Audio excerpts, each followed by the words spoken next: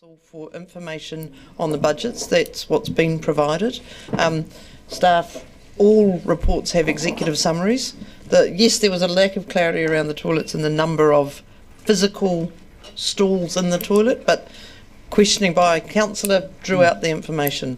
But I don't think it's a fair commentary on the quality of the reports, and so I just need to say that on behalf of staff. We also provided material in advance of the formal agenda to councillors, and we drip fed it as reports were available, so councillors had time to read in advance. And I'm sorry, I just can't let that go unchallenged. Yeah, and I think there's a phenomenal volume of work here, that is for sure, but there's a heck of a lot of changes, there's a lot of contentious issues, and just to get the reports out is a colossal amount of work, and I commend staff for all the work that's gone into that. Councillor Walker. Yeah, I just want to probably on behalf of a bunch of others just echo what the CEO has just said, and also to the final point, thank you very much for making the great effort to get as many reports as you did to us as early as possible. It's really helpful. But at the end of the day, guys, if we ask for things to be done and they're done, I don't think we should sit here and complain about that action being carried out to the extent it's been done. So well done, stuff. Right. Any other commentary? Okay. I just wanted to say this is my first long-term plan, and I did think that it was really good that the reports came in as they were ready, and I read the reports as they were emailed to us. I think that's how you get through the volume. Yes, look, thank you. All right, now with that, we are ready to turn on the cameras, commence recording and broadcasting the meeting. Thank you. So, welcome back. Welcome back to this meeting of the Dunedin City Council, Day 3. And as we have, I noticed that over the 2 previous days, as the days have gone on, where our processing, I suppose, mechanisms and abilities have sped up. So I hope to have them speed up even greater today. So thank you very much for working towards that end, and hopefully we'll be finished by the end of the day. So we'll start with the item. The order of the items will be shuffled a little bit in order to expedite proceedings. So first item for today is item 39, which is the city profile snapshot, and you can find that in book 2, part 2 of your agenda. 346. On page 346. Thank you.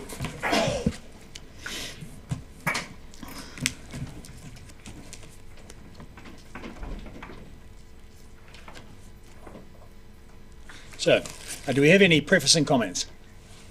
Marina, Mr Mayor, Deputy Mayor, Councillors, no, other than just to note that this report was first presented to Council September 23. Very good. Okay, questions, Councillor? Councillor Barker. Just checking, there's some statistics used from the Quality of Life Survey 2022, and just checking, because I checked with policy, are you going to update it when the 2024 Quality of Life Survey comes out on February the 4th? And will we see it again after that? Yes, we will update it. It was just a timing issue. We were just a week behind in terms of this report to City Snapshot. So we're happy to update that and provide it to you when that information comes available. Now, just add the staff drafting the consultation document are aware of the quality of life, and so we'll be using the updated figures for that.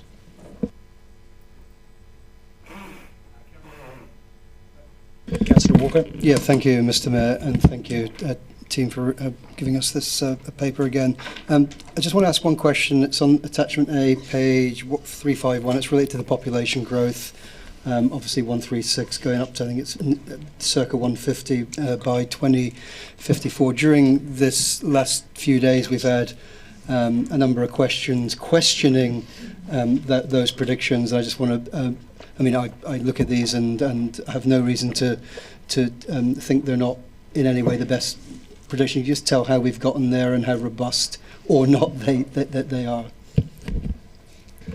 So I am trying to constrain what I'm going to answer in a timely fashion to try and progress this. So apologies if this doesn't give such a formal answer, but I understand that there was some information generated by a response to Google around population projections. So I looked at how that generated that response and then looked at what we did for the assumptions late last year. In summary, there were 2 projections released by Stats NZ, which is quite unusual. Usually after a census they do one, and then we basically wait until the next census and then repeat the cycle. Unfortunately, because of COVID, Stats released the first projections in 2021 and then the second in 2022. The answer that was given by Google was the 2021 numbers, so they were the out-of-date sort of projections. We have been using the 2022 projections for generating the assumptions. We've checked those projections in terms of high for the first 10 years and then medium for the remaining 20 years based on sort of 4 things. One is growth trends, and we've got data back to about 100 years, so we can actually understand where growth has occurred and why. We also look at building consents around the net new dwelling building consents, which is a bit of a proxy for growth. We also look at the population estimates that come out each year and test that against where that sits with the projections. And last of all, in November last year, Stats NZ actually gave an indicator around where they thought Dunedin was in terms of the population projections. And for the next 5 years, they are suggesting it will be high, and then for the remaining 20 years, it will be medium high, which is in between the medium and the high rate.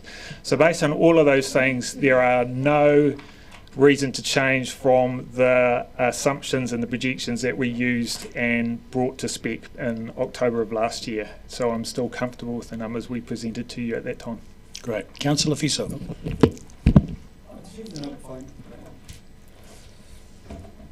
Tēnā koe, Mr Mayor. Tēnā koutou. Thank you for the mahi, and I just have 2 questions, I think. The first one relates to attachment A on page 351 in terms of the Dunedin's ethnicity makeup over time. And is it possible, please, Māori, Pākehā, Asian and Pacific are their long-standing aspects of this, but is it possible to, as part of the CD, to have a note about the growing number of refugees, please, former refugees?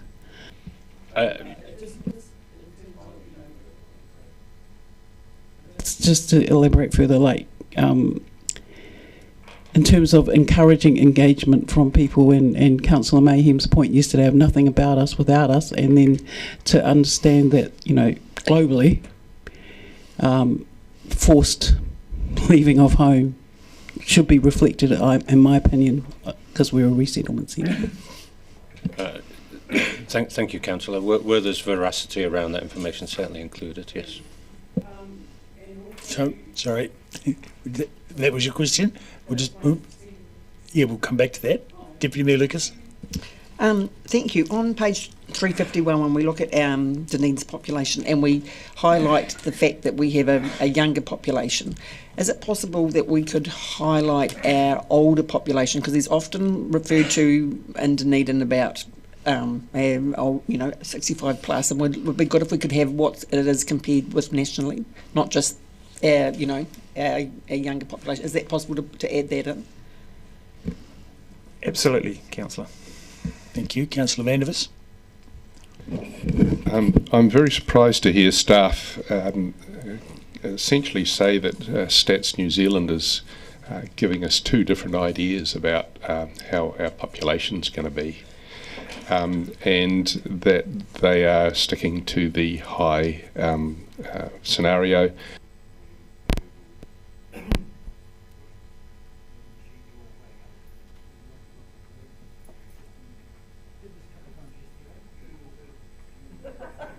That's right. That's a message from Stats New Zealand. Should be right now. Try again. Yep. If we can't Google Stats New Zealand and expect that what that says is got veracity, then it puts us in a situation where we really don't know where we are. Is there a question? Is there a question? Yeah. The question is, how do you explain Google saying that we have got medium to low growth and in fact negative growth anticipated, quoting Stats New Zealand, when you look at Stats New Zealand and get a different idea? Now I accept that you're the Sorry, I can't listen to this without bringing a point of order. Sorry, 25.2, C, irrelevance. The answer to that question has already been answered via my question. It was a robust answer to that inquiry, and I don't see why we're going in the. You've told us we should be saving time. We're repeating what we've already been through. Look, and I uphold that point of order because it was a very fulsome answer we received. Yeah, and we're just, Anyway, Councillor O'Malley, moving along. Just to the commentary of high and medium, the terms, then we've got Tier 1 and Tier 2 terms as well. And we're at Tier 2, which would call us medium. So just can you put the two together in terms of... Because, the big issue for me is Tier 1 is quite a different status in terms of the government's eyes. So again, I'm going to try and be brief in terms of the response. So Stats release a low, medium and high projection, and they are based on assumptions around births and deaths and migration. So on the low projection, it is basically suggesting that probably deaths will be higher than births and there will be very low migration. There will also be demographic changes as well in terms of older population and birth rates. When you go to medium and high, that changes those projections just higher. So there's probably going to be more births, more migration. When you get to high, a lot more births, a lot more migration in terms of that. The question around the Tier 1 and the Tier 2 question is coming out of the National Policy Statement of Urban Development. Originally, under the old National Policy Statement of Urban Development capacity, Tier 1 and Tier 2 councils were split out based on their growth rates, and so I think, if memory serves, Tier 1s were 10% or more and Tier 2s were lower than that. When the government replaced that with the National Policy Statement of Urban Development, they got rid of the growth number perspective, but then just looked at what were Tier 1 in their eyes and what were Tier 2s. So, for example, Queenstown is a Tier 2, but it is one of the highest growth councils in New Zealand. So it is a little bit of an anomaly. The two aren't, they are related-ish in terms of they are generally saying Tier 2s will grow lesser than Tier 1s, but that still means that Tier 2s will still grow.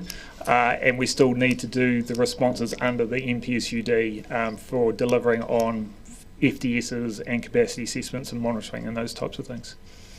It's to the point that Tier 1 is called high and Tier 2 is called medium, but these are not the same words in the same sentence. Thank you. All right, thank you. Now, does anyone else have any further questions? I have none. Councillor Fiso.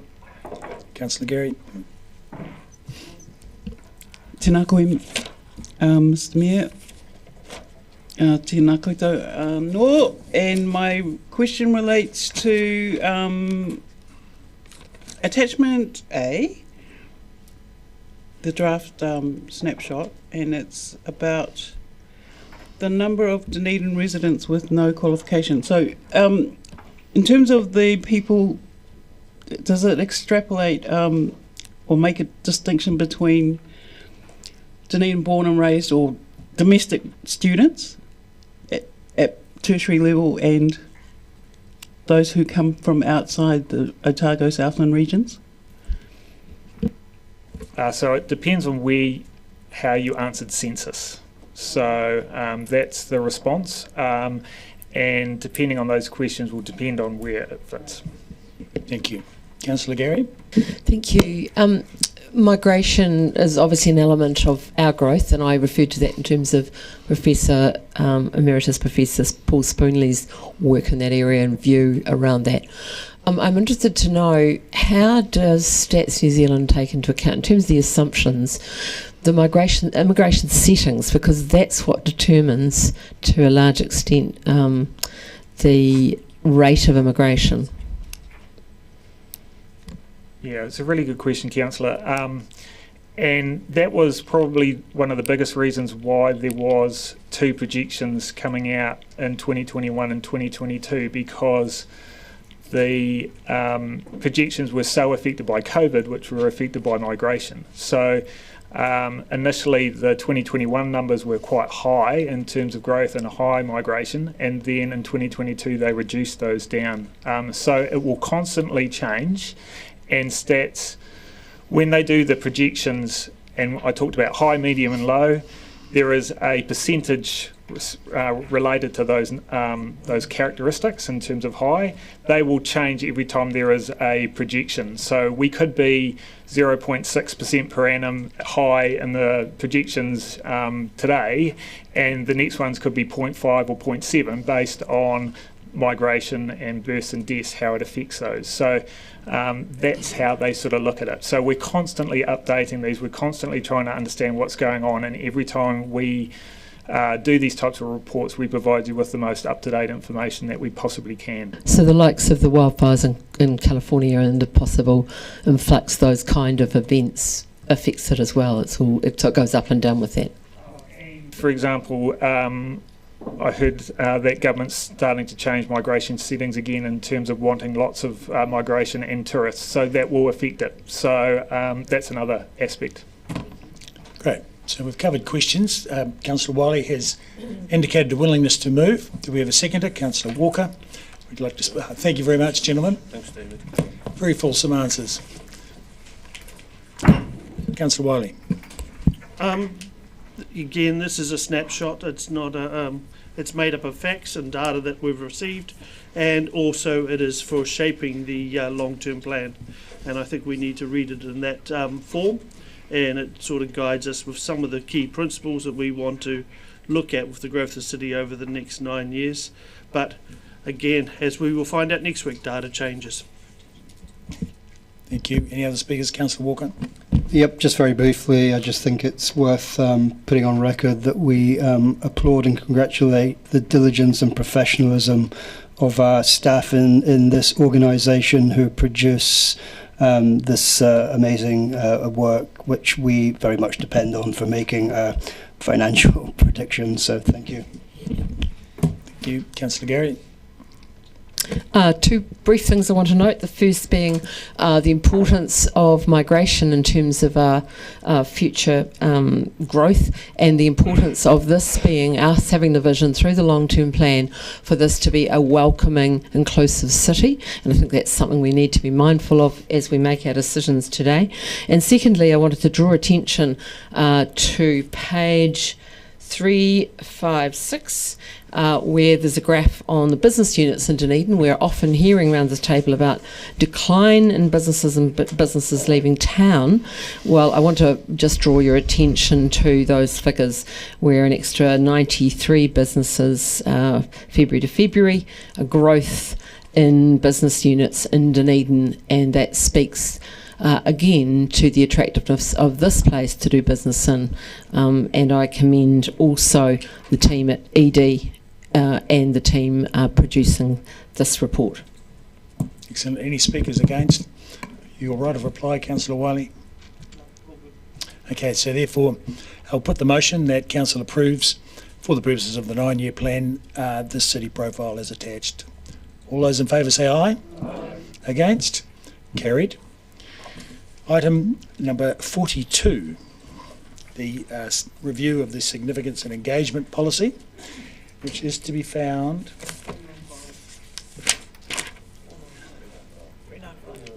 395. Yep, I'm on 399. Page 399, and we have Ms. Wakaira to the chair. Any opening comments? Only that there is no change from the previous policy that came in at the end of 2023 for the previous 10-year plan. Council asked us to look into including Folden Ma and staff advices that it isn't to be included in the policy. Okay, I wonder if no changes means no questions. Are there any questions? Half, almost. No questions. Thank you very much, Ms. Maguire. Significance and engagement policy. Who would like to move this? I will. Council notes this the December 23 decision to approve the revised policy and approves this revised policy, which shows no change. Okay, so seconded, Councillor Mayhem. Would anyone like to speak?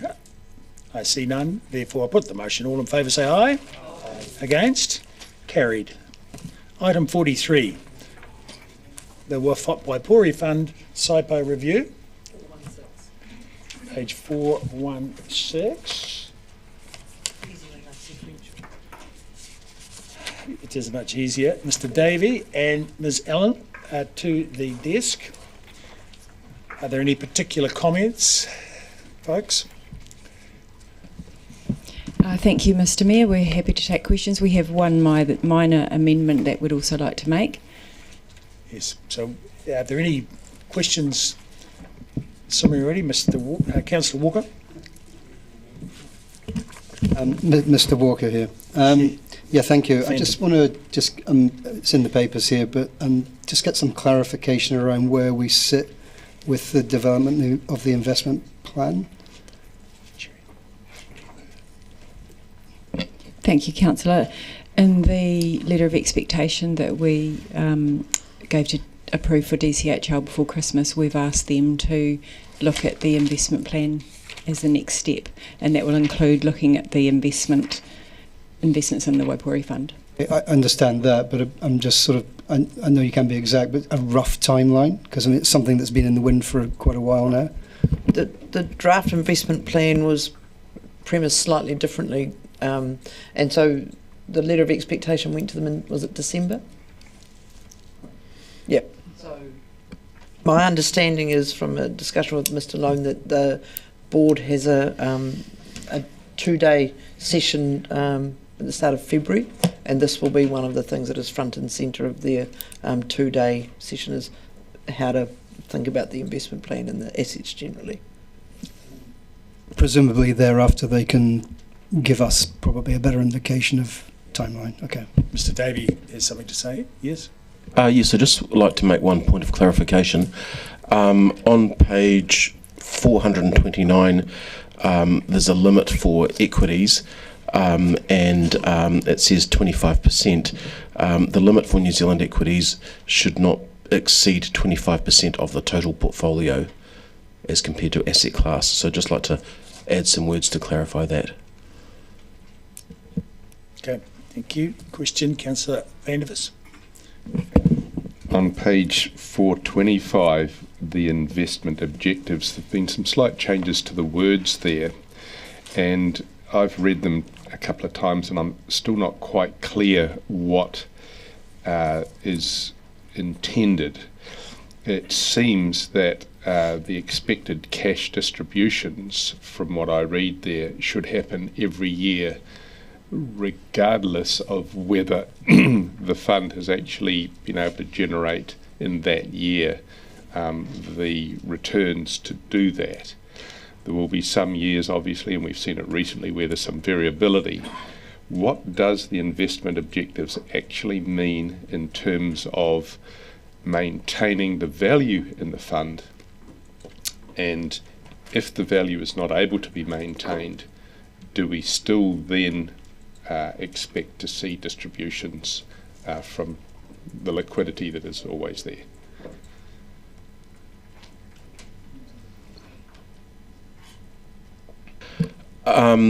The change in wording doesn't necessarily have any impact on the distributions. All it really just says is there should be sufficient liquidity to meet expected cash distributions, so that there's no need for any investments to be sold to make a distribution if a distribution is to be made. I get that. My question really is, what are considered to be expected distributions?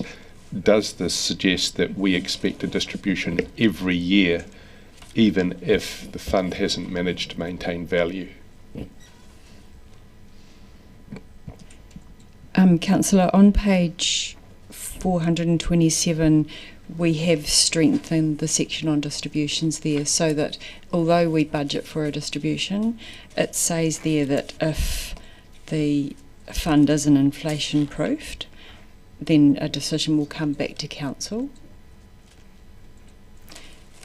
So what you're saying is that if the fund isn't able to maintain its value, at that point council will make a decision on whether or not it's going to draw on liquidity which is going to be made available in any event. No. At that point, council will make a decision about what to do.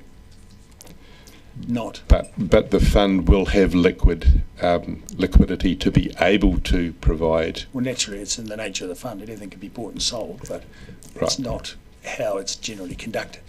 What's generally conducted is distributions come out of dividends and such.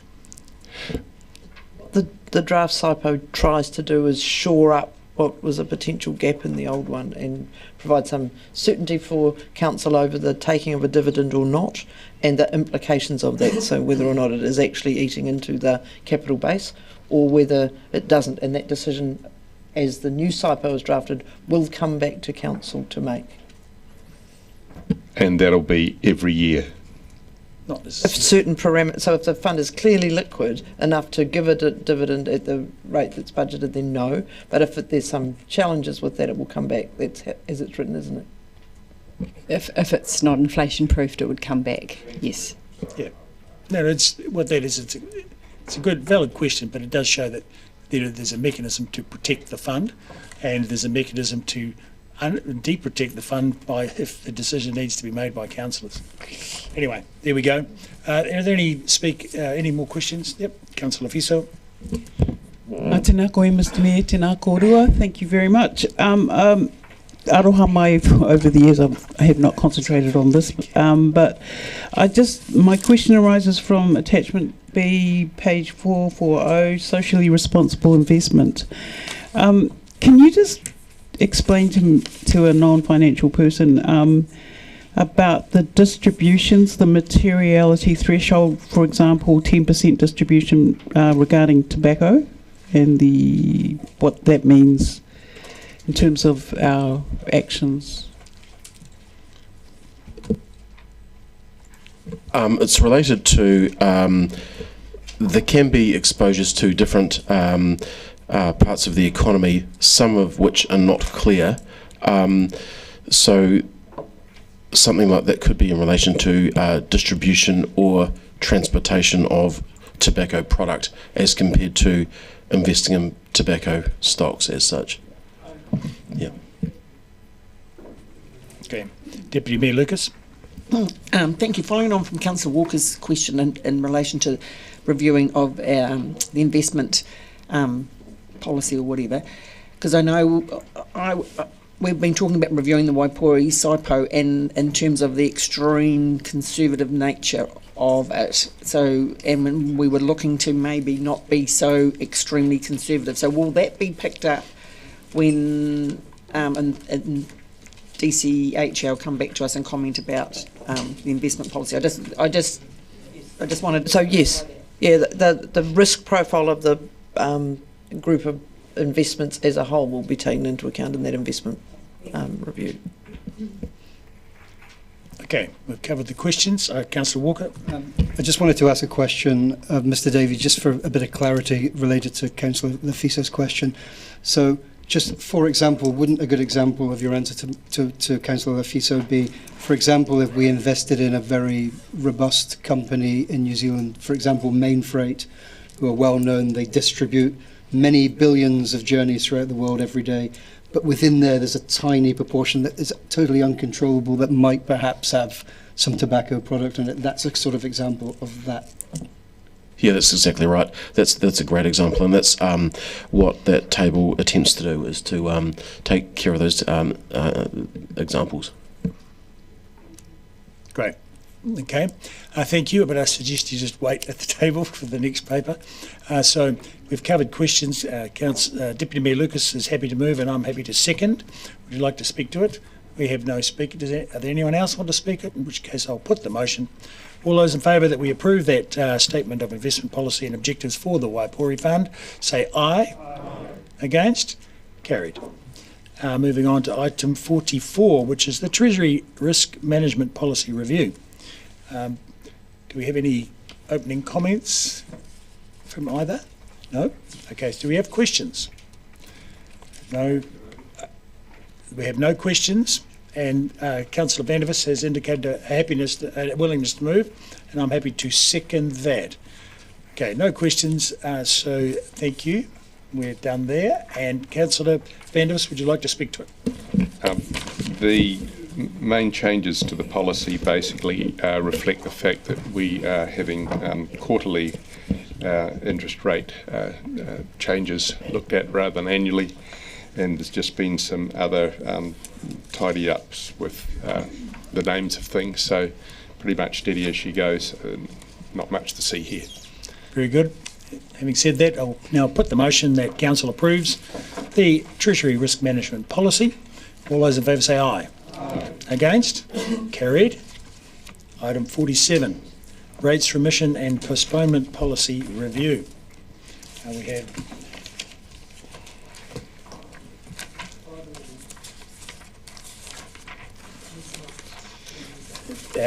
that's to be found on page 511 of your papers. And we have Ms Knight and Ms Allen to the Chair. Any comments to start? Thank you, Mr Mayor. We're happy to take questions. Great. Are there any questions? Councillor Fiso. Tēnā koe, Mr Mayor. Tēnā kōrua. I can't remember the page number, but it was about, I think it was in the discussion, but it's about the number of applications that were submitted, like, is it 700?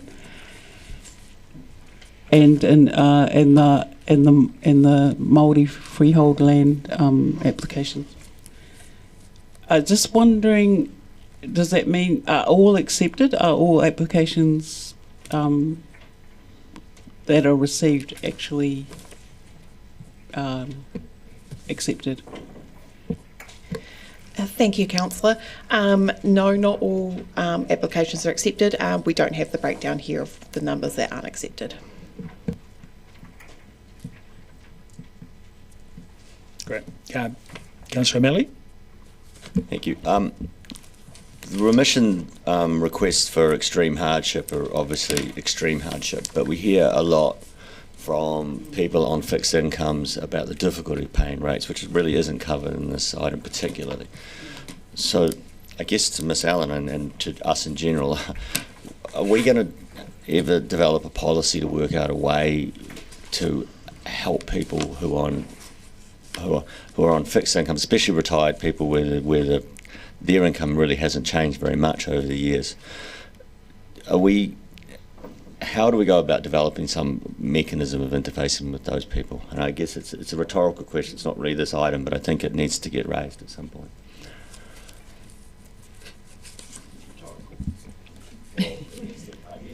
My question is, it needs to go beyond rhetorical. Can we work on a policy with people like Grey Power and Age Concern on a Treasury policy, effectively, I guess, would be where those people are going to have to take loans against their house against the rates, and that's going to have an impact of us receiving them as a concept idea. Absolutely, and if council provide that direction, then staff can certainly look at what those options might be. It may be that you want to wait till you've heard from your community in May, and then as part of deliberations, having heard from your community, provide some direction about what that policy might, the shape of that work you might like us to undertake.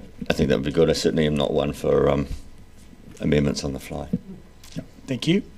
Are there any further questions? Councillor Gary? Thank you. And following Councillor O'Malley's question, I don't know if you're aware, but Presbyterian Support a couple of years ago came and had suggestions along those lines. But my question is kind of linked to that, and I wonder which group of staff deal with this, because it's a very specialist area in terms of interacting with people when they're in distress, they're stressed, they're embarrassed to maintain their dignity and so forth.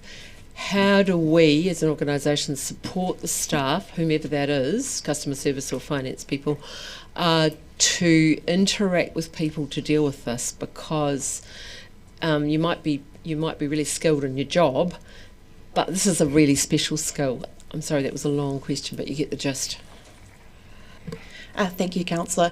Yes, so the customer services staff obviously have customer services training which involve empathy and listening and understanding our customers, and the rates staff are going through similar training as well to help with that side of things. So I'm assuming that, customer service, this is a step beyond that. I think you understand it. It's a step beyond that. It's a social service aspect. That's why it's really important we have the right people in there to guide us and maybe suggest. Yep. We are working with our staff to ensure that they're trained and have the skills and the support. So acknowledging that it can be really stressful for our staff, we have comprehensive EAP as well that is available to support staff. Just with that, the health and safety and wellbeing is the primary concern. Having difficult conversations is training we provide, and there's peer support as well. And I acknowledge we're not social workers. I don't mean that to be flippant either. Right, thank you. Are there any other questions? I see none. Thank you very much. Okay, so is there someone that would like to move this? In which case, Deputy Mayor Lucas, and seconded by me. So would you like to speak to it? Has anyone got any comments? Councillor Mayhem. Just to what Mr O'Malley was saying, as you know, I made a remit to Local Government New Zealand that was supported by other councils and had the support of Zone 1, but it failed at the remit screening committee based on the fact that so many remits had been made by other councils but failed to gain any traction with the government. So I think what Mr O'Malley is suggesting, that we work on an in-house treasury policy, is a great idea, because I disagree with the measuring stick that we use around rates. It should be based on income, fixed incomes, and the value of your house, not the I forget what it's called now. The property value? No, we should base it on the property value, but it's based on the I can't remember. Yeah. It doesn't matter, but I support Councillor O'Malley. Okay. In the meantime, we're happy with this rates remission and postponement policy. Therefore, I'll put the motion. All those in favour say aye. Aye. Against? Carried. Item 36 is next, which is to be found on page 300.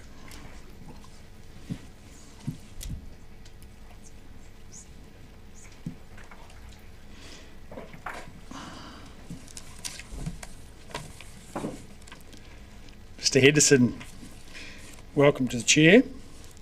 Do you have anything to say in advance? Thank you, Mr Mayor. Just two minor errors on the fees and charges. Page 316, 12th line from the bottom, failed to activate pay by plate. The current fee should be $70, not $40. That was changed as part of the government changes back in October. And also on page 317, 7th line coming down, incorrect curb parking. That also should read $70. Very good. Thank you for that. Are there any questions? Councillor Barker. Thank you, Mr Mayor. I have a question relating to actions in the Heritage Action Plan, and one of the actions was to, this is about the fee schedule, was to review the resource consent fee schedule and explore ways to reduce application fees for seismic strengthening and other required work, specifically to scheduled heritage buildings and character contributing buildings. And there was also talk from the Heritage Advisor about charging for advice when people want to knock heritage buildings down as well. So was that incorporated in the fee schedule? I've had a quick look through, but it's a bit confusing about how that's charged out. Sorry, it's probably a bit of a curly one. I know there has been some work done in the background. I'm not sure if Mr Ward's got any further information regarding the work that's taken place. Yeah, thanks, Mr. Henderson. Thanks, Councillor.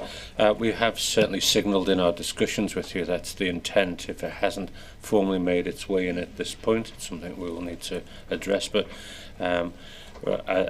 as we do, we're sort of grappling with all of the costs associated with supporting these particular activities and recommending to Council a method of recompensing for that effort. So can I just ask a technical question now, because coming up is going to be asking for a heritage advisor to try and help with this work, and part of funding it was about having the fees and the charges. So I just want some clarity around whether we're going to charge for it, and because there's like 5-7 pages of fees in there, so it's very difficult to see if it's been incorporated in. At a process level, when you get to the implementation plan, depending on the decision, then I would suggest that if you wish to add a fee for that, we could ensure that the draft schedule is updated in the wash-up, if it's not there already. Yeah. Is that what you were asking? Sorry. I guess so. In the meantime, can I email the heritage advisor and just see if that was put in, because I know we talked about it. Mr. Henderson and Mr. Ward will be already doing that. So, and Alan, actually, we may from the side have the answer. So let's just wait.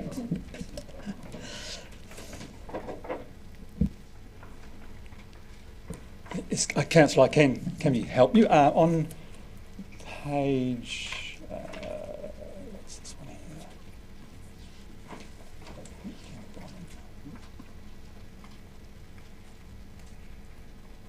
319, we have the categories of resource consent application types, and category A says non-notified land use consents, category A.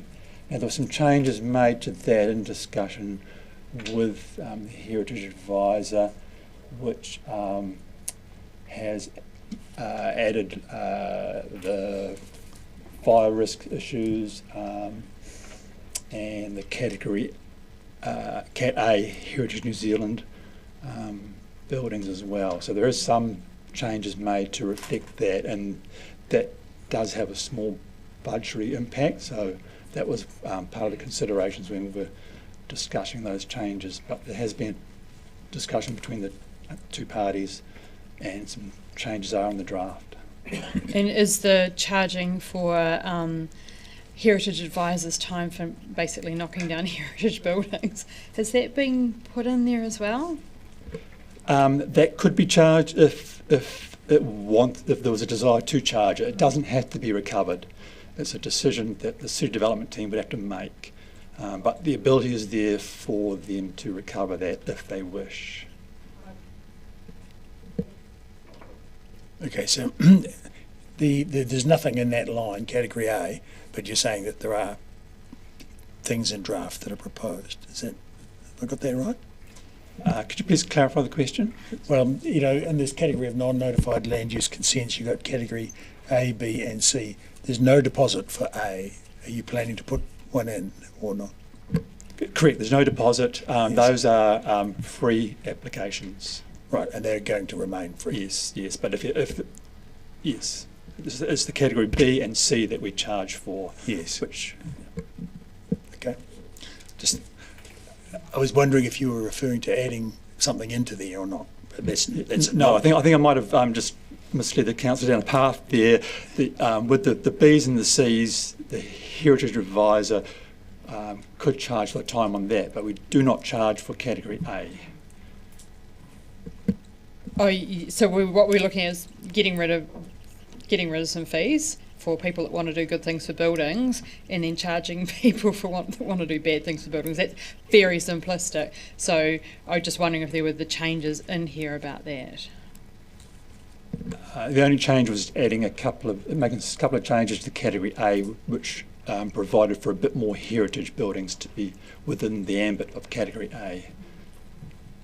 Right. So that's to enable more buildings to be included for the free service because they're deemed worthy.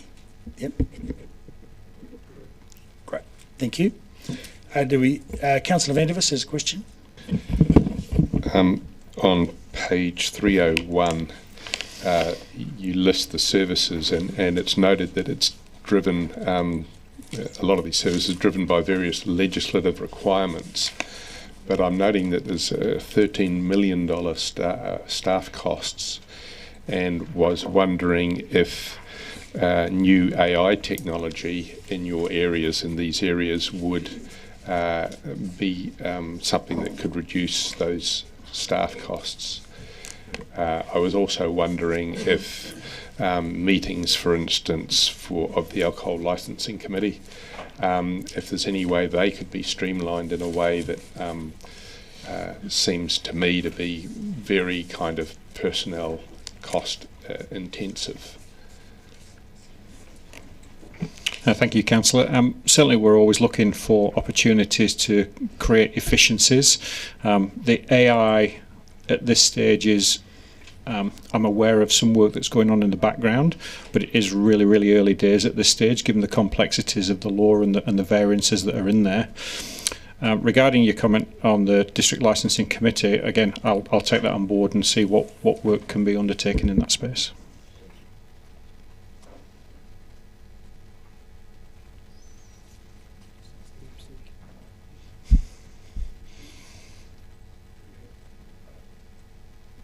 Okay, question, Deputy Mayor Lucas. Thank you. Back down on the weeds and fees and charges on page 311, and this might be a question for Mr Ward. So for the Ellington new wastewater reticulated service, where there's a $10,500 fee for connecting in. Now I know it is a targeted rate area, and it's the Ellington wastewater service is I know how all that was set up. When was that last reviewed? Because we've talked how the cost of all of this has increased. So I'm just wondering, I mean, surely the cost to join the system, it shouldn't be the original cost it was when it was set up. So I'm just wondering when it was last reviewed. I don't have that to hand. I will find out for you. Yeah, thank you. Okay. We've covered questions. Thank you. Thank you very much, gentlemen. Okay, so I'm happy to move that we adopt draft operating budgets, funding impact statement and fees and charges for regulatory services for the purpose of developing that 9-year plan. I have a seconder for that, Deputy Mayor Lucas. And speaking to this, I think we've had the answers to the various questions, and one thing that we can be sure of, there's been a lot of detailed development gone into this, and the staff are very much across all of that detailed development. So, does anyone else like to speak to it? Okay, I'll put the motion. All those in favour say aye. Against? Carried. The next item, we're going to skip over item 37 because there are some questions on the table that will need a bit more detailed answering. So we'll go to number 1, Community Recreation Draft Operating Budget. So item number 1 is on page 510.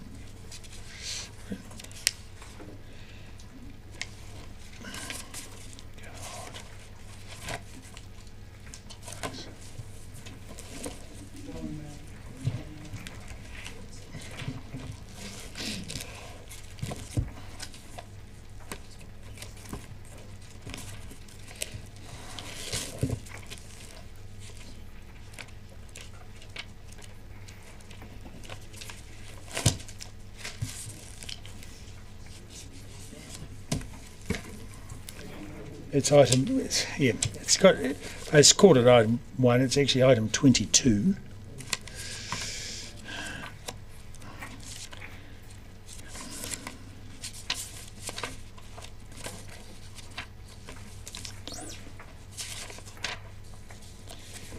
Community Recreation Draft Operating Budgets from the 9-year plan. Mr. Ellis and Ms. Requira in the chair. Are there any questions? Councillor Gilbert. Thank you. Given we're a coastal town surrounded by, in a country surrounded by water, where you're never, more than 200 and something kilometres away from water, no matter how far you go. One thing that struck me is the price we charge for getting young people at Tamariki to learn how to swim and be safe around water. So has any investigation been made on what the impacts would be if we were to follow the lead of the likes of Auckland, Hamilton, Wellington, Christchurch, where they have some variation of either preschool or high school, depending on where you go, having free access to pools to be able to get comfortable? Has any investigation been done around that? Thank you, Councillor. So we do have the toddler time fee in the fees and charges. We've had that for years. That gets a adult and a under 5 in for less than the concession rate, I think it is at the moment. So we have that initiative. We've spoken at length through my time in aquatics with Auckland around their implementation of the under 16s for free. What they found was along with the lost revenue, they had an increase in costs and they had a spike of attendance for the first couple of years. That dropped off once the kind of novelty wore off. They kind of returned to normal attendance after that. They had an increase of poor behaviour because since people weren't paying to get in, they kind of just went in and mucked around till did things wrong till they were kicked out, and they saw no increase in swimming ability in children after that time. And it's kind of a tough one. The swimming lessons, working at the pool, the amount of kids we rescued, you pull them out, take them back to their parents, and the first thing the parents would do was scold them for not using what they learned in the swimming lessons when they get into trouble. What would probably get more benefit, and I think back to growing up, the Make It Click ads of getting people to wear the seatbelts, and I remember pestering my dad to put a seatbelt on following those ads, running free water safety classes in the school holidays for kids, getting them along there, teaching them not so much to swim, like swimming lessons you get taught, freestyle, breaststroke, backstroke, all that kind of stuff, but it doesn't have that focus of you fall out of a boat, what do you do?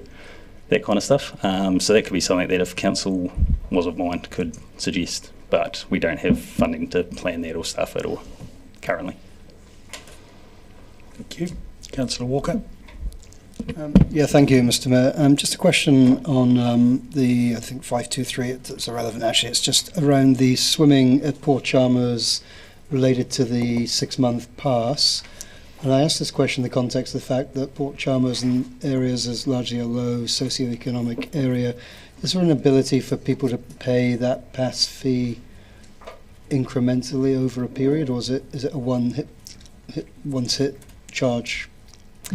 Thank you, Councillor. We did used to have the ability for people to pay it off as they go. We've moved away from that a number of years ago now, due to the admin and people that would just stop paying halfway through the season and things like that. So as it currently is, it's a one-hit charge. Thank you. Councillor Benson-Pope. Thank you. I was just looking at a moment ago today's Star, which people may not have seen yet, which has a front page article talking about the cessation of the Town Belt Kaitiaki Environment Education Program because of funding issues, and it relates to city sanctuary, etc. Can you give us any more background about it, please? Thank you, Councillor. So I believe that we're the last remaining funder of that program for the Amenity Society, so it's run by the Amenity Society. We give them a grant, and from there they did have other funders previously, but those other funders have pulled out, so they're now reliant on only our grant that we give them, and they've exhausted those funds from this financial year already, which is why it's wrapping up for the year.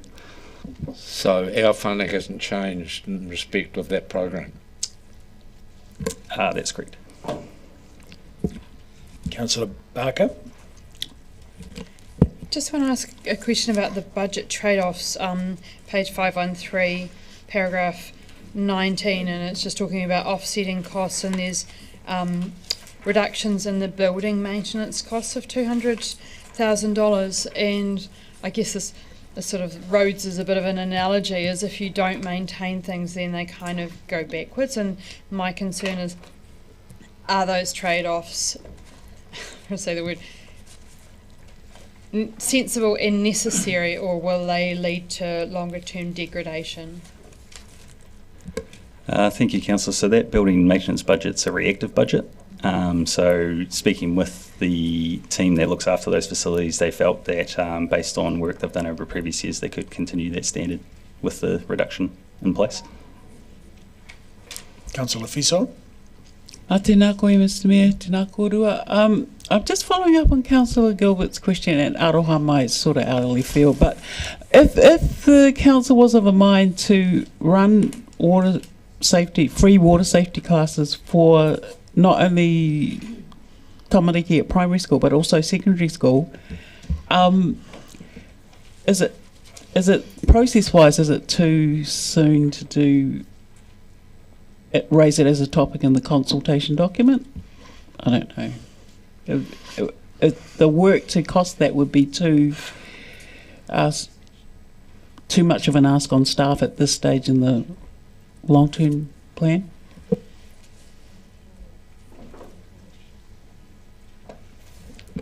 Maybe one for the CE.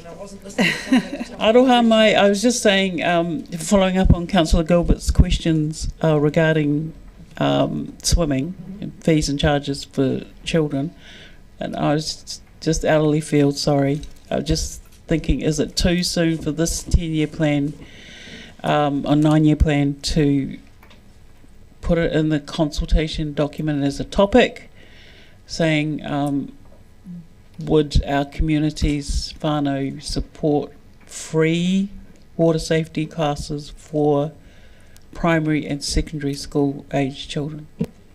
We can put anything at all that you like in the consultation document. That would just be as a notion. We wouldn't be able to cost it because the consultation document has to go to audit on Monday, but we could write it in such a way, if that's the will of council, that we would something to be investigated. Deputy Mayor Lucas. Sorry, I was reflecting on that because just an aside, I know all the school swimming lessons where I've been parent help on, they always have at least one lesson is on water safety. You know, the kids come in their clothes and we, throw them in and rescue them. So sorry. I just wanted to pick up on 513, right at the top of the page, C, talking about the community ranger costs. So DOC, are they not providing any funding at all to that? That was their contribution, they've withdrawn of $12,000. Thank you, Deputy Mayor. No, the reduction that was our costs was the reduction of 12k. They've shortened the season slightly, so it did previously start before Labour weekend, because we do see a large influx of freedom campers over Labour weekend, but then there's generally a lull after that time until the season starts picking up as summer moves along. So working closely with DOC, we're able to identify a saving there by starting the season slightly later. DOC hasn't reduced their contribution. So if I can just ask, sorry, a subsequent question. So in B, which I thought so the freedom camping security related costs, which we reduced, which you know from my previous questions that I absolutely support because we have such good compliance. So it's the two combined together as the cost. So effectively we're spending the 100,000 on that area. They are grouped together, yes, but the rangers' work is far wider than just freedom camping. So they're our wildlife advocates as well and all the bylaws, that kind of stuff. But it is grouped for budget purposes in the same part as that. Great. I think we've covered all the questions. Any more? Councillor Gary? Mine was associated with Councillor Lucas's question, and I was going to ask whether it was a reduction in the number of community rangers, but is it not the case that the compliance costs are linked to the educative approach of the community rangers, because we've got the community rangers and that's been so effective that we are able to reduce our compliance team? Is that the case? Thank you, Councillor. I definitely agree. Yeah, it's the education approach that the rangers take and the compliance team as well. The security attendants have been over the years that people are more aware, and there is more information out there available in apps now as well that the freedom campers can use that Councillor Wiley's previously pointed out. So between all that, it's been a good result. So they're strongly linked. Yep, excellent result. Thank you. I think that covers questions. Thank you very much. Now, would someone like to move? So, Councillor Houlihan. And a seconder, Councillor O'Malley. Councillor Houlihan, would you like to speak to it?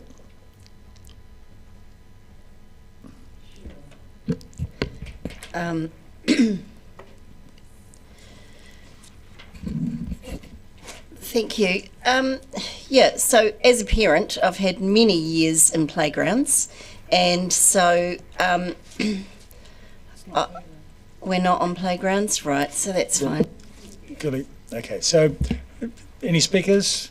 No, I don't see. Councillor Gary, yes. Two things I wish to highlight in this, and one of them is related to the question I asked, that we need to be mindful as we go through the LTP, I believe, in making sure the expression is to not cut off our nose to spite our face, I think it is. In relation to work that we have done, outcomes we have achieved. And I say that in relation to the Community Ranger program because long gone are the days when we didn't have any compliance and enforcement officers, we didn't have community rangers. The presence of the Community Ranger program has turned around the freedom camping matters. It's greatly better managed. We don't have the issues. I don't believe we have the complaints have fallen off. And it's a huge cry from the 100+ people at a community hall in McAndrew Bay baying for blood. So we certainly don't want to get to do away with something that is working. I commend the team on collaborating with the Department of Conservation around shortening the season to make some savings that way. And the other matter I want to raise is the excellent idea around the survival water safety, and I take the Deputy Mayor's point that it's often involved in swimming lessons at schools and so forth, but as funding for transporting children from schools in the outer areas becomes more problematic, the access to those lessons and those experiences are challenging, and we have too many drownings in this country. And I can well remember as a child my parents, even though I was having swimming lessons, insisting that I learn how to save myself if I fell off a boat and fell in the water. And I think it's worth us investigating it. I really support the idea of putting something in the consultation document so we can start the process of investigating, and maybe it will take till the next long-term plan.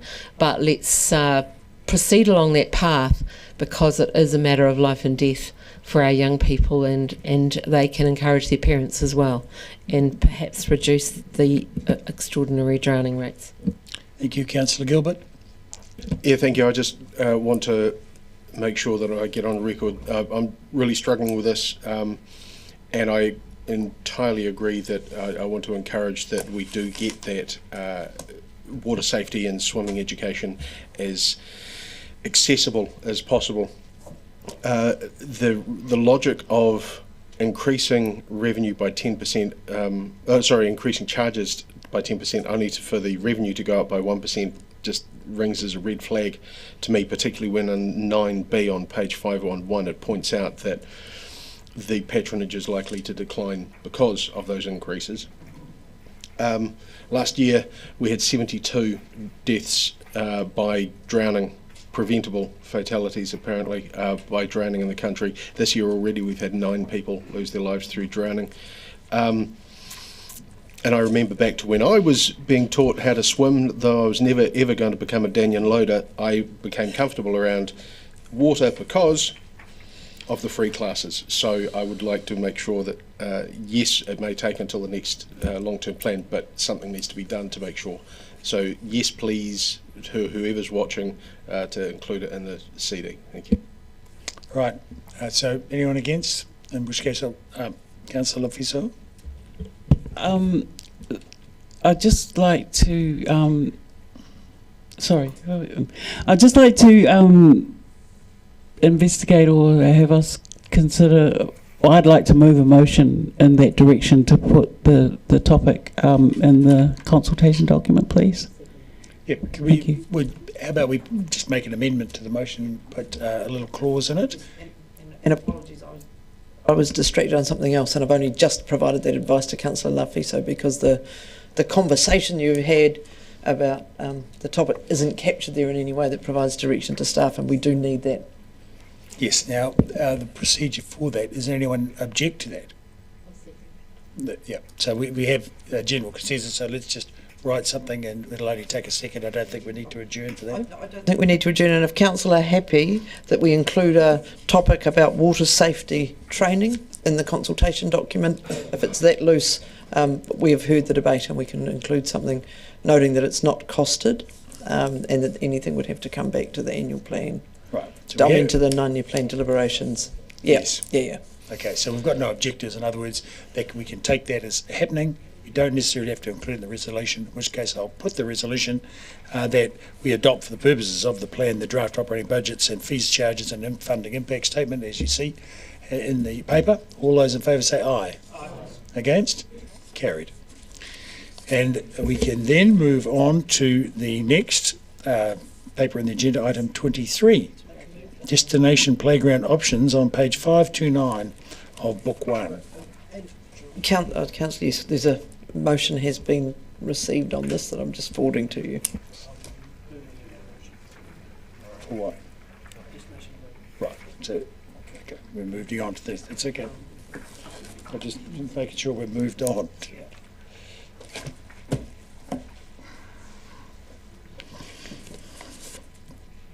So, item 23 in the original order papers on page 529, destination playground options. So, we have our learned staff members at the desk. Do we have any opening comments for this? Okay. I think Mr. Ellis. Happy to take questions. Yeah, we're ready to say something. Okay, questions. Councillors? We have no questions. Yes, but there might be interim questions. Yeah.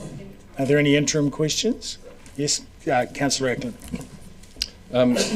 This particular item is in the CapEx report, having said that it's been excluded from the draft annual plan. Is that the case? There's absolutely no funding in the draft at the moment for this, is that correct? No. Sorry, the 6.6. I can answer that. We have 6.6 million in the draft budgets at the moment.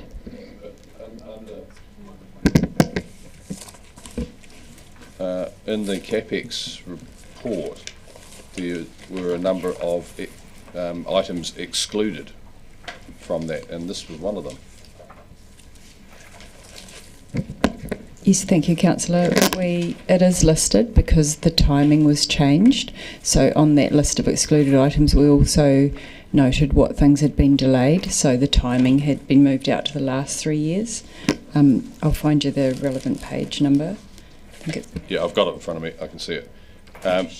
So what is still in the draft annual plan is the 6.6, not the 11.2. Is that right? Thank you.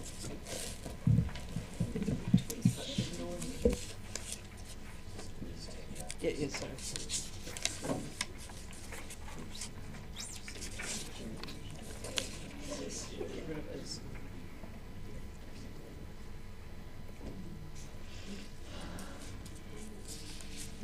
And it should say approves for consultation. Yes, look, it's pretty. This is, this is a wee bit messy. Yeah, sorry, because there's a clear, mistake in the report and so forth. But yes, sorry, just one more question, and just to clarify, the 6.6 that was originally in the budget that had been obviously workshopped and discussed at great length, is this option C,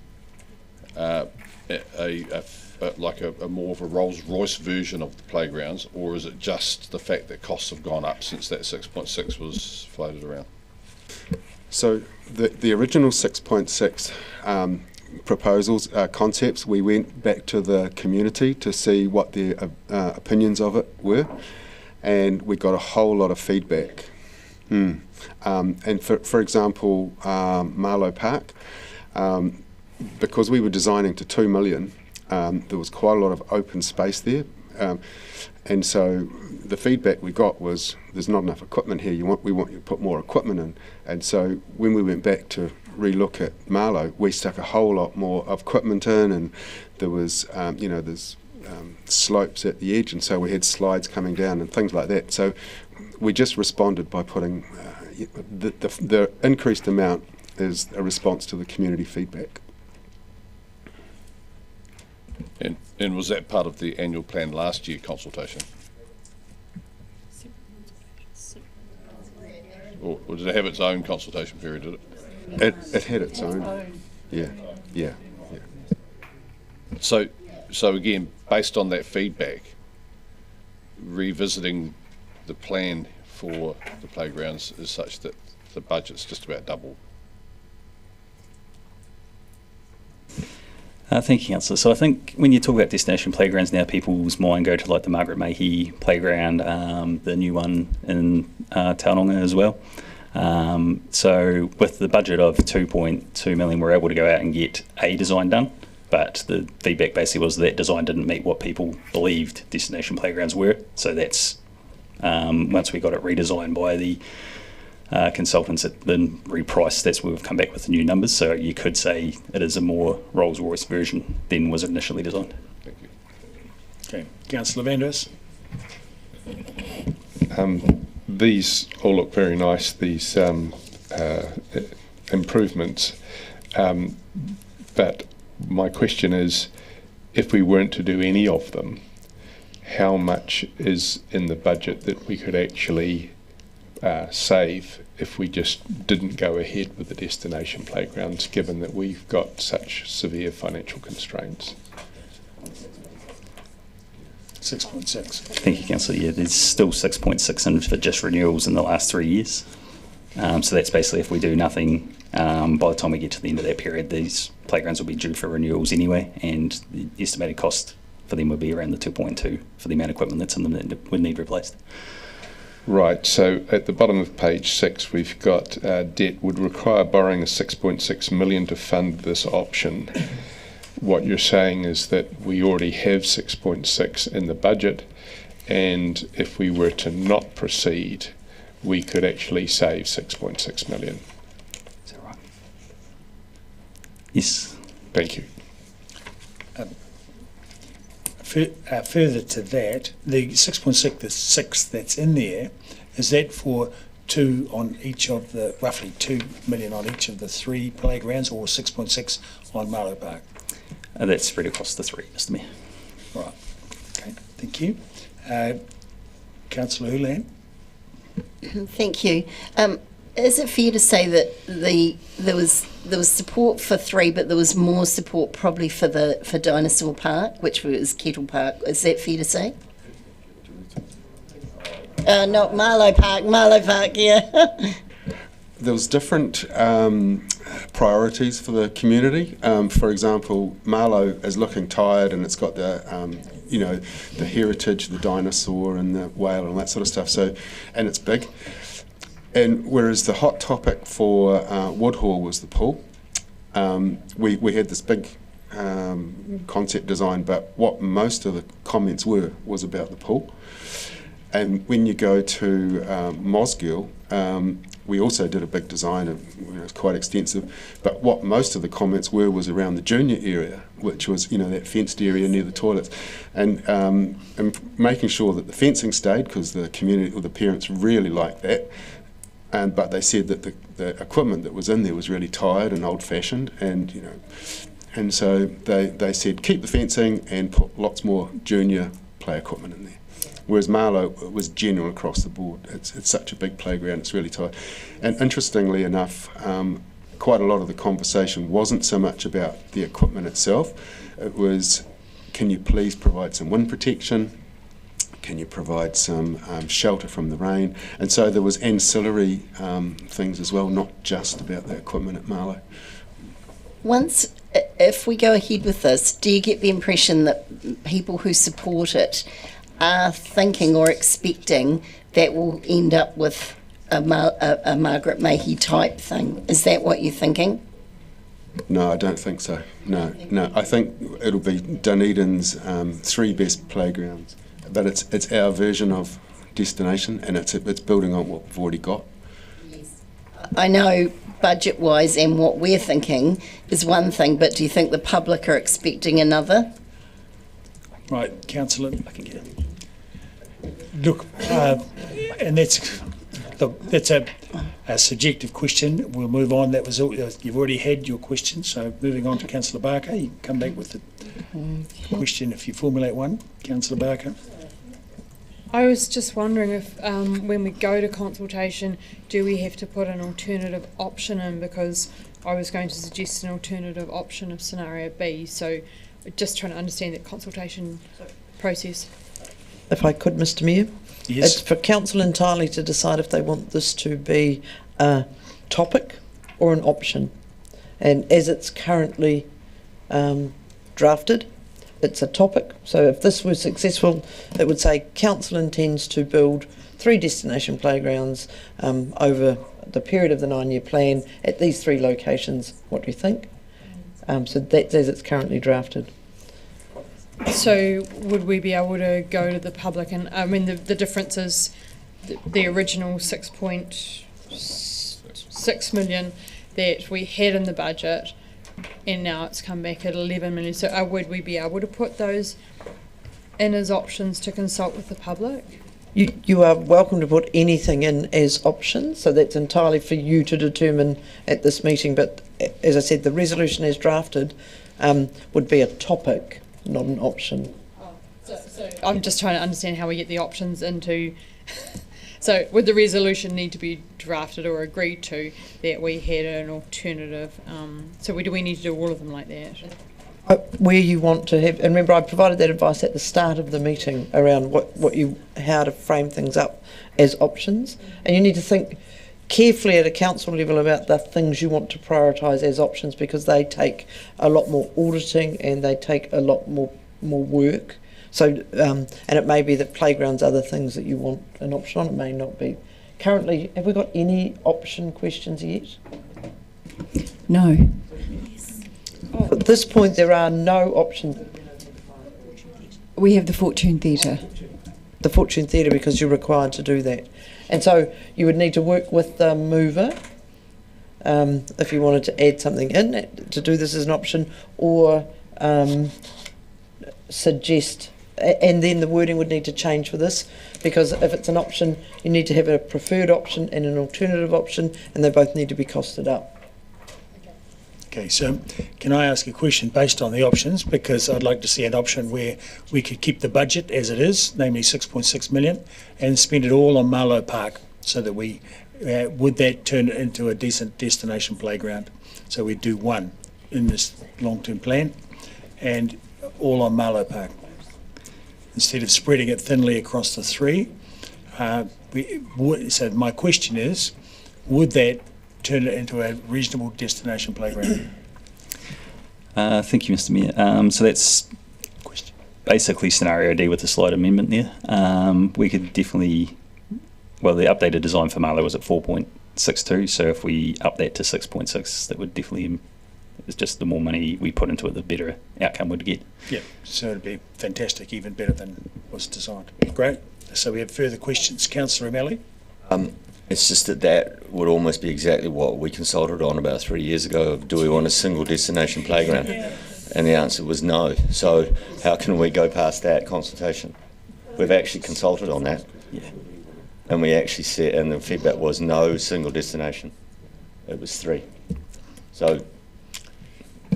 Well, Thanks, Councillor. Just on clarification, I think there was the other question in the consultation was whether do we want a new destination playground?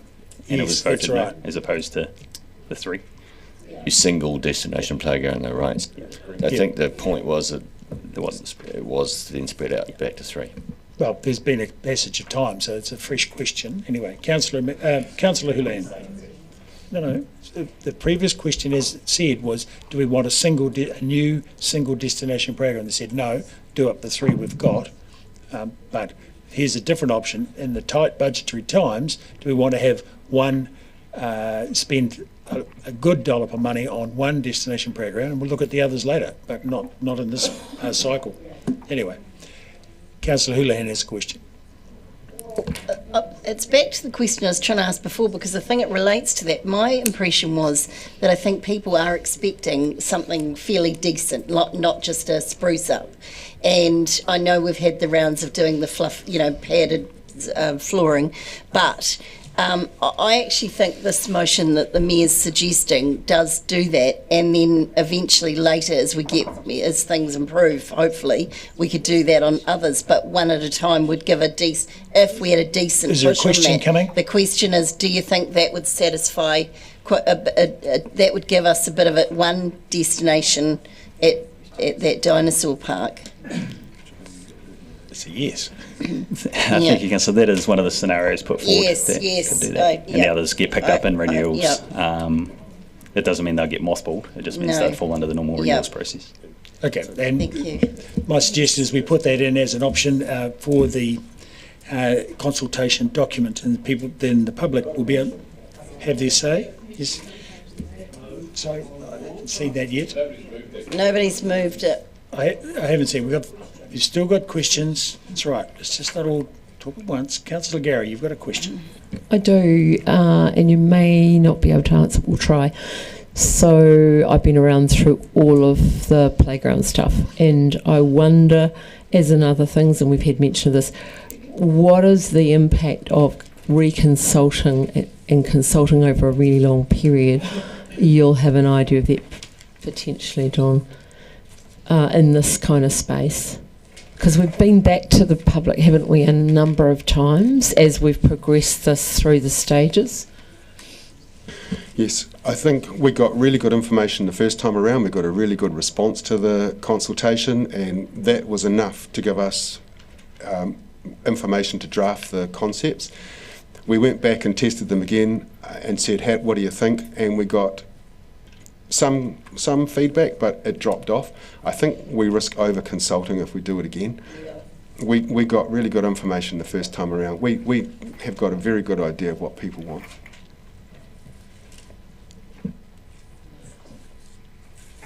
Deputy Mayor Lucas. Thank you. If I go back to page 323 of the capital budget, so the total in the capital budget over the 9 years, including the destination playground and playground renewals and new playgrounds, is 15.6 million. So this resolution adds another 5 million. So that would be, we will be budgeting over the 9 years more than $20 million for playgrounds. So my question is, if we want to do something like this, can we push out some of the renewals, some of the other work? Because I think in this time of austerity, $20 million over 9 years, and I love playgrounds, I'm a big advocate for playgrounds, it's about what can we afford at the moment. So is there the ability to look at the whole playground budget altogether and do some wriggling around? Thank you, Deputy Mayor. There is definitely a bit of wiggle room in our renewal process, but there is pieces of equipment that we replace based on health and safety. Yeah, I understand that. So we'd still have to do that, but we could definitely cut them right back to just like for those other playgrounds in lieu of this one. So is it feasible just simply to include in the consultation document option D, as we've talked about, is it? As the alternative option in the consultation document. You can include whatever council resolves. I wonder, Mr Mayor, if once questions are done, and I'm not suggesting they are yet, but when questions are done, a very short adjournment, and I mean short, to try and frame up something quickly. Yes. Right. And so, but questions first, so staff are then freed up. So, any further questions? I have Councillor O'Malley. Following up from Councillor Lucas, when we look at the smaller suburban small playgrounds, that a lot of them would have been designed when cars weren't common in households, and there would have been a lot of use for them because that was the nearest thing. Do we have any assessment of the level of use of those playgrounds now in terms of back to the councillor's question of whether or not we would do them all up again now.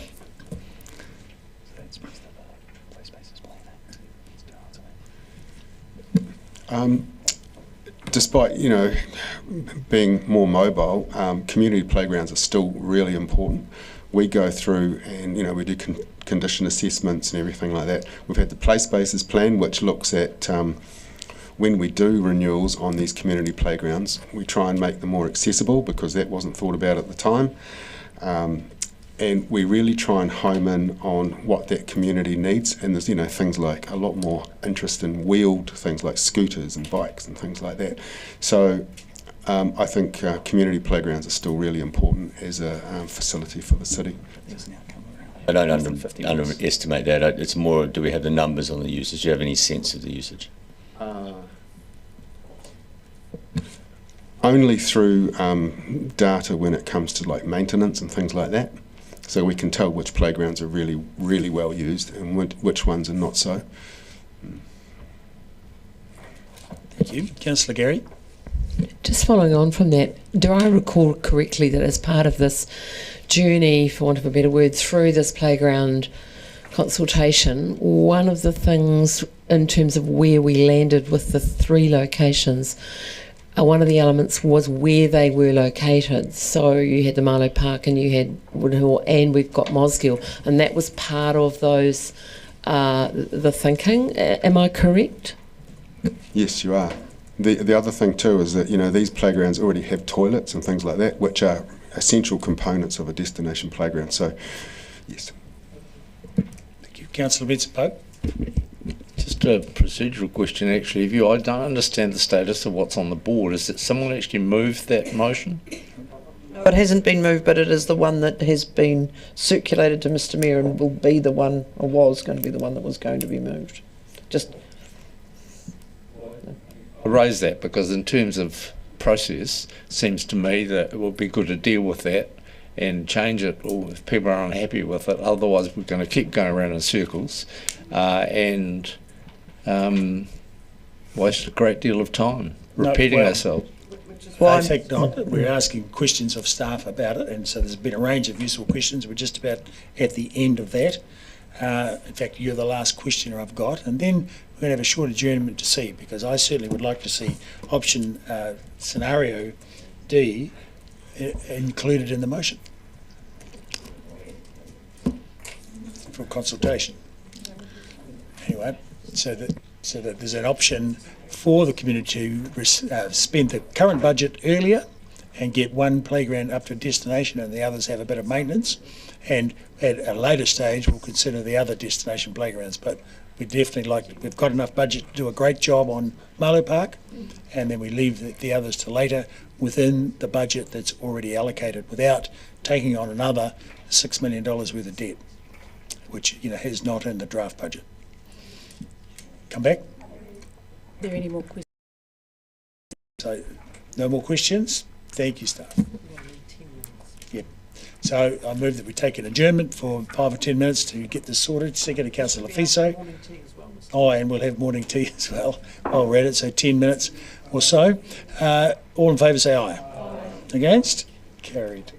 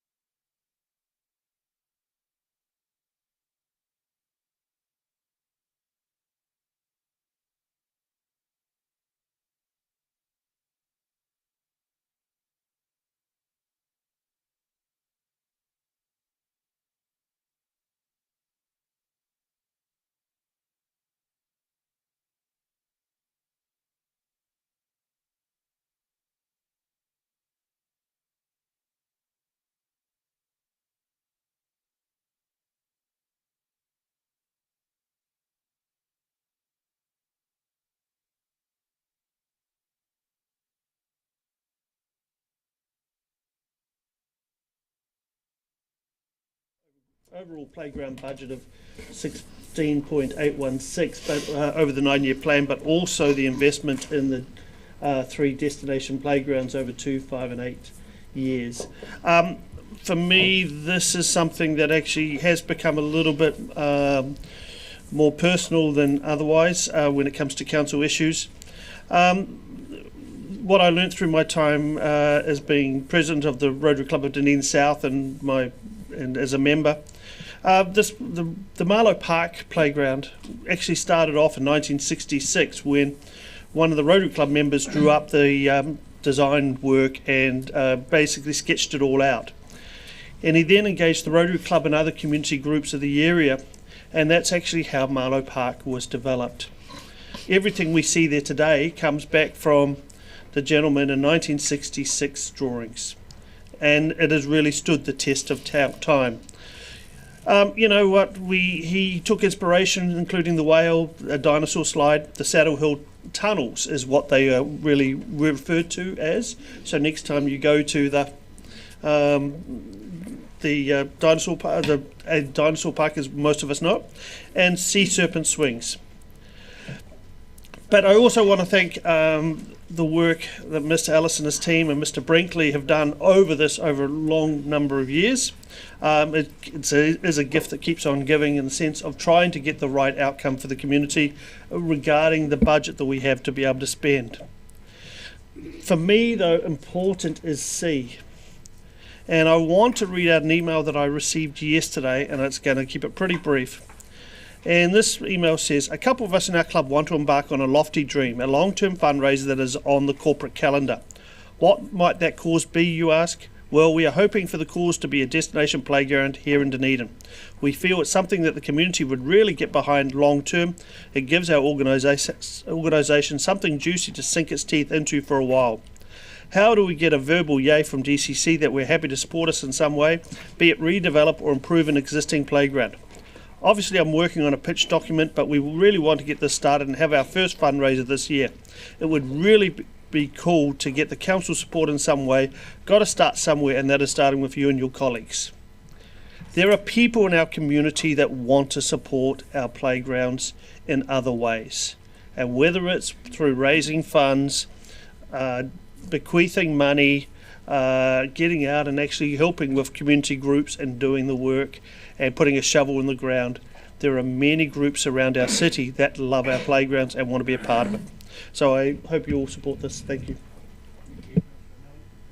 Councillor O'Malley. I really like this too, and I especially like Part C as well. And I'm reminded of the Mosgiel Pool basically starting out in the same way, where the council partners with the local communities for delivery of projects. And I think we really need to start thinking about this as a general council activity, to be honest. Development of cycleways is another example we're seeing where community groups can get in and do work much more cheaper than we can do it as well. So I think this is a really good outcome. Just want to make, so in B, when we're looking at those 3 parks, those 3 destination playgrounds, I'm hoping that what we obviously are doing is maintaining the design standards that we were looking at the top end of that and not coming in at the bottom end. But I think we will be able to do that through Part C. So I like this a lot. Great. Councillor Witherall. Thank you. Do it once, do it right. Marlow Park is undoubtedly the #1 location for a supersonic playground, which in my view is the cost-effective option. When technology enables money to grow on trees, all playgrounds will be supersized. I do want us to stick to budget, but I don't necessarily think council needs to go it alone. We should also reach out to charitable organisations and individuals to support the Marlow Street Park equipment. I, for one, along with many individuals, would also be happy to bequeath money to support this facility for years to come if the city gave the public the opportunity to do so. This option spreads the spend too thin, and I will not be supporting this motion. Thank you. All right. Councillor Gary. Thank you, Mr. Mayor. Look, I can support this motion because it delivers on the process we have been through with the community over an extended period of time.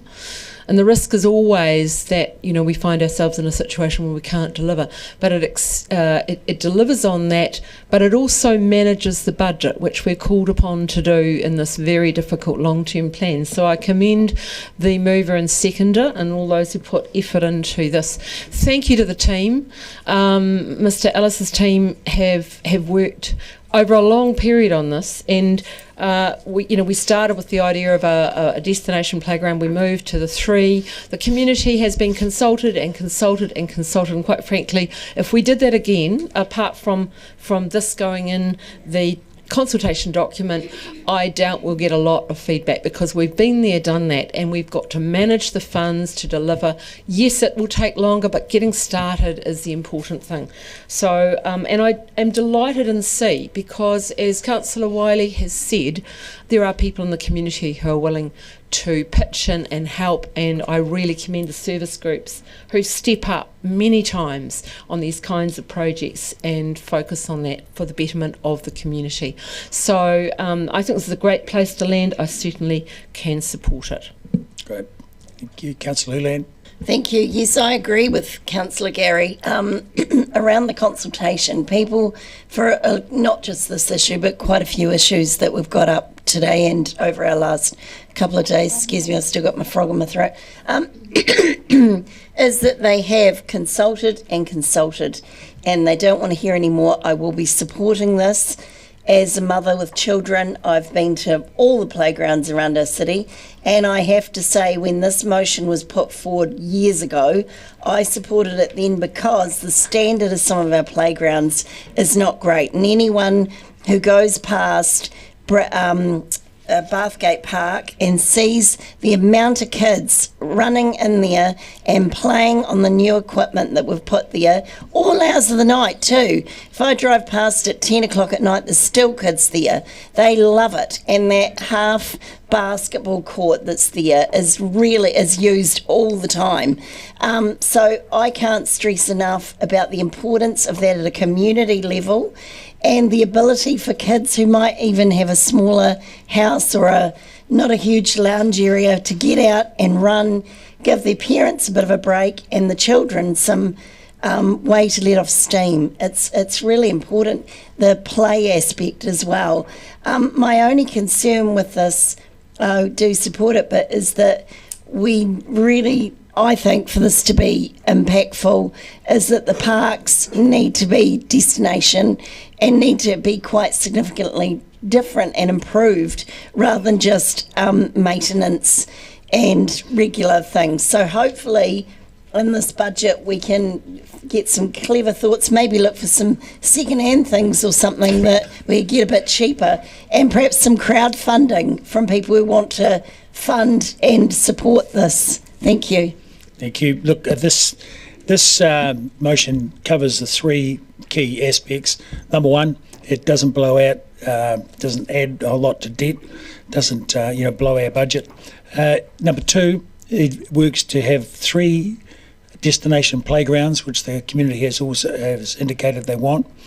But number 4, which is encapsulated in Part C, there is the ability within doing all 3 destination playgrounds within existing council draft budgets, that some concentration can be focused on Marlow Park in particular from community groups who are prepared to step in and really drive that as the premier destination playground for Dunedin. So I'm very happy to support.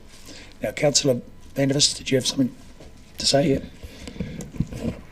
The main issue that I have with this is the quantum, $16.8 million. How can you spend $16.8 million? How can you spend $2 million on just a small do-up of a playground? I come from a long line of builders. I'm a builder's son. I know what things cost to build. And my real worry is that we are going to see a repeat here of the kind of value that we didn't get in the George Street playground. If you look at the breakdown of what it cost to build the George Street playground, to me, those costs were indefensible. And I believe we've got the same problem here. with these costs being indefensible. The idea that you could spend $2 million on Marlow Park and not really get much for it, and you really have to go to $6 million, to me this is just beyond rational. For that reason, I can't vote for this, and I also don't accept that this isn't debt funded. A great chunk of it is. The fact that it's already in the budget doesn't make it any more acceptable. Debt funding means we push the debt out further, means we give ourselves more interest liability, and I don't think we are getting value for the kind of playgrounds that have been budgeted and that we've seen in George Street recently. So your right of reply, Councillor Wiley, anything further? Oh, I was expecting a couple more speakers. No one's put their hand up. I thought we had negative. Okay. You don't have to speak. No, all good. Community have told us across that their preference was for 3 playgrounds rather than 1 destination playground. A lot of the design work has been done, drawings rendered, and consultation with the community has already been achieved. So we don't have to go back and start that all again or invest in a lot of that again. And also we heard a lot of that budget in the overall playground budget is all about renewals and upgrades. And I think that's the important part. And that's across all our city, is that when we look at the playgrounds that have been upgraded and you look at the increase in play, and Hillside Road's been quoted, I know Bayfield Park got done a few years ago, you do see an increase in play and activity, and that's important. And so we also got to be conscious, do we really think that playground budget of 16.8 across our city is right? Well, that's the number we're dealing with at this meeting, so that's the number we'll deal with. But again, it's a case of improving and renewing our playgrounds across our city. Okay. Having said that, we'll take the motion by division. Councillor Ackland. Aye. Councillor Barker. Aye. Councillor Benson-Pope. Aye. Councillor Gary. Aye. Councillor Gilbert. Aye. Councillor Houlihan. Aye. Councillor Lafiso. Aye. Councillor Lucas. Sorry. Aye. Councillor Mayhem. Aye. Councillor O'Malley. Aye. Councillor Vandervis. No. Councillor Walker. Aye. Councillor Wetherell. No. Councillor Wiley. Yes. Mr Mayor. Aye. The motion is carried 13 against 2. Great. So we'll move now to item 25, creative and cultural vibrancy. It's to be found on page 619. No, there's an issue with the figures, and so that one's been delayed. It'll be deferred till a later time. Yeah.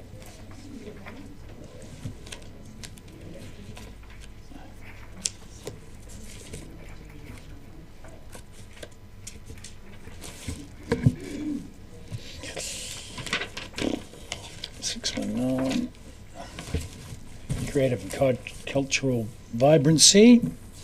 Okay, questions, councillors? Councillor Barker. Thank you, Mr Mayor. Kia ora. I just have a question around some charging, and in the new South Dunedin Library, I didn't see that I don't think I saw charges in there also. And what would be the room hire for the music recording studio at South Dunedin Library? That's given the assumption that we're charging the usual room hires there for the 5 community rooms. Those charges are actually still being finalised. We haven't, as a part of setting up the actual equipment in the room, that is still underway.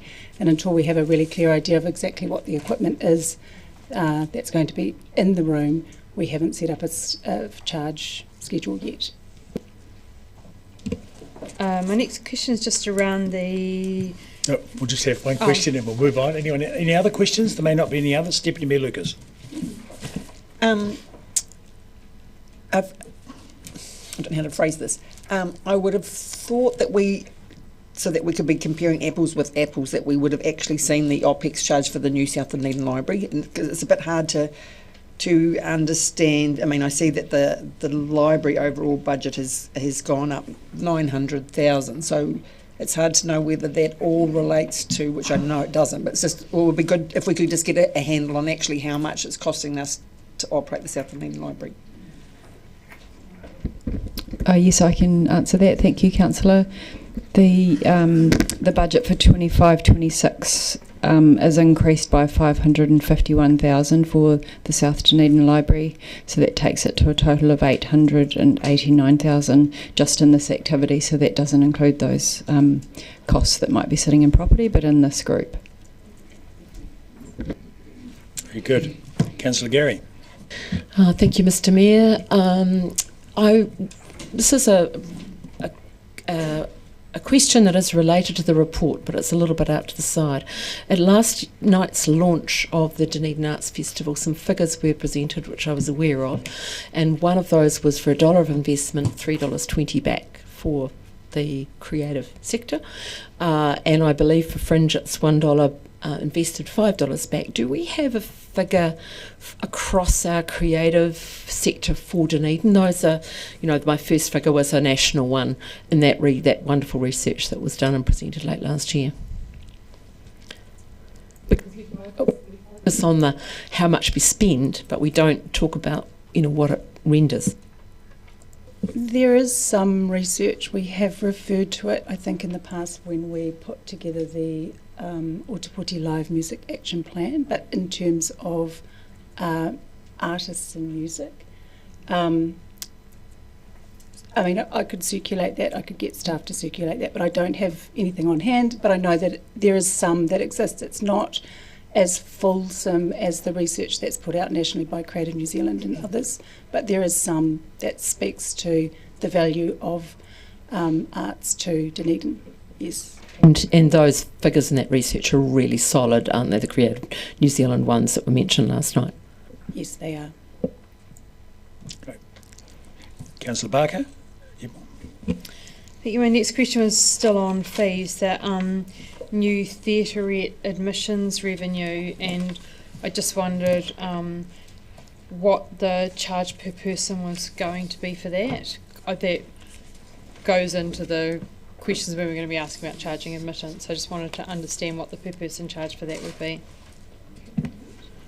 Thank you, Councillor. No, we don't have that data as yet. That hasn't been determined fully. Okay. Oh, well, it says the new theaterette admissions revenue is estimated at $75,000, so I'm just wondering where the data to support that comes from, given this is a budget document. So I would have assumed that during the business case of putting the new theaterette in, that it would have been thought about how much income it was having and what the price would be. So has that not been set? I think there has been some sort of high-level estimated kind of revenue, costs that CAM has worked with to put these numbers in our documents. Because CAM's not here, I can't kind of give you any further information. We can check with staff to see and bring that back to you as soon as possible. Thank you. Councillor Walker. Thank you, Mr. Mayor, and thank you for the report, team. My question relates to the new charge for not-for-profit groups in community libraries, or libraries in general, the $15 fee. And thank you, Ms. McCarr, for the answer on the anomaly that exists with Blueskin.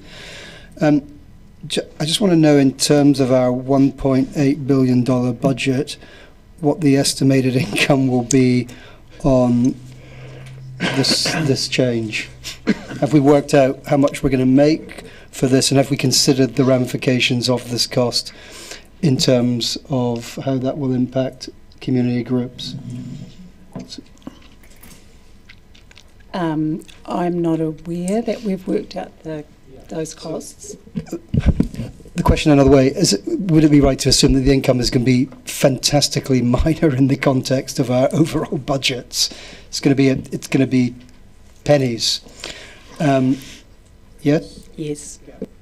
And in the light of that, I just want to know what the process would be in terms of me moving now to remove that charge. Is it required just me to put a motion up? Yeah. Okay. So when the fees and charges schedule is adopted, the amendment would be including the withdrawing blah blah. We'll do it at that point. Great, thank you. I just want to indicate I'll be doing that. That point will be when?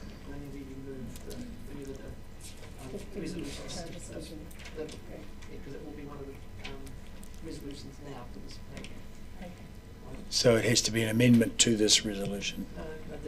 No, we've got it. As long as we clarify what the process is, I'm understanding it will come under the rates when we adopt or otherwise the fees and charges.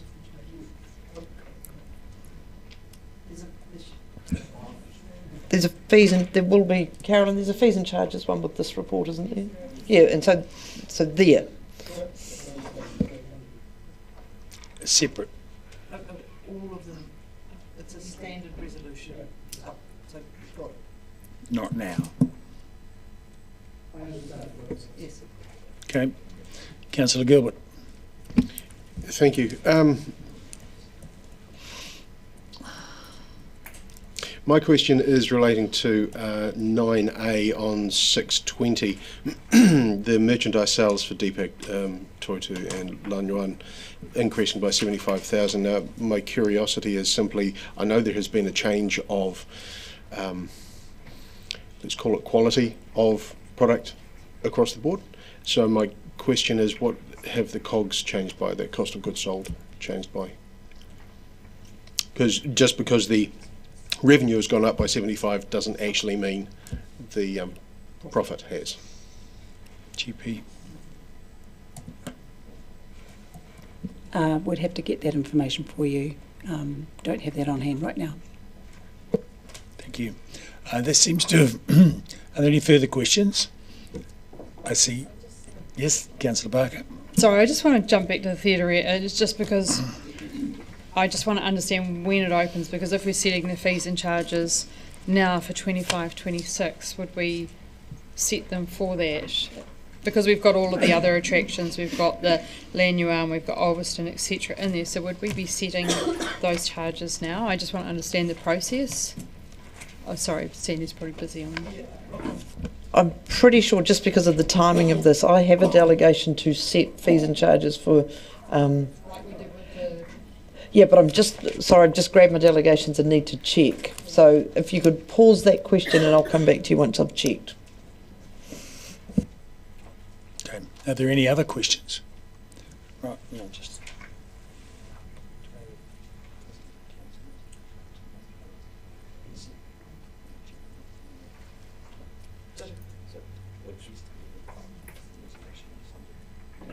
Just I need to see. This is adopting the fees and charges, so I don't understand the question.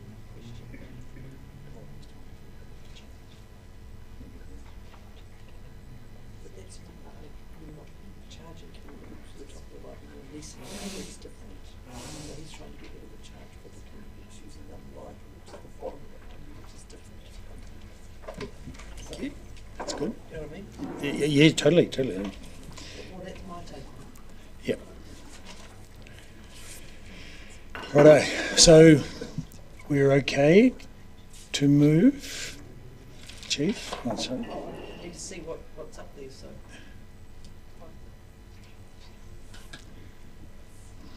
But the motion is being prepared.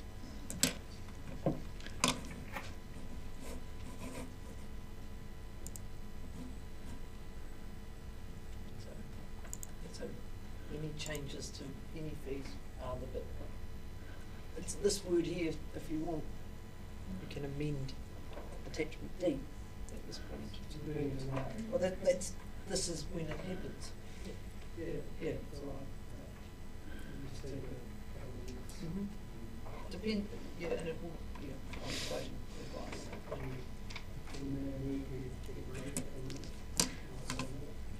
Yep, so yes, we'll take 5 to sort out this resolutions. All those in favour say aye. Against? Carried.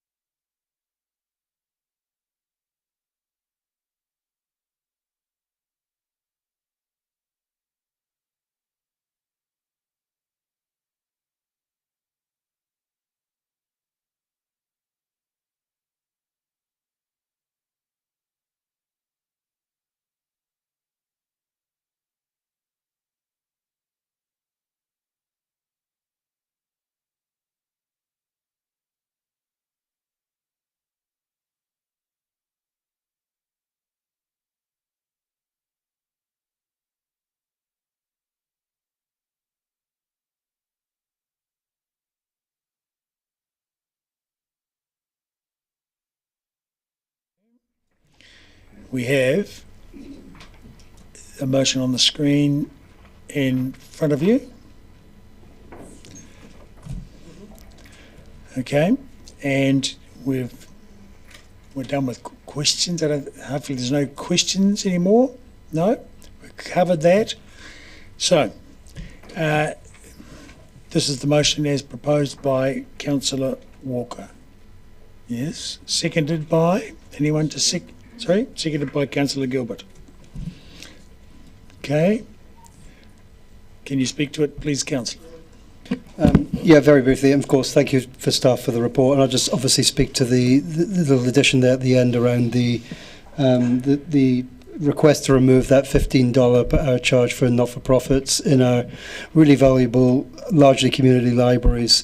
At the end of the day, the impact for us in the context of a $1.8+ billion budget will be literally a blip on a blip of a blip, but the upsides for those groups who exist largely in areas with a low socioeconomic demographic are fantastically important.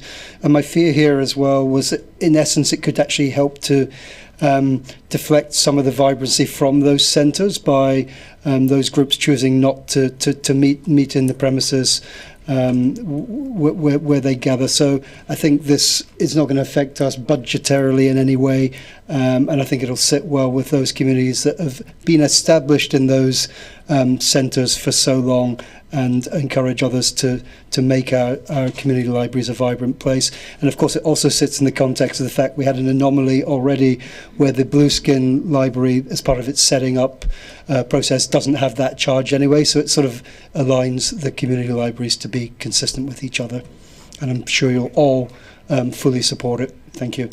Thank you. Deputy Mayor Lucas. I don't disagree with Councillor Walker, but I would refer you to page 622, where staff say consultation with the South Dunedin community highlighted that providing their facilities for free has disadvantaged other organisations who rely on rental income from the hire of their meeting rooms. So this proposal by staff to put the fees in was at the request of the community. Okay, so we've covered speakers. We're ready to... Councillor O'Malley. And I guess the thing is the Waitati Library situation was due to the fact that the community put a lot of money into the building of that library. Room for hire is one thing. I've been talking about how long are you hiring? Are we talking about an hour every once in a while, or are we talking about a group that wants to have it for 8 hours a day, 4 days a week? Because that's fairly nebulous. I don't know. That'll be... I'm speaking. It's really look. I think we've passed questions. We're doing it or not doing. That's it. Very good, Councillor Mayhem. I guess I'd like to commend Councillor Walker for taking a leaf from the Blueskin Bay book. We support our not-for-profits, and although that was built in as part of the fundraising that the community did, we also follow that rule of thumb with the community hall. So part of the reason that happened was it's free to have a meeting in the community hall, and the library's attached to the building, and it made perfect sense that all not-for-profits should be able to have a free meeting. Okay, righto. Thank you. We've covered the speakers, so we can put the... Can we do part 2 separately? Yes. Okay, so we'll take the vote for this and come back. Oh, yes, right, a reply. Well, we probably needed to hear that. Yeah, thank you, and apologies to Councillor O'Malley because I did speak over you there, and I forgot I had a right of reply because we've rushed through things today. Just briefly, in response to Councillor O'Malley's question, I can only speak to the Port Chalmers Library. The room is not fantastically overused, and there's a core group of community groups that have largely used it, but the room is actually empty. So that was my point. That's in terms of income, it's a very tiny amount of money. So. It was weighing up the costs against the benefits ultimately to community. Thank you. Okay, so we'll take the motion in 2 parts. I can't. It's quite hard to see on my little screen. Anyway, so here we go. So the council adopts the draft operating budget and funding impact statement. All those in favour? So say aye. Against? Carried. Now, that council adopts the fees and charges schedule with the removal of proposed fees for room hire. All those in favour say aye. Aye. Against? No. Recorded, please. So we'll have to do a division. There's quite a few. So run the division, please. Councillor Ackland? No.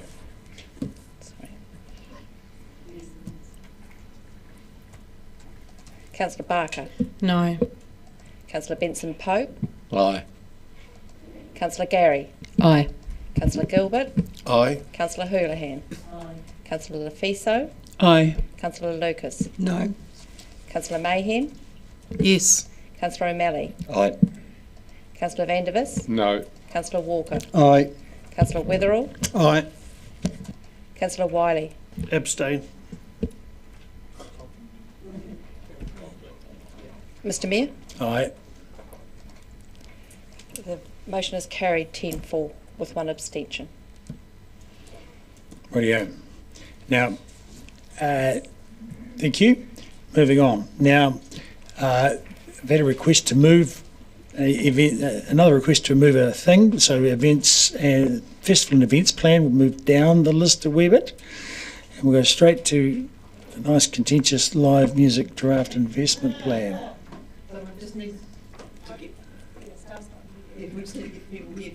Oh, really? Okay, look. Sorry? Well, what time do you have to leave? Well, we can get... Sorry? It's a real dilemma. And we don't have any... And so for the next items, Chief...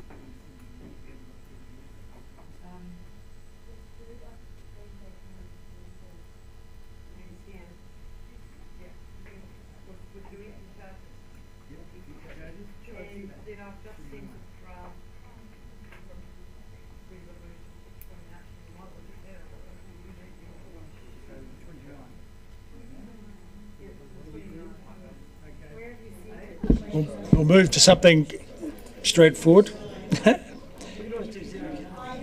No. No, I haven't said it to you yet. Okay. Page, item 29, page 207, people. Thank you.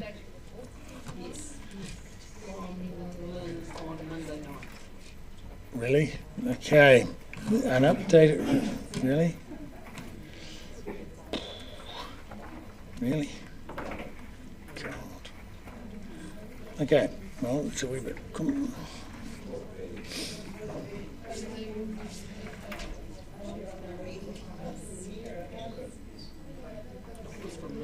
Tuesday night, might be Tuesday. Might be Tuesday, sorry. Tuesday from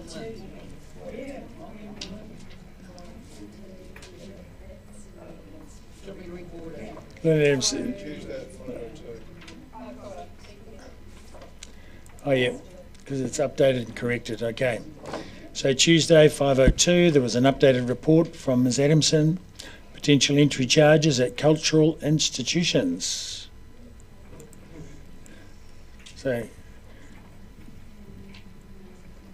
So luckily this has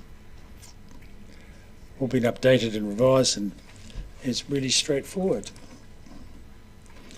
So this is item 29 as well.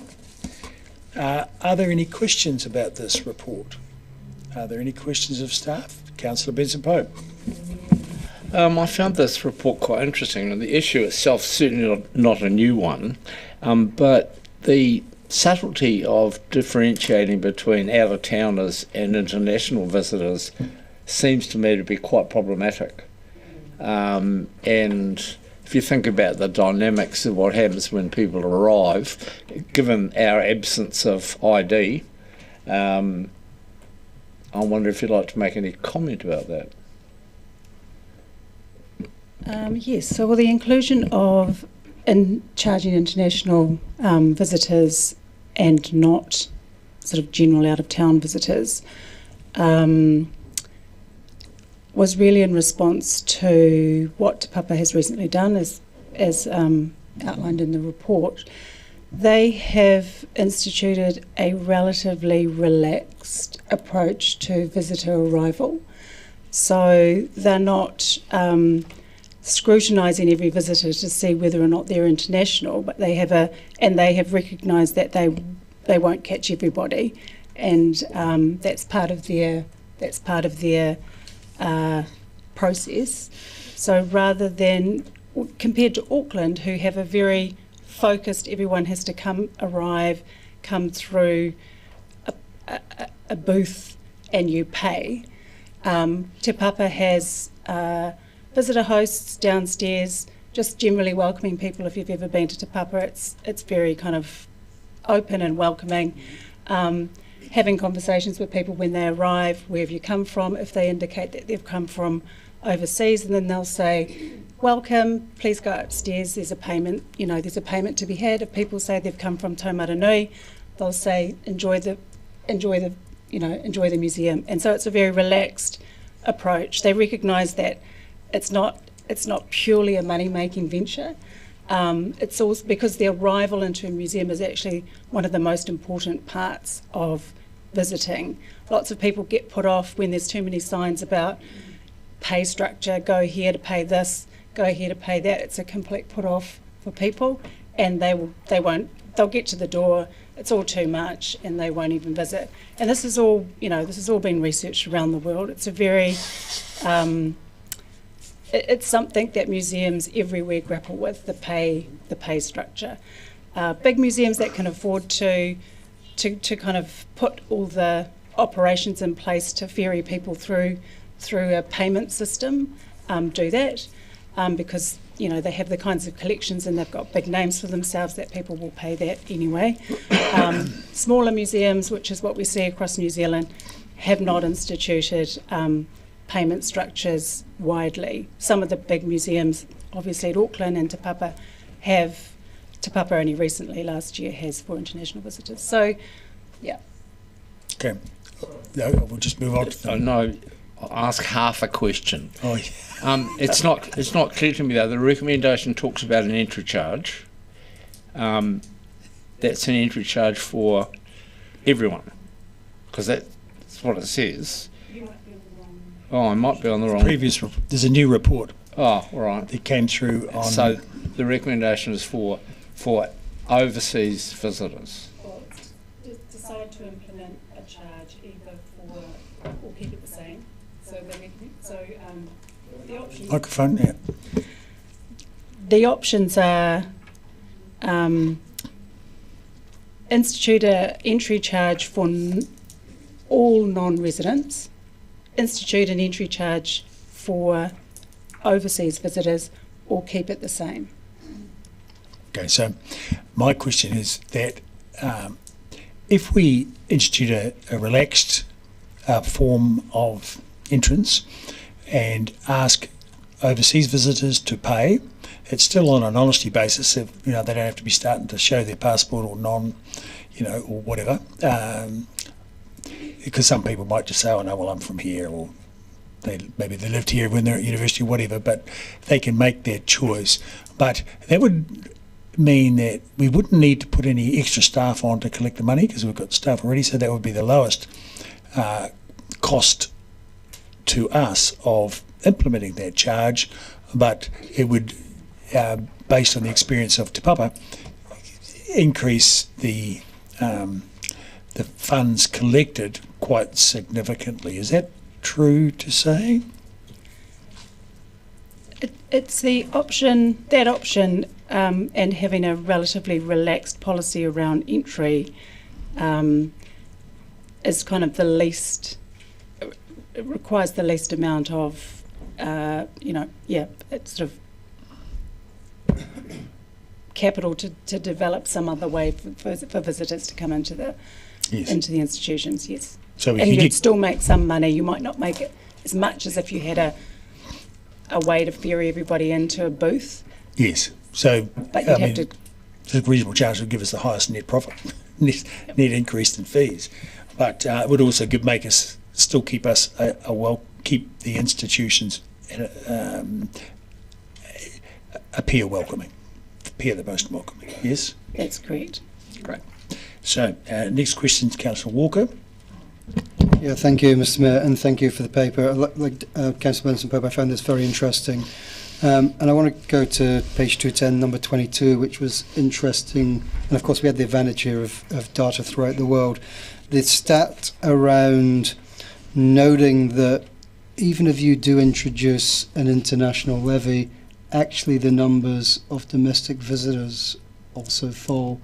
I just want to, could you unpick that as to why? Because I think that's really important. I think it speaks to what I mentioned before, that arrival in museums is a really important part of the experience. And if people feel like there are too many barriers at entry, then they won't come. And even if you're local and you don't have to pay, the fact that there is still some sort of access barrier to them in their own minds will stop them from coming. And that's been the experience of Auckland Art Gallery, but also museums from around the world. Great. Councillor Weatherall. Has there been any costings done on the resources required to implement these entry charges? And I look at just downstairs, for instance, there's generally one, possibly two people at the front, but this would create a position in itself to basically engage with every person that comes through the door. And also, has there been any costings done on rejigging the entranceways, which would be quite substantial, I would imagine, to redesign and fit out the entry? Yeah. Well, there hasn't been in-depth costings done, but to fit out the entrances to such an extent that you are, that's how visitors engage with entering through some sort of payment way. There would be a considerable cost to that. The other thing to remember is that there are two entrances to Toitu. There's the front entrance and then there's the end entrance, and we would have to have a way to manage that. We'd either have to close the back entrance or have people stationed at the back entrance, which we currently don't do. But you couldn't have that. You couldn't have two entrances to a paid museum like that. Yep. If there was a demand payment and a tight payment gateway, if it was a relaxed entry, you could still people could put it in an honesty box, or say please pay at the other end. Yeah. For internationals, if it was that, that would be quite relaxed, but yeah, it means that you wouldn't need to of necessarily have a staff member at the other end. Is that right? Yes, you could do those things if you wanted to. Councillor Gary?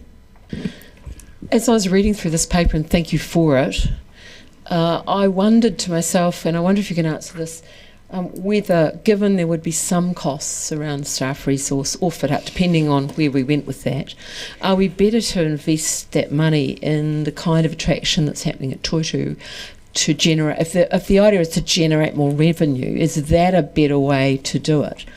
And you may not have the answer for that, but that was the question I posed to myself when I was reading the report. Any comment at all? Well, the theaterette proposal has been developed with the intention to increase revenue, and to Councillor Barker's point in the earlier paper, there are still sort of lots of unknowns even about charging for that. If we create a charge for Toitu, and then on top of that a charge for this new theaterette, and also a charge for DPAG, we have an existing charge for Lanyuan. We need to sort of develop some kind of consistency and payment structure that's really simple and really easy for visitors, so that they don't just throw their hands in the air and kind of walk away because we've got different prices in different places. all those things need to still be worked through. How far did the investigation into the pass for, Olveston, Lanyuan, Toitu, Art Gallery, all three of those, how far has that gone? For a sort of joined up approach to a payment structure, well, we've started thinking about it. We really need a direction from council as to whether or not this will progress or not. Then we'll have to sit down and work out if we have a charge. It's currently $11 at Lanyuan. What would the charge? We need to keep the charge consistent across the others, because you can't pay one at one facility and then next door go and pay another higher charge at another facility. So there's still all of those things to work through. We would also come up with some cost, that a ticketed price if you wanted to visit all three, that was slightly subsidised. There would still be lots to work through, and then we would have to also think through the theatrette charge and how that sits in the realm and in the structure that we might institute with different prices. So there's still quite a bit to work through if you go down that route. Yes, Deputy Mayor Lucas. Just some clarification following on from Councillor Weatherall's question. And this is kind of a two-part question for clarification. My understanding is I've never been able to get in any other entrance at Toitu apart from the front entrance. So just a clarification on that. And clarification is that in this proposal there is no additional staff to be brought on. I just want if those 2 points could be clarified, please. Yeah, thank you, Councillor. You can enter through the south entry of Toitu. It's unrestricted, so down towards the Lanyuan end. It's always been locked. I go down there a lot. It's always been locked. I've never been able to get in that end. Okay, yep. Yeah. Never been, yeah. Okay, so I'd just like to foreshadow that I'll put up a motion saying this will institute a charge, but a relaxed charge for international visitors, rather than a gateway that requires a whole lot of staff.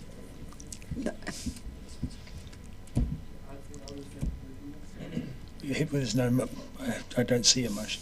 Anyway, but you can amend it or tighten it up, but just to keep it in line so that we've got no extra cost, but we will have extra revenue. Anyway, Councillor O'Malley. Otago Museum will obviously be part of the suite of offerings and will not be offering a door charge at this point, correct? That's correct. Yeah, they do generate revenue through their science factor and other such things, which is similar to what Toitu may be doing with its theatrette. So there is a mechanism of generating income that doesn't require a door charge, correct? Sorry. That is correct. Can I just answer that, please? Yes. I've had a conversation with the chair of Otago Museum and the director of Otago Museum, and they're waiting to see what the outcome of this, and then to look at the possibility of charges, but they're open to have discussions and conversation. Question, Councillor Houlihan. Thank you, Mr. Mayor. I know there's some concern, a couple of concerns from the DPAG Society around, particularly for them when they rely on donations and things, that if there's a charge that might impact on that. Is there any research showing, when it's paid, that the funds that the organisations get sort of diminish, or is there anything you can say that might reassure them on that? Thank you, Councillor. No, I don't know. I'm not aware of any. Okay. And just going back... Just that question, Councillor Gilbert. Thank you. In terms of the listings that you've given, or the examples, comparatives that you've given, particularly looking overseas, because New Zealand has covered quite a bit, but looking at the Australia models, first of all, you've got there that the Museum of the Contemporary Art in Sydney doesn't require an entry charge. Just as of tomorrow it does. Just letting you know, that's now up to $20. I'm just wondering, given the majority of them you've listed are no's in terms of entry charges. I'm just wondering how the list came about, given that you've got Mona and Hobart with $39, Sports Museum $35, Immigration $15, Science Works in Melbourne $15. There are quite a few in Australia that do, and they're not listed here. So I'm just trying to understand why the ones that you've chosen were chosen. I think the thinking behind it is that some of them are art galleries, and it's sort of I think it was trying to find museum examples that were comparable to the offerings that we have here in Dunedin. Some of them, it's similar to in New Zealand. Like Motat does have a payment. The Auckland Maritime Museum does have a payment, but they are completely different offerings, and so the Australian examples were to try and find comparable examples. Okay, Councillor Gary.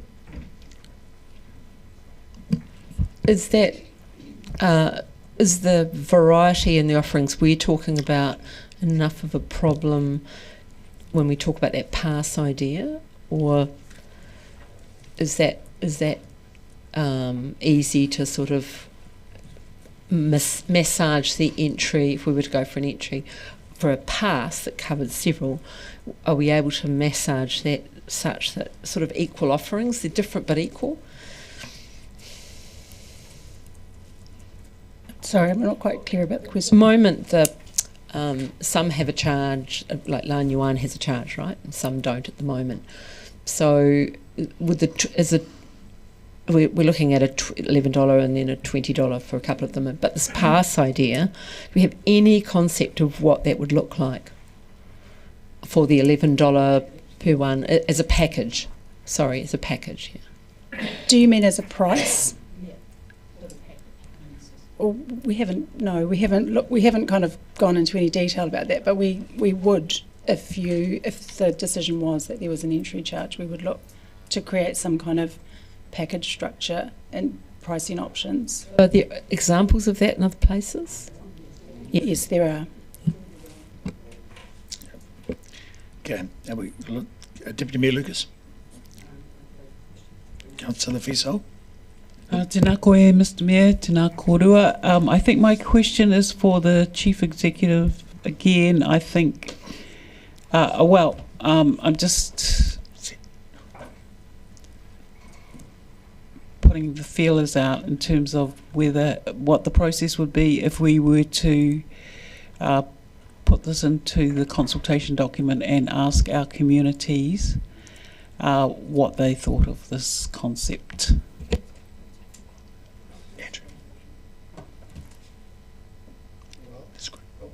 Well, that is Council's prerogative if you chose to select to do that, as you did yesterday on another matter. You can do that.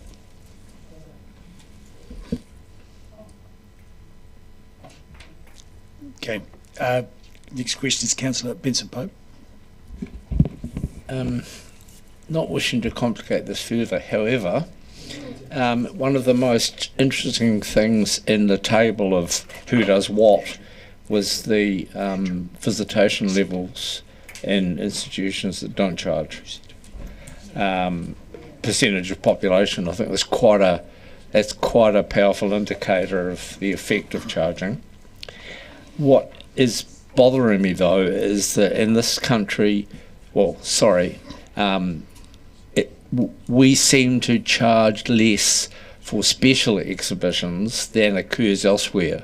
I mean, I know I've been to a couple of blockbuster touring exhibitions in Auckland recently, and you sure as hell pay for them, but I can't recall that happening here at all. I'm trying to think of Chinese Splendour, which we did jointly here in this building with the Shanghai People's Government. Is there a question?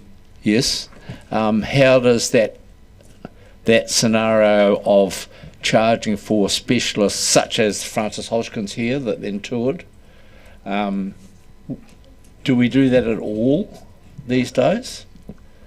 Or are all our shows free if you don't make a contribution in the box.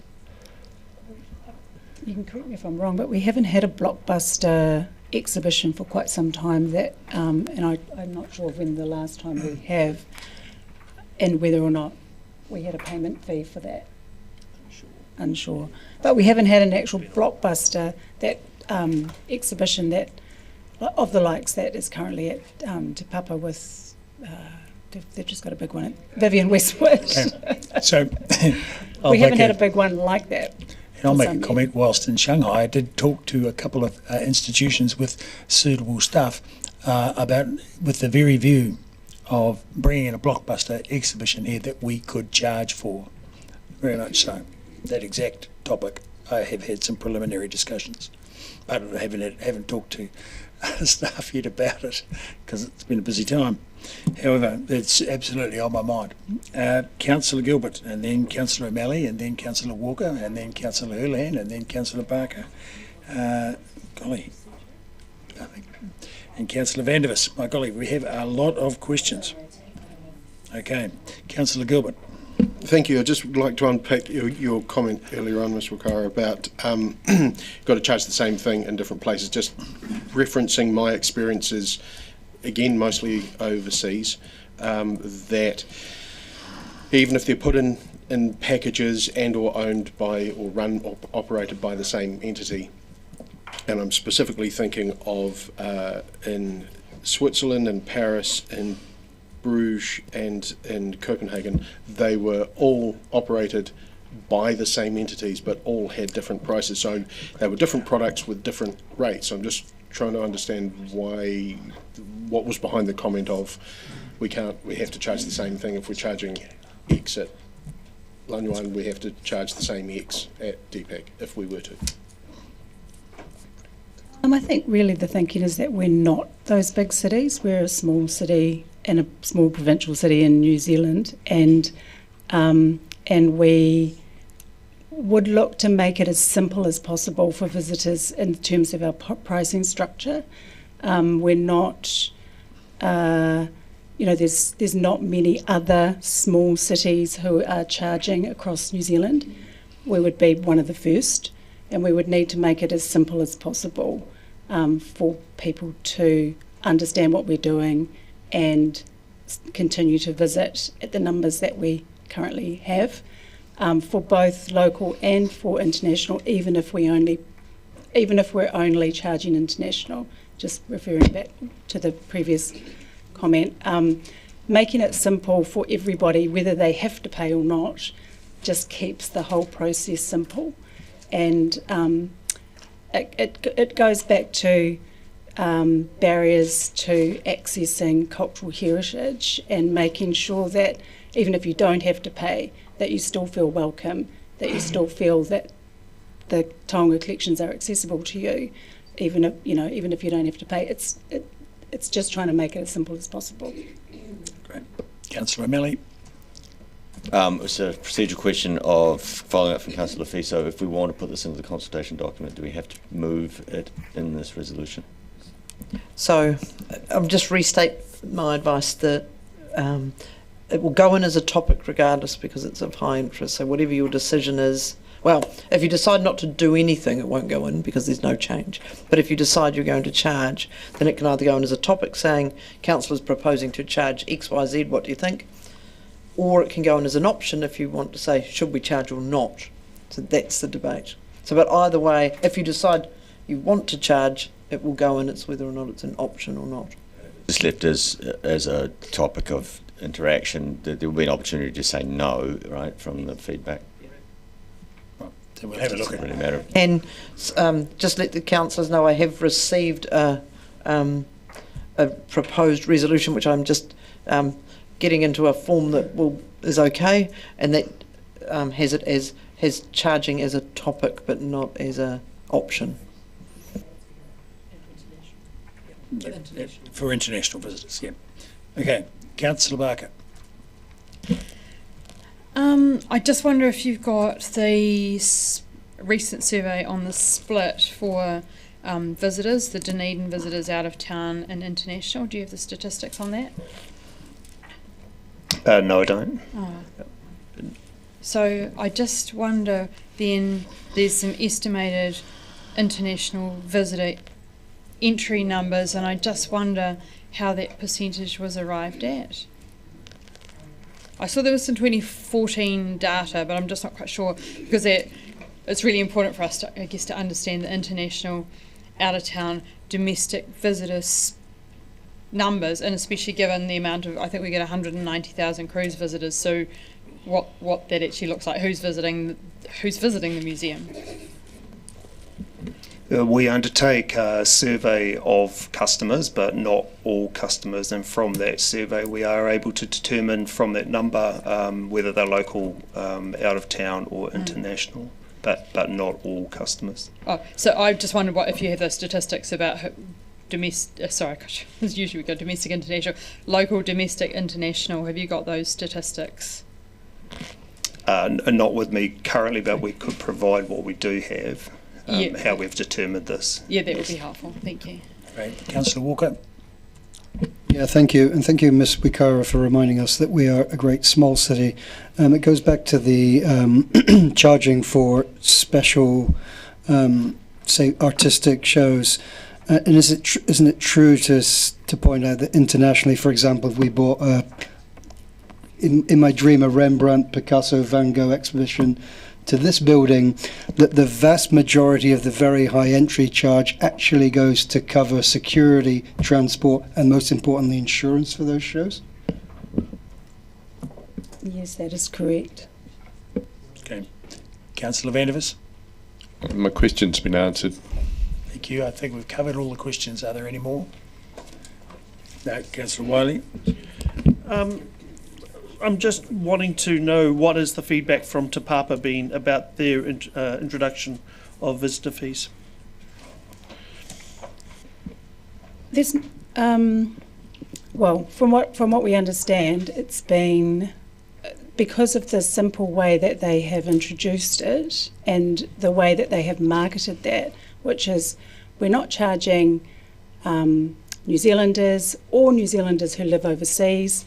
We're only charging international visitors to New Zealand, and how we're going to institute that is you'll be welcomed as per normal, as I explained. So it's been a very low-key approach, a very simple approach, and they have had a relatively positive, they've had relatively positive feedback. I think they've, in the first 3 months, maybe made something like $750,000. I think they started it in 2 months, September or October, and they gave some figure in the news by the end of the year. So it's been a relatively easy approach, but I know that they have put a lot of thought into keeping it simple. Yeah, I'll come back to you, because I'd say if we got a dollop of money in from these international visitors, would it be a good use of that money to spend some of it, or a portion, most of it, on promotion to international, so that more and more of those come and visit our institutions, such as promotion to advertising to cruise ship passengers, for instance. But whatever. Yep. Do you think? Great. Back to you, Councillor Wiley. So the RNZ article from 2nd of December talked about $750,000 selling 21,600 tickets between 17th of September and 24th of November, an average of 314. But they took as you said, they took a soft approach, and the commentary from the people that were interviewed just said, yeah, actually, in some cases we spent more time. So do you think that especially international people value a cultural institution highly if they have to pay a little bit to go there? I think the research does show that, yes. Well, I'm glad that we've exhausted questions. Unfortunately, we're just waiting for the motion to come to the screen.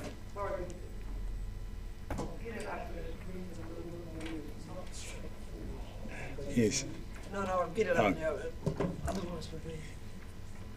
3/4 of an hour away. Yeah, we could go do it. It's only...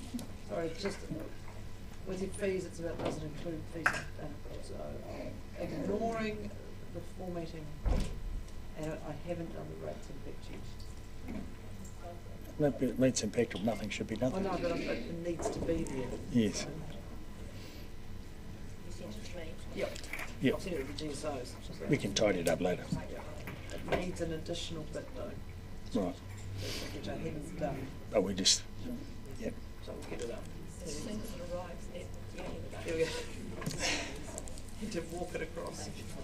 It's a perennial Councillor Wiley problem. Trying to get things up. Golf trips.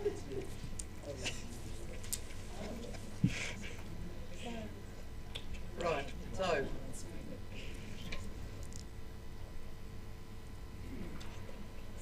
Yep.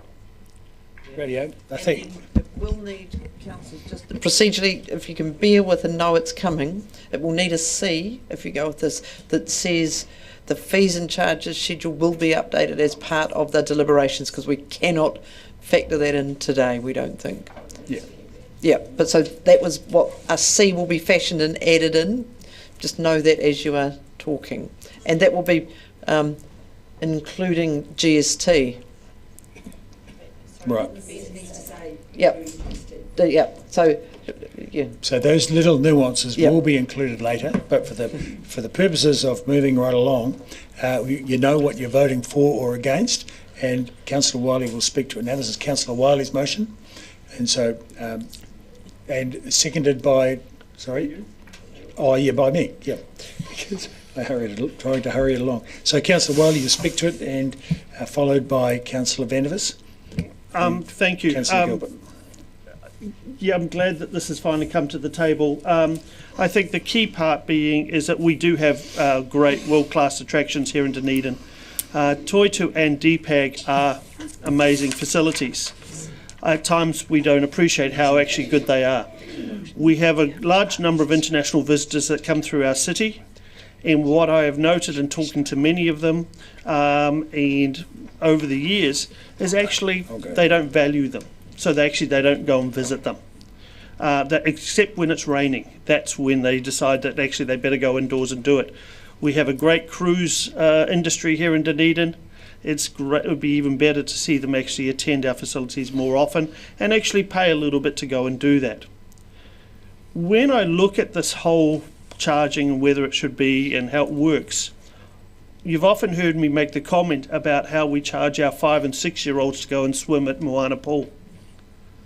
Why would we be charging our 5 and 6 year olds to go and swim at Moana Pool, but not charge international visitors to visit our cultural institutions?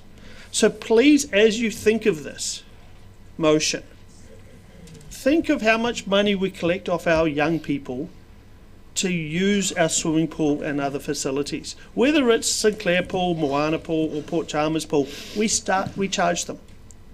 Here we have world-class facilities that we're not asking international visitors to spend money at.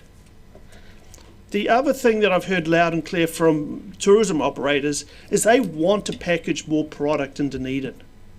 And to package up Toitu, DPAG and the Chinese Gardens into, say, a $50 pass, that's what they want to be able to do. They will sell that. We create it, they will sell it. They will keep people in town longer. So if you actually start visiting Dunedin and seeing these attractions, you actually end up spending longer, you spend more money, you stay extra nights. The whole visitor economy basically benefits. Now the argument will come through and go, oh, but how do we distinguish between international visitors and locals? I don't think there's anybody around this table, probably Councillor Walker would be the only one that I can think of, that would be more affected by this than me. If you listen to the dialect in our family, my daughter sounds like she's from Gore, my son sounds like he's from Vancouver, my wife's from Winnipeg, and I'm from wherever, but basically Wellington. But I tell you, I get South African and everything a lot with my accent or dialect. The key thing is I'm quite happy. And it happened to me actually just the other week up at Waitangi, to show my ID to prove that I'm a Kiwi or a resident. So even our university students and everything else, international students, they would turn up, they've got their Otago University ID, they just have to show that to say they're in town. It's not hard, and it's not hard around the world. And actually, Te Papa have set this in motion for us. $750,000 in 2 months. They actually, and they had a soft approach. And the commentary that came back through some of that interview was that actually, yeah, we would stay longer. We thought keeping it free for locals was a fair system. We think it's very valid. Us coming in as foreigners, I think it's fair that we pay a fee to see everything. We thought it was good to keep museums free for locals. It was a place where they could learn about their history. We are willing to pay. It's common in Germany to pay for museums. That, I think, is actually the crux of it. Thank you. And it is for draft consultation. Councillor Vandervis. In my view, Ms Waikara has very eloquently highlighted, sorry if I haven't pronounced that correctly, has eloquently highlighted the importance of ready and open access. Our art galleries and museums, for me, are a particularly wonderful kind of public space. If you want to start charging and confronting people as they enter, it will no longer feel like a public space. And the idea that you are going to turn your public spaces into a business and get a revenue from it, to me is a vast change. I think that what we should be focusing on, and Otago Museum has already done this very well, is the other charges for specific facilities, like the 3D theatre, like the Butterfly House, or as is proposed, the Theatrette. Those sorts of charges, once you're in the place and you feel welcome and you feel like it's yours, those sort of discretionary things that you can get into are something that I think can and should be charged for, and we could do more of that kind of thing. Special events, special exhibits. But for me, Toitu, it's our history. It's something that is just us.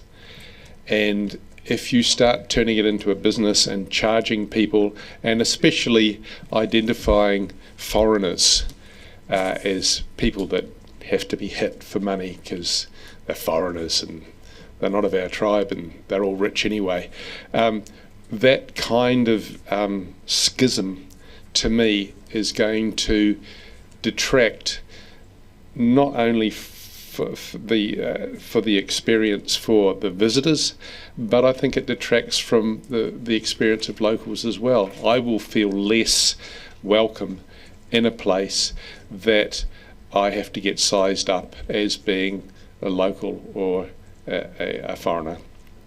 So for these reasons, I think that what we should be doing is we should be deciding as a council that we don't want to charge at the entrance. Other charges for sure. And I think it's a decision that we should make because we have information that the general public don't have and won't get available to. Thank you. Councillor Gilbert. Thank you. Interesting is following on from Councillor Vandervis, it's interesting that it's in fact the foreigners who have come out and said that they're quite comfortable with the idea and they think it's the right idea to do. We do, in my opinion, have a tendency in this country to give stuff away far too readily. And without getting on my soapbox, which is, I can hear it dragging out from under the table, this should not be one of those occasions. When my wife and I travel, and we don't travel as much as some, and we all know who around this table travels more than probably anybody else in the city, whenever we do travel, we expect to pay. We know it's budgeted into our travel expenses because that is the way it is generally done. And in terms of comparing, saying that Toitu is our history and it should be available, and absolutely, we're not saying that at all. I would also point to the Immigration Museum in Melbourne, which is ostensibly the equivalent of Toitu there, and just with a little bit more of a narrow field. They're still charging $15 to everybody not just to internationals. So we're not saying to, the idea of this is not to remove access to it, it is simply to be a little bit more comparable to around the world.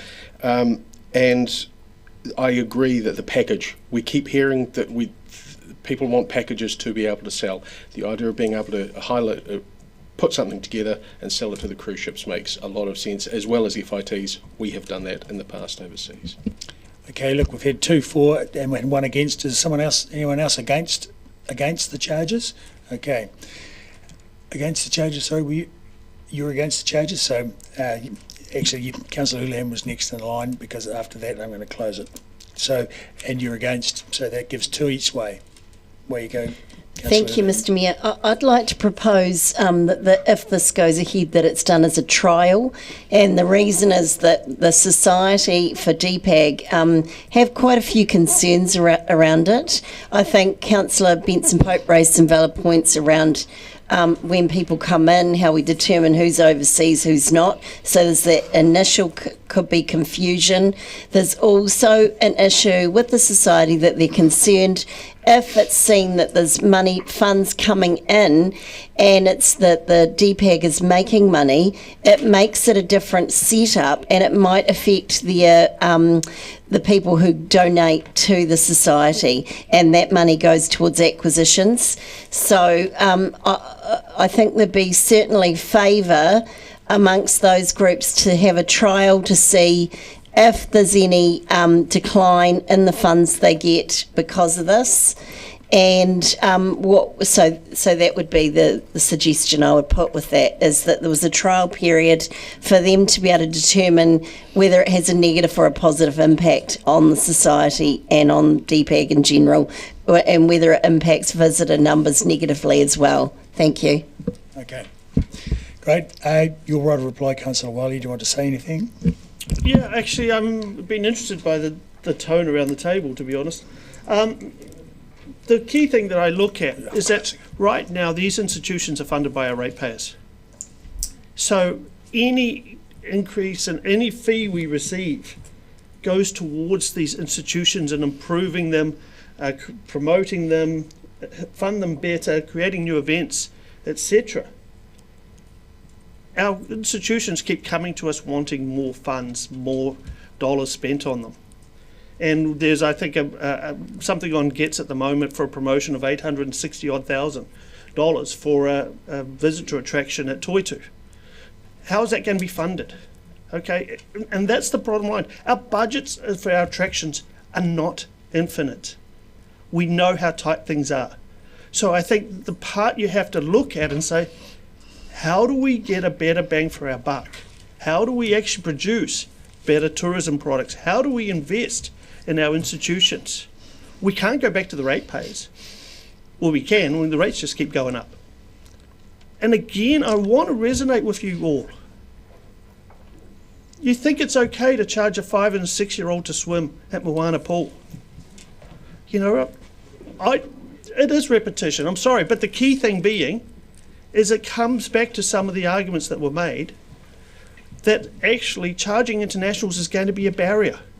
Te Papa have already led the pathway. They've already got the evidence to say it isn't. There aren't going to be any big barriers that some are talking about or issues. And I've already talked about dynamics of actually how people go through those processes. It's known with cultural institutions. You visit an institution, it's going to be a case of you pay or you don't pay. And to be honest, actually, Councillor Van der Vis, yes, it is our history. Why should we actually, to be honest, in one term, give it away? People want to learn about our history. They want to basically see what we've presented, and there is a cost to presenting it. That's the crux of it. You're not going to confront people. And actually, when it goes back to, and I see it time and time again, people do not look at actually entry fees for internationals as a barrier. So it's not a burden. Yep. Look, and I think we've had 2 each way, and we could talk about this at length, and everyone else could have a go and probably have another go. But it's easily decided. We'll take it by division. It looks like there's going to be a significant split in the room. There we go. By division, we'll put the motion. Councillor Barker? Aye. Councillor Benson Pope? No. Councillor Gary? Aye. Councillor Gilbert? Aye. Councillor Houlihan? No. Councillor Fiso? No. Councillor Lucas? Aye. Councillor Mayhem? Aye. Councillor O'Malley? No. Councillor Vanderbiss? No. Councillor Walker? No. Councillor Weatherall? No. Councillor Wiley? Yes. Mayor Raddick? Yes. Ooh, it's a tie. 7 for, 7 against. Really? With absence of Councillor Ackland. Oh, well. I would caution in this case, Mr. Mayor, this is for consultants, so you just need, I think, given that you are 7 or whether you want to talk to your community, whether you want maybe to have it as an option, but you can still, you could just kill it now, but you might want to. Put it up, so we can put this up as an option, seeing as we're split as a community. Yes. Yeah. Okay, so here's my suggestion. We are, as it was looking, we're split exactly down the middle. Who's here?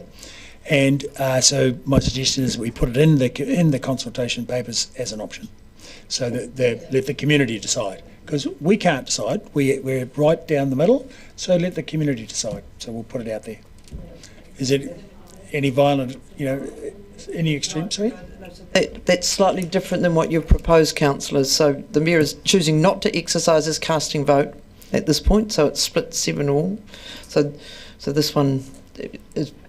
So you don't have it's to. still going to go into the consultation document for consultation. So what we will now do is, as per the earlier discussion, is we will draft a resolution around having this as a consultation option, but that's not what that says. And so we'll bring something back. Shortly, we've got something drafted. So this one technically loses, it fails, but with the Mayor is taking what is a pragmatic approach to this because you are split. It seems likely as representatives of the community it's worth then checking with your community on this, given this is about consultation. So we will bring something back as an option, but we just need to write that. So just give us after lunch. Yeah, after lunch, and we won't be going for lunch just yet. We're going to have a go. So thank you, councillors. And there was clearly a lot of time spent in debate, and I think we've got to the situation where it's best to discuss that with the community. Item 30 on page 220 of the agenda, the Vibrant Economy, the draft operating budget. We'll see whether this is 30, item 30. Because item 30, page 220 in the second book 2. Vibrant Economy, draft operating budget. So I'm just checking where we're at. So that's what you want to do next? Well, I was going to go 31, 32, 30, 31, 32. Okay, so the live music folk are here as well, but that's fine. We can. So you want a vibrant economy of the folk here for that? Yes. Yep, fine. Yeah, it's a draft operating budget. I'm thinking that those 3 will be relatively quick. Okay. And then we'll do lunch. Then we'll do lunch. Okay. Hopefully, we'll get through the 3 of them. So I don't know who's speaking to 30. Ms. Graham and Ms. Moran. Very good.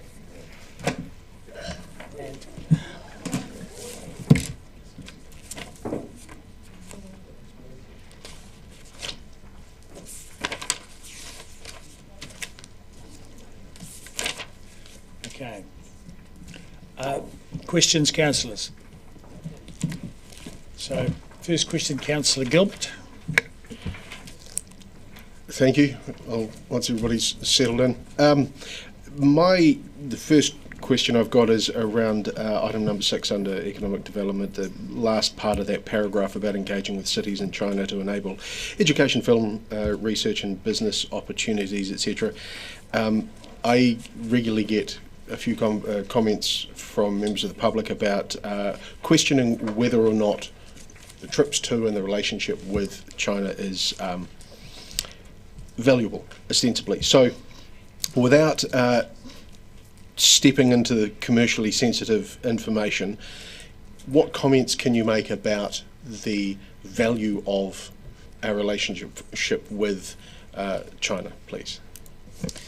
Thank you, Councillor. I'll pass this over to Fraser, but part of those trips are also part of our civic responsibility and sister city relationship.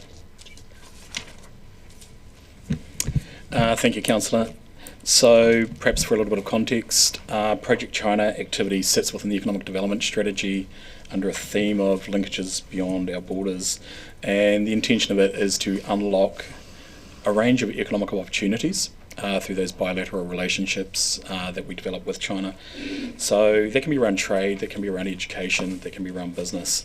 So the role that the city plays in that, for instance, in our relationships, our sister city relationships, through our delegations, is building a range of things. One of those is around political credibility.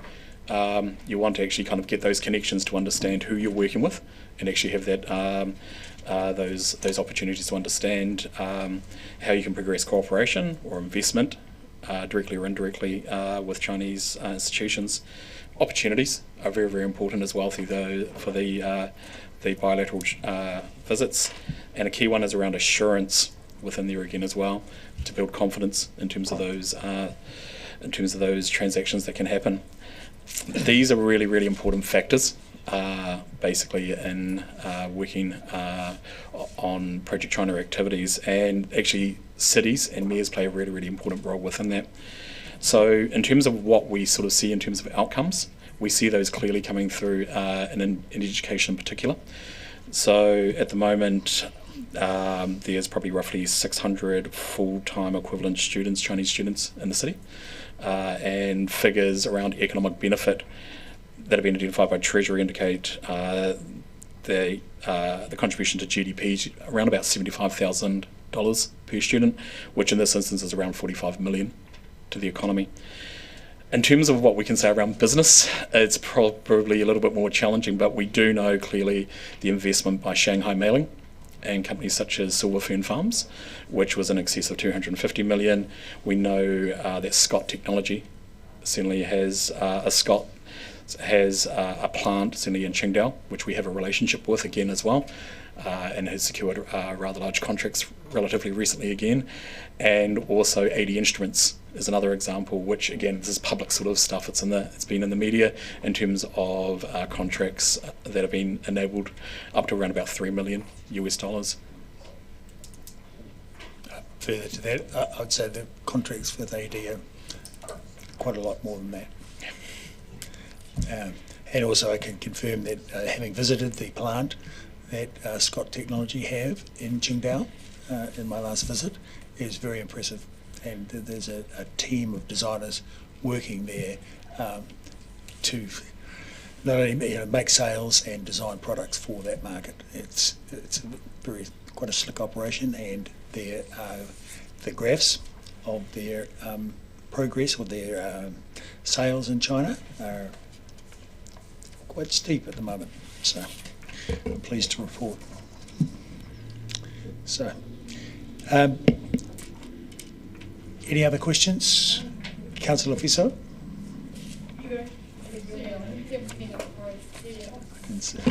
The destination plan, which we adopted in 2023, and there's a number of implementation plans coming to council to ask for funding to be implemented. Is that part of this budget? Is there money in this budget to implement the destination plan?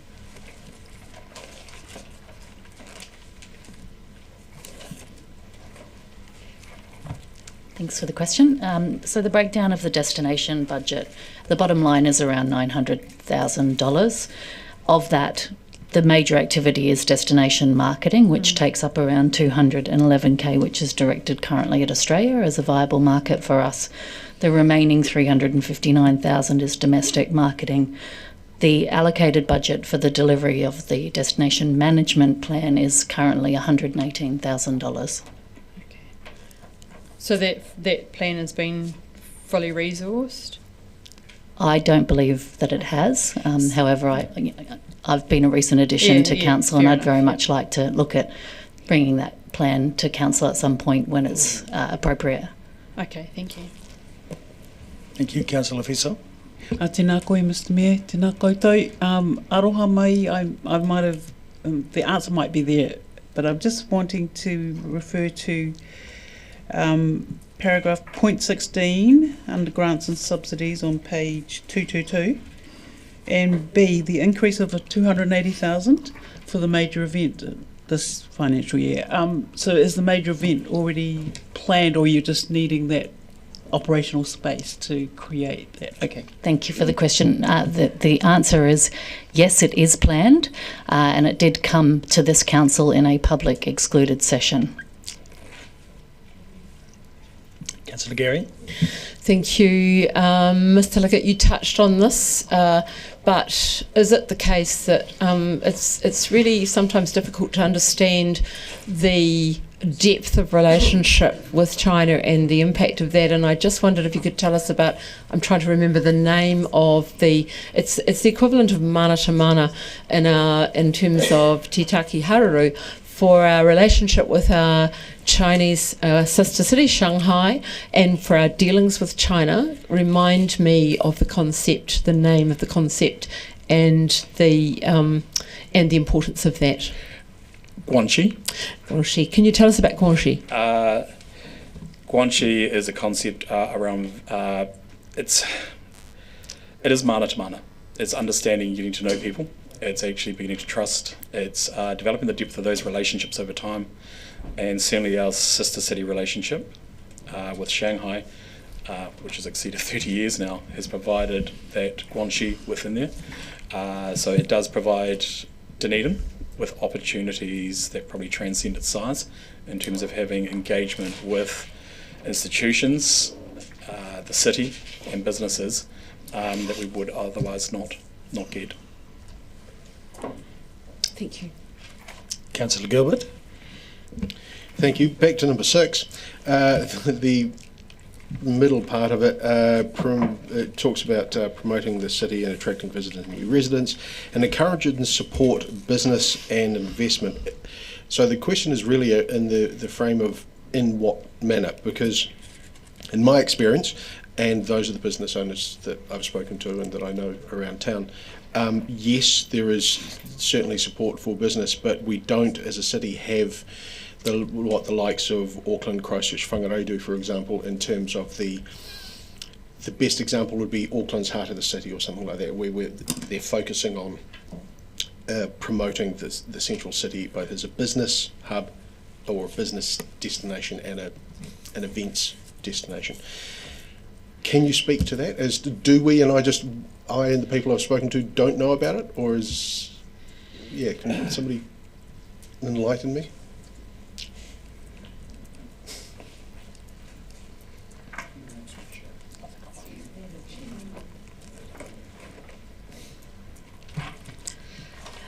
Enlighten's a strong word, but I'll try and explain it to you. So we do have a business events function within the destination team, and we actively work with our venues across the city to promote it at an aggregated city-wide level.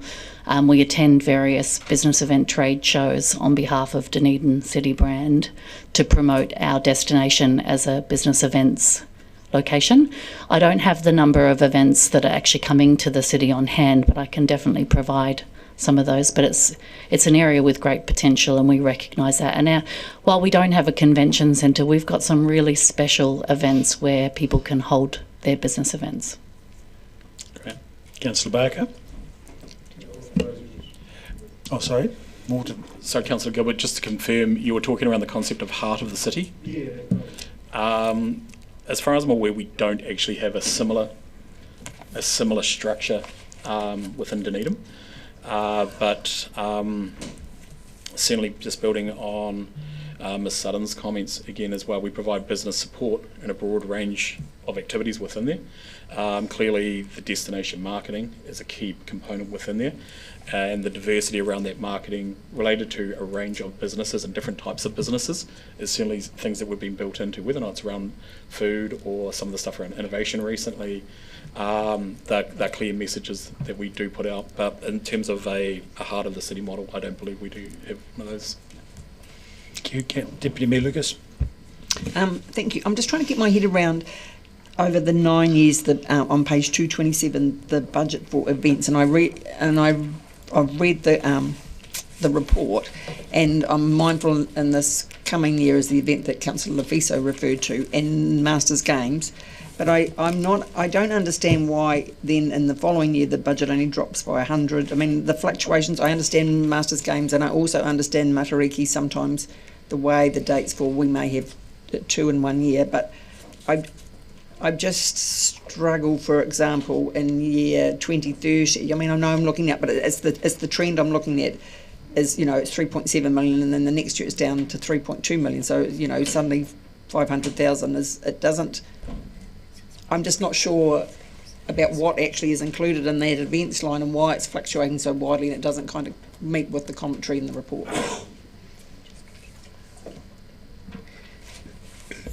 Thank you, Councillor. You've alluded to it in the fact that Matariki does have an impact on when we'll be realising that expenditure.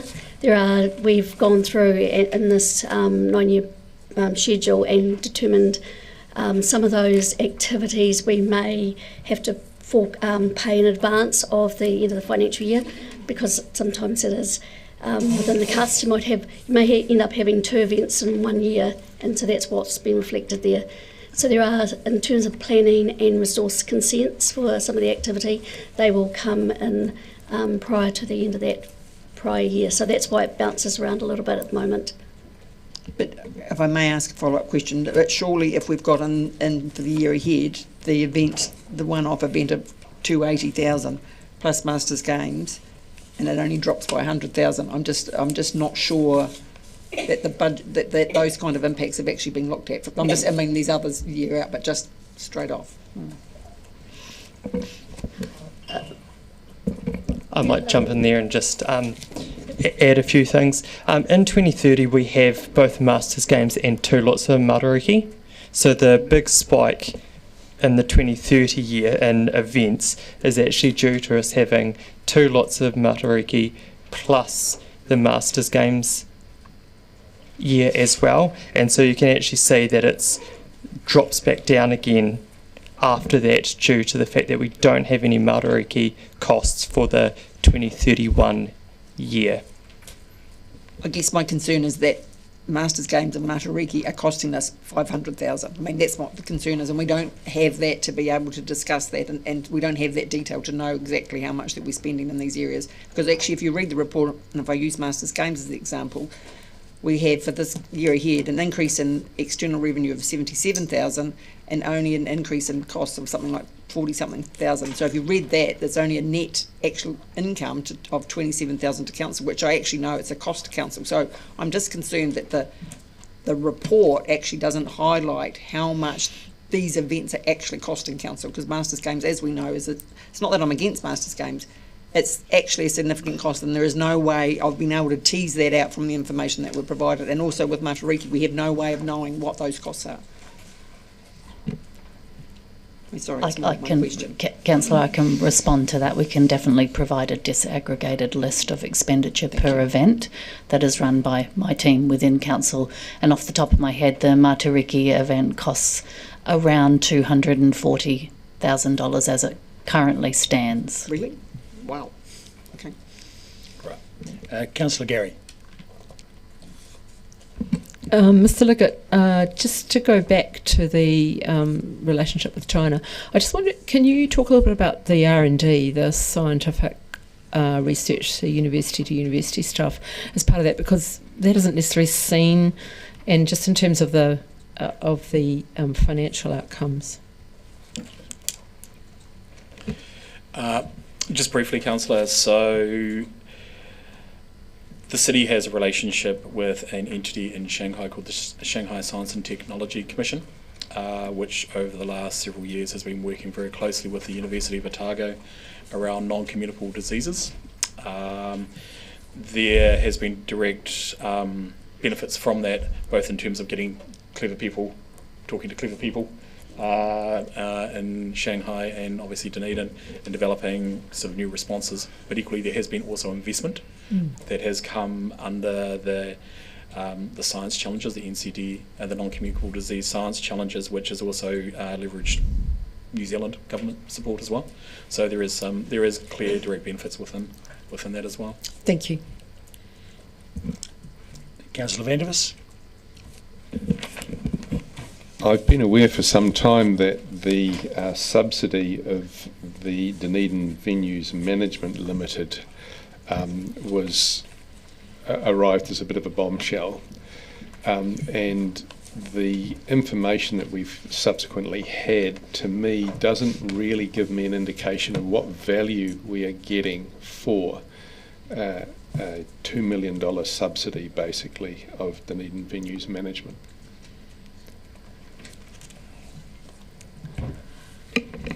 I can't necessarily speak to the value, but yes, we do provide that $2 million plus the $750,000 community access grant. And Councillor, as you're aware, there is a piece of work going on that is looking at the operating model for the stadium, and so until that work is complete, we do need to make some allowance for the outcome of that review, and that is what this budget does. Are you saying that we have to make this subsidy because the money's already been spent? No, that's not what I'm saying. In that case, why is it necessary for us to make this $2 million subsidy? Just looking at the CFO, who was working on something else, but she needs to just answer this as well. But as you're aware, there is a review going on. DVML and DCHL have signalled that there are some challenges with the operating model. As a result of that, Council is undertaking a review, and it is clear that there is something different going to be required of Council, and as an interim, until the review is completed, this money is that. Sorry, this money is what? Is essentially an amount of money that we are putting in the budget, subject to the outcome of the Ernst Young review, but money is going to be required. Why would we put it in the budget before we've had the review? Surely we'd have the review first and then know. But the review has already signalled, as you know, Councillor, the likely level of funding, so we are reasonably confident of the level of funding that is being applied. It's the other elements of the review that have yet to be finalised. Councillor Barker. Thank you, Mr. Mayor. I'm curious about the city marketing / tourism budget. In 2014, the budget to tourism Dunedin was $1.2 million, and that's 10 years ago. So I'm just curious, you said the figure of $900,000. Is that including everything? Yes. Oh. I can't ask another question. Sorry. Can I just make a correction there? It's not including staff. So it's all of the activity that we do. So whether or not the budget you're referencing includes staff. It did. I guess that the tourism industry have been very concerned that by tourism coming into council that it's getting less funding. So I just would appreciate understanding the total amount that council is spending on tourism funding. And I think, Councillor, if I can answer this slightly obliquely, but you'll know that Council has asked for us to review ED, which includes the RTO function, and as part of that, we will be looking at the spend engaging with the community and making some of those. There'll be recommendations back to Council, I'm sure. Does that also include the eyesight? Because it's costing $1.3 million to run the eyesight, which is concerning. Yes, it's a complete review of all the functions of ED. And so the timing just hasn't fully aligned with these budgets, so we need to have budgets presented for the 9-year plan, but the review will inform that in the future. Councillor Gilbert. Thank you. I've moved on 2 points. I'm now on point 8. In terms of destination, it's very much following on from what Councillor Barker was talking about. Destination marketing, etc., carries out destination marketing campaigns both domestically and to international markets. My read of that is that that is it sounds to me like it's more sort of advertising, articles, social media, that sort of stuff. Given that my far more limited than some of my colleagues' experience in tourism is you go places, you need to be there to talk to people. I mean, schools do it to get international students, for example. So I'm curious if you can talk to that. Do we go to places, or do we ostensibly just send print? Yes, we do go to places. So in terms of the year ahead, we have 12 events planned to attend. Those include events relating to business events, events relating to tourism, and essentially they're centred around building relationships with inbound operators and tourism providers. So relationships are fundamental. My personal view is that a marketing alone will not achieve the objective. We've got a trip planned to southeast Queensland to support our airport and flight from Jetstar. So we will be meeting with several inbound operators. We'll be meeting with the destination team in Queensland as well as their airport, who have already been here for a hui, which is great. Nothing replaces that face-to-face relationship building, in my view. And we also attend international media summits where we build relationships with independent writers, and then we bring them into town for familiarisations, and they generate. We don't see them as much in town because they're for outside markets, but you will have seen the media report as part of the last Economic Development Committee. That's what they generate, building those relationships, bringing them into town, showing them the amazing city that we are, and those are targeted all across Australia, domestically and to other countries. So, long way of answering, but yes. Cool. Very good. Councillor Fiso. Nā koe, Mr Mayor, tēnā koutou. Aroha mai, this is sort of not focused directly on the budget, but just in terms of organisational, institutional memory, and you know, in other council meetings, we hear from officers that we started to, you know, in the redrafting of things, we started to look at the organisation's history as to how this came to be. Given that Matariki was a community initiative and it was under events and community something development, is there in the organisational documents the recorded history of how that came to be, and it was actually called Puaka Matariki to differentiate Ngāi Tahu's approach to, as opposed to the rest of the country? Thank you, Councillor. Yes, I am aware of that history, and Puaka Matariki still happens today. So part of that budget that was spoken about is allocated to grassroots activity, as well as the signature event for a broader audience. But we absolutely do not want to lose the community side of this celebration. Okay, Deputy Mayor Lucas. Thank you, and this is possibly a question for the Chief. Just further to my other question then, just trying to get a handle on Masters Games and what the impact is to Council. Will that be captured in the review of economic development activities? Will that be part of the review? I've made notes actually based on the conversation here to ensure that it does get captured, because I think there was some, especially given how the event seems to have changed, it's probably useful to make sure it gets wrapped up. Okay, we've covered all the questions. I don't see any more. Wonderful. Thank you very much, everyone. Now, Councillor Gary has indicated a willingness to move. Do we have a seconder for the motion? Councillor Houlihan. So it will go up on the wall, but it's in your agenda papers, basically that Council will adopt for the purposes of developing the 9-year plan, the draft operating budgets, funding impact statement and fees and charges. So, you know, as we've already got written. So,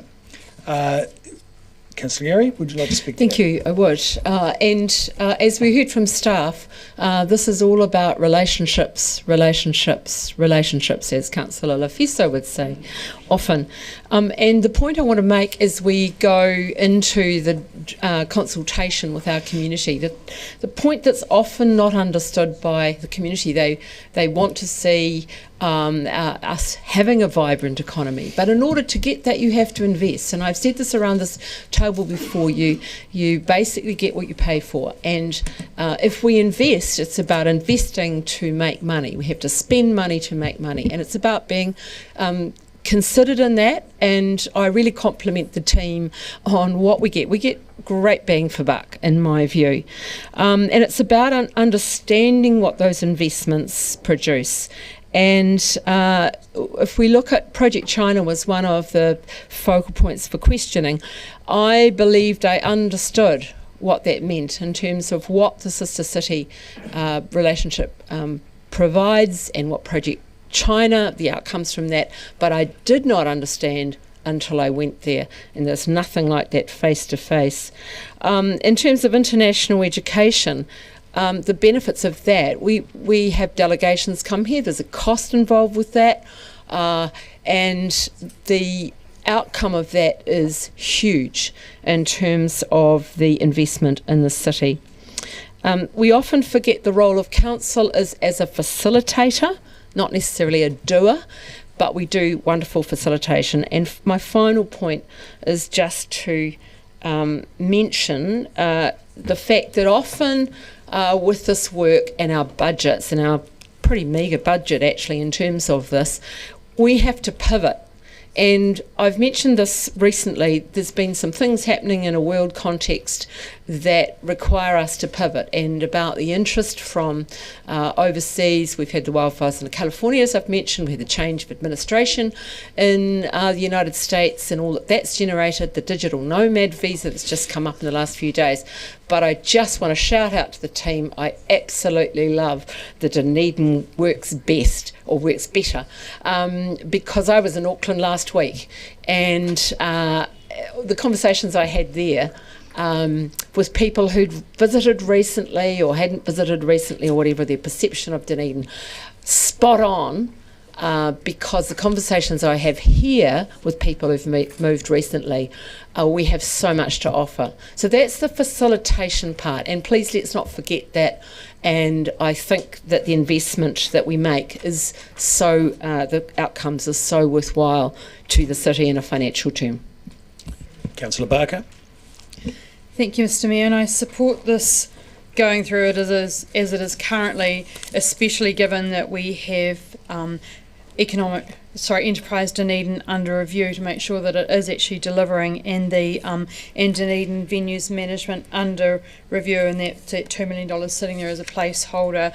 I did ask about the value that we've invested in tourism, and the tourism industry was very nervous when tourism came back into council in 2014, and that's why I was concerned that $1.2 million was invested 10 years ago, and now it looked like 900 plus staff. So I'd be very interested to get that number, because we all know that tourism leads a lot of economic growth. In my heart, I would like to put more money into economic development, but however, I don't think we can do that until we've had the outcome of the review, and also until we've had that economic development strategy put together as well. The community have certainly signalled that they want us to invest in economic development and want to get the city going. I also, it links with the charging at the institutions, because I did mention the destination plan and whether it was funded to be implemented. We've got a lot of other departments coming to us and asking for money, and I'm very concerned that we haven't put in the implementation there. There was one about investigating the benefits and burdens of cruise, and this links back to the charges at the institutions, is that actually those 190,000 people, cruise visitors, do add a burden. So how do we create a benefit out of that? And also around product development. So I do think we need to focus on delivering the destination plan and making sure that's funded. So I think the review will help us look at how we do that. Councillor Van der Vis. Councillor Gary has said that she believes that this is about relationships. and that's her view, and I can kind of see why. In my view, however, I think it's about the money, and relationships that need to be purchased. I'm very concerned that we've got personnel costs of over $3 million, and I'm also been long concerned about excessive staff costs and major stadium purchases that were not appropriately signalled in advance, in my view.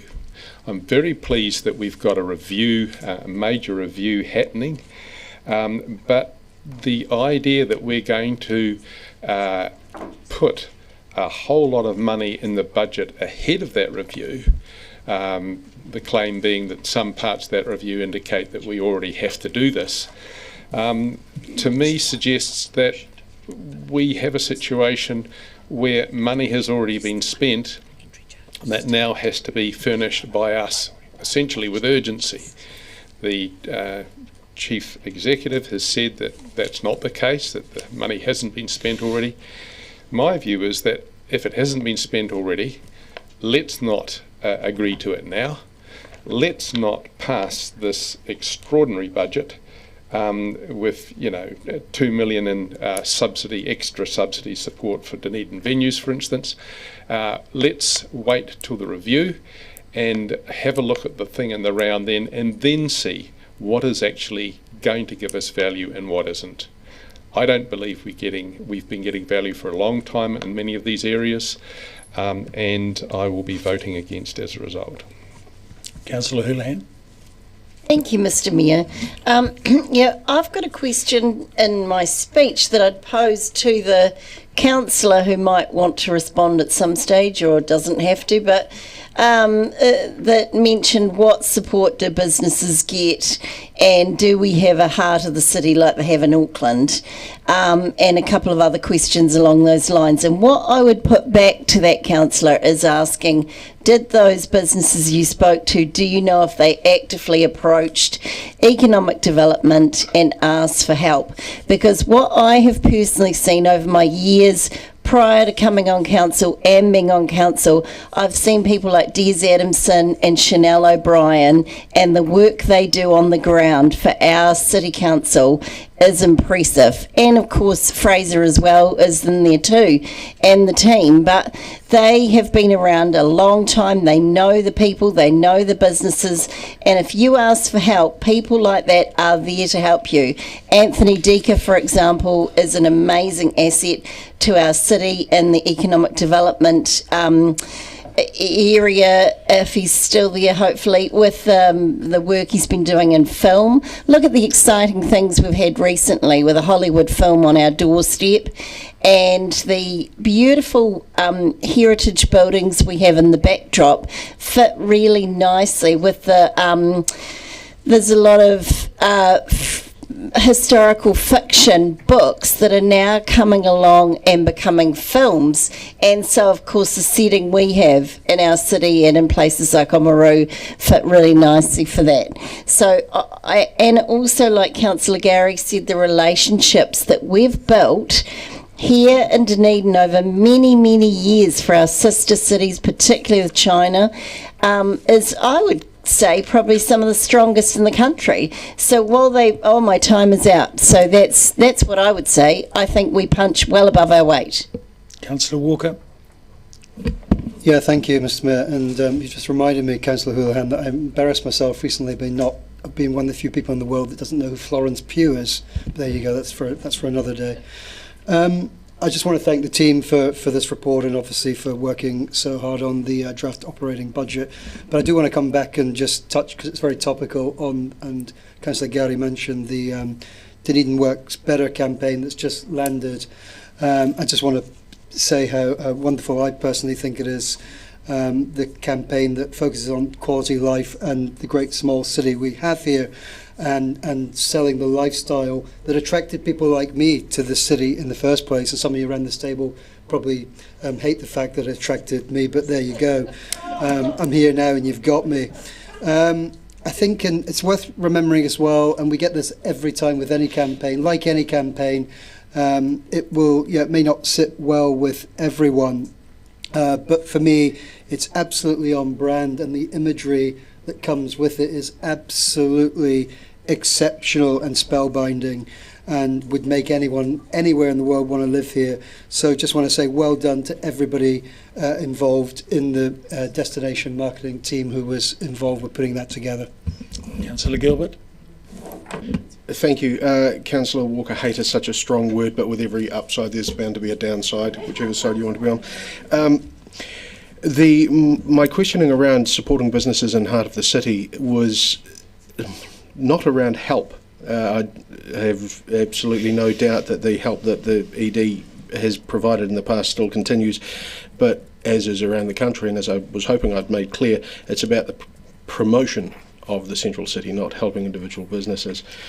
And that's something that I will be reaching out to Mr. Collins. I don't believe it is something that the DCC specifically need to do, but I will be reaching out to Mr. Collins and Business South and seeing if they have anything, and if not, whether we can do something about that. I too look forward to a review, or the review, because I think that we need to be able to steal from some advertising, which, by the way, the one that came out that Councillor Walker referred to, loving that.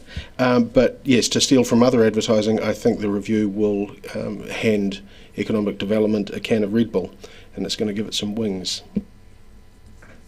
Okay, I don't have any further speakers on the list. Right of reply, Councillor Gary. Oh, thank you. And yes, it is about relationships, which lead to money. And if we want good financial outcomes from ED and the work that ED does, then we have to invest in it, and we have to invest in the people to deliver those outcomes. And I'm always impressed by the range of services that we provide.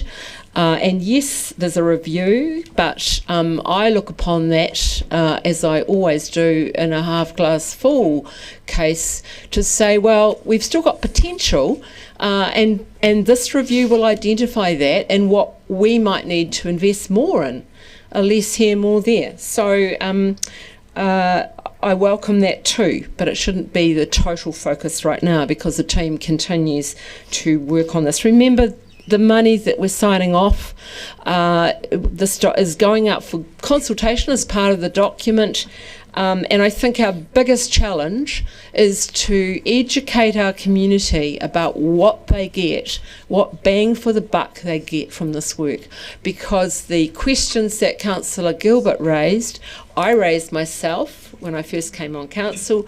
People in the community raise exactly that kind of thing. They don't necessarily see that, and with the campaigns we run for other people, our community doesn't necessarily understand that either. They look at it through their eyes rather than the eyes of people outside.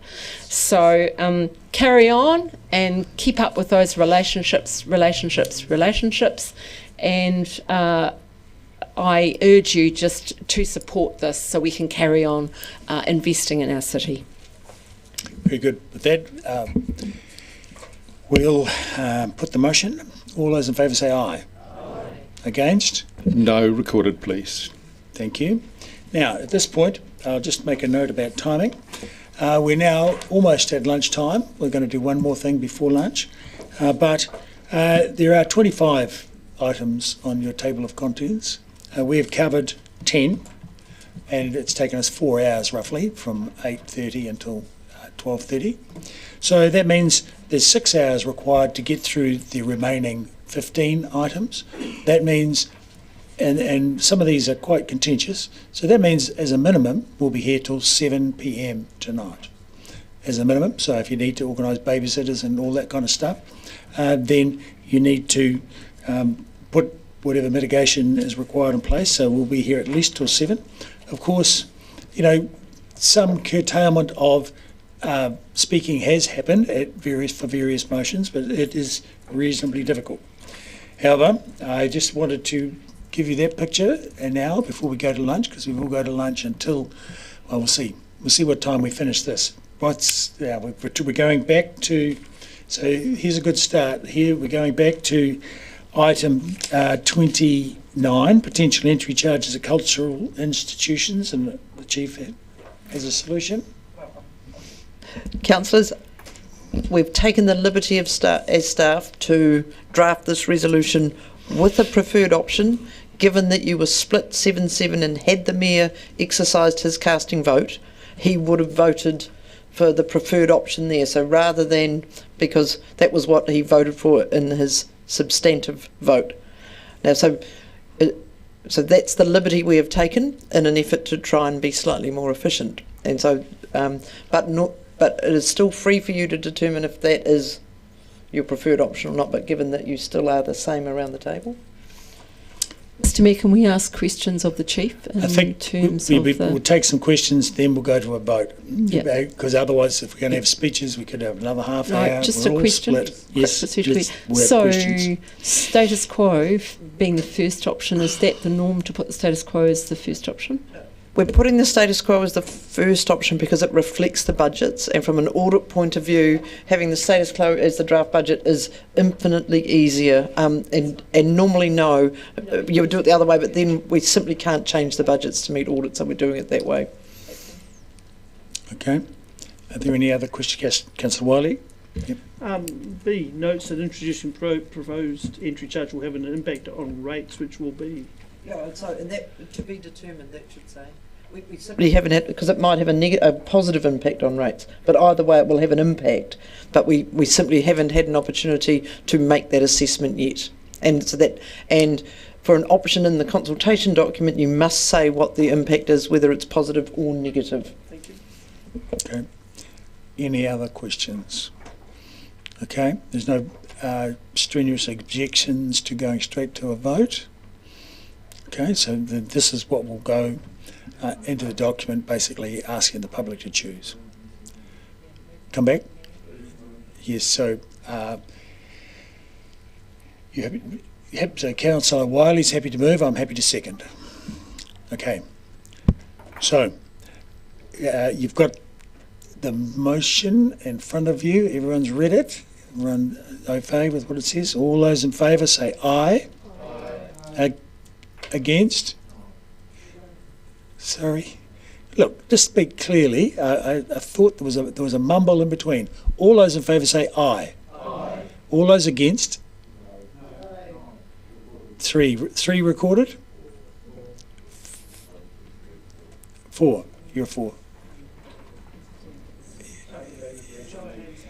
Yeah, look, we're going to have to take it by division. It's all right. I thought it was going to be straightforward. Let's do the division.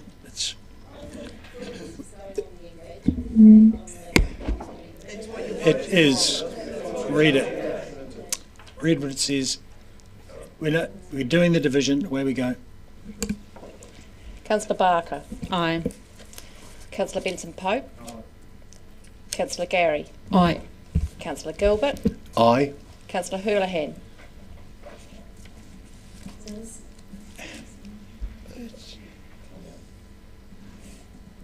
Aye.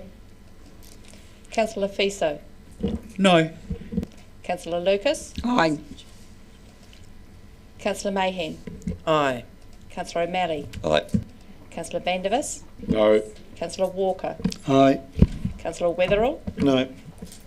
Councillor Wiley. Yes. Mayor Raddick. Aye. Motion is carried 10-4. Great. Now we'll go to lunch, and please come back at 1:15, which means, 30 minutes just. Oh, do you want to? 20 past or 25 past is a range of things that will speed the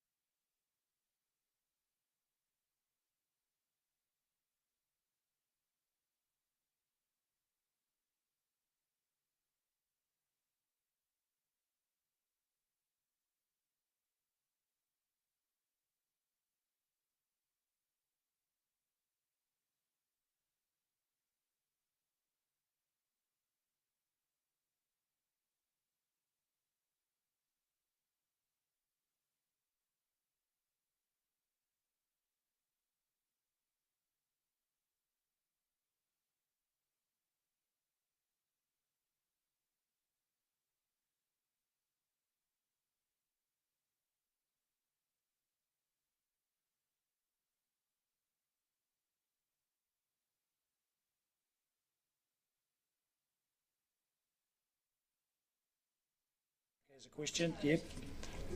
This is item 27. Yep. My question was just around how many staff are there currently in the Creative Communities team? Including me, there's 3.5. Thank you.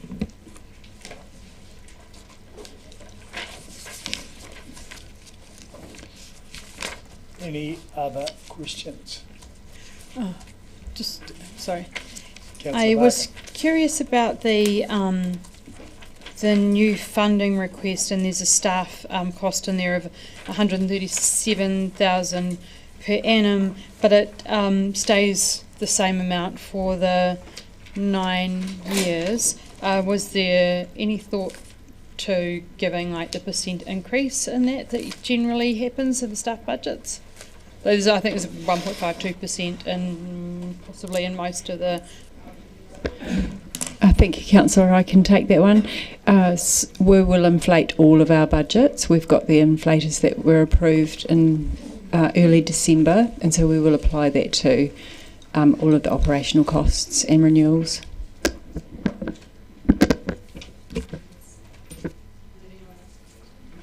No, if he's not, Councillor Walker has a question, then we can come back to you again. I just want to make it clear and indicate that I've already sent through a motion on this. Yesterday, actually. Was that to everyone? Or? To move option 1. It was sent through yesterday. Did you?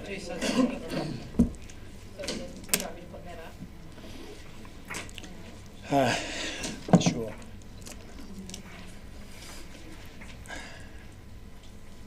And I think, Mandy, you've agreed to second that. Yes, I'll second that. I'll just finish my question, which was just around in some other budgets that are asking for extra staff and implementation plans, they've just got a short period of time, like the Heritage Action Plan just asked for 2 years of funding to deliver the plan, and given that quite a large percentage of the plan is already being delivered, I just wonder why it's for over the whole 9-year period. So I can answer that in terms of over the past year that the OLMAP, and as you rightly say, a lot of it is included in BAU. So the mahi is being done. It is being done at a very basic level. There's lots of scope to do more, and there are additional actions in the pipeline which would come on board, which would require additional mahi.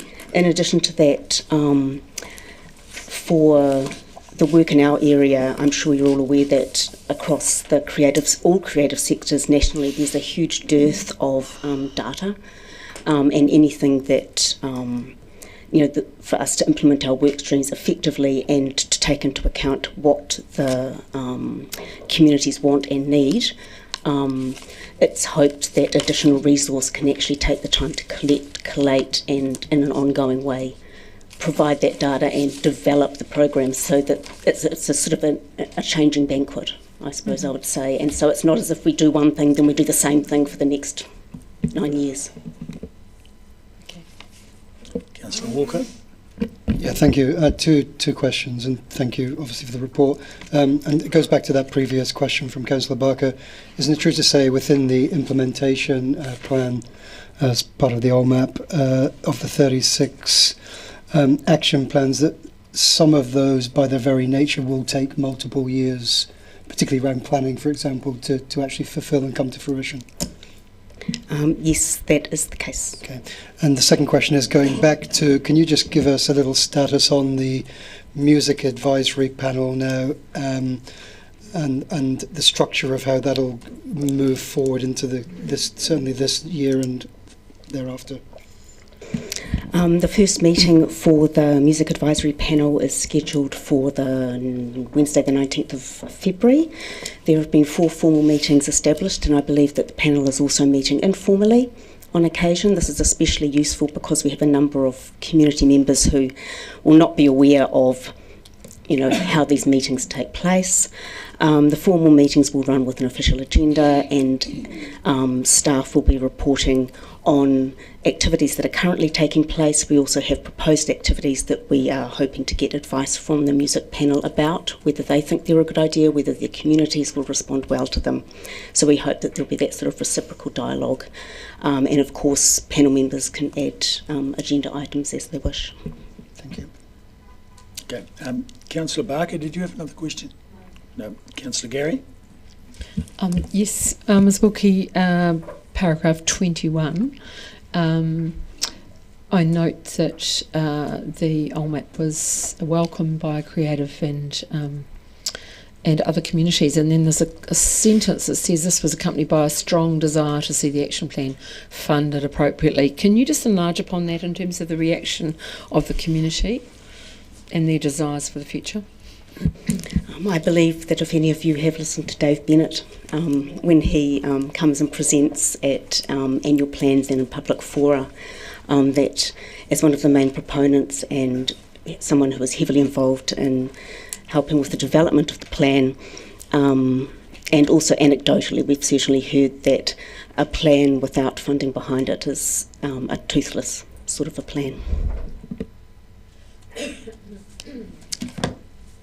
Councillor Eklund. Thank you, Mr Mayor. So this budget up here, which I assume is not already in the draft plan, or is it? Is that already in the draft plan? It's not. Is that the only quantum of money that's required for this particular pathway? There are outstanding. There are 4 actions who. And as it says in the report, there is the possibility for those to be funded through any reallocation of funding through the grants review. So it would be using pre-existing funding. It would be no new funding. So this is at present, the only new funding that is required. Thank you.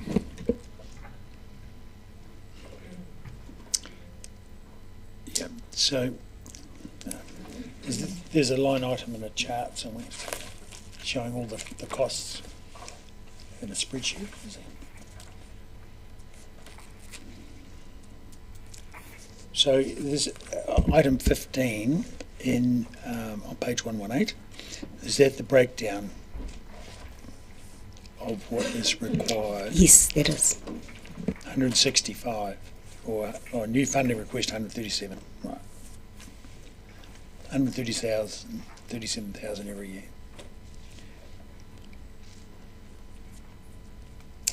So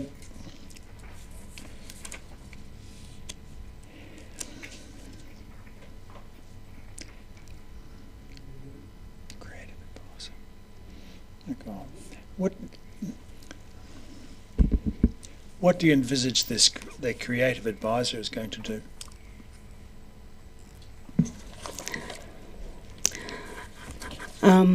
What I would expect the creative advisor to do, our music advisory work does fall across the full team, but I would expect that the creative advisor position would be someone who would, I've got the wrong one in front of me, who would actually work really closely with the community and probably with the music advisory panel to build relationships and listen and learn from communities exactly what they want, and the new position will be integral to developing ongoing plans and work streams. For example, at the moment we have some very basic music advisory or music workshops that are in plan. I would expect that they would extend those. They would extend the mentoring of young musicians and practitioners that we already have in place, albeit just at a very basic level. I would anticipate that their role would be to gather information, develop relationships, and actually help develop the sorts of programs that really are fit for purpose. And at the moment, the team doesn't have the capacity to actually undertake that intensive research, that qualitative research that actually will inform our work so that we actually do what the community wants. So how would the the efforts of this person be measured? It would be through the implementation plan, so the outcomes would be met, and in addition to that, they would, of course, have their key outcomes that would be in their job description. It would be the same as their performance development review and any. So this is nearly $100,000, so $91,000 for this person, and what are the desired results? Because I have heard, talking to the community and talking a lot about music, and yes, we're going to. It sounds like a nice thing to do, but what are we really trying to achieve in terms of the live music that Dunedin experiences as a result? What do we expect to see? I'll just jump And in a little bit before you carry on. So there's a whole range of activities to do with planning, district plan, the music precinct, all of those more technical things within the organisation that we are maintaining relationships within the organisation and outside of the organisation, but a real direction and a real person to drive some of that work is just not happening at the moment. And that is one of the key aspects that we have heard from the community around the music precinct, around the regulatory part of the work of council with the music community. So that's one aspect of work that hasn't advanced as part of the plan and the implementation plan that we really need someone to be moving that along. But there are others that you can probably speak to as well. I'm really asking, what do you have in the way of measurable outcomes? We have the implementation plan, so we report against that to the Music Advisory Panel and to the Community Services Committee. So, sorry? And the staff member will have a manager, so they will set up a program of work. The staff member will have regular meetings, report against that, and their performance will be judged by that. So, is there any expectation that there'll be a result in the community? the result will be for this the implementation of the music action plan, which is what council has approved. Yeah, so how much action will we actually see? How much live music will we get in the community as a result? Anything? That is entirely dependent on whether or not we can do the work. Yeah, but you're aiming, one would hope you're going to do this work aiming for something. No? You're just going to do a whole lot of talking and hope that something happens. Is that what's happening? Mr Mayor, I think what staff are doing is presenting a report based on an implementation plan that council has approved, and advising that with current resourcing they can't give effect to the outcomes and actions that council had put in that plan. I think saying it's a whole lot of talking, I think is a wee bit unfair of staff, Mr Mayor. I'm just asking for some actual outcomes, and I'm not hearing any. That's what I'm asking for. Anyway, we have other questions. Councillor Ackland? No? Yep, very good. Councillor Walker? Yeah, just further to that, and I'll ask carefully here, staff. So wouldn't it be fair to assume that through the OLMAP that we have approved and through the implementation plan that we voted and approved on, that in essence this is almost a template for a set of KPIs for a future person taking up that position? Is that a fair comment? That's correct.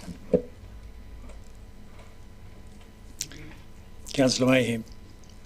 Thank you. Would it be true to say that the 36 actions outlined in the Live Music Action Plan are the outcomes that we're seeking to manifest? Yes, that would be right. Councillor Houlihan. Thank you, Mr. Mayor.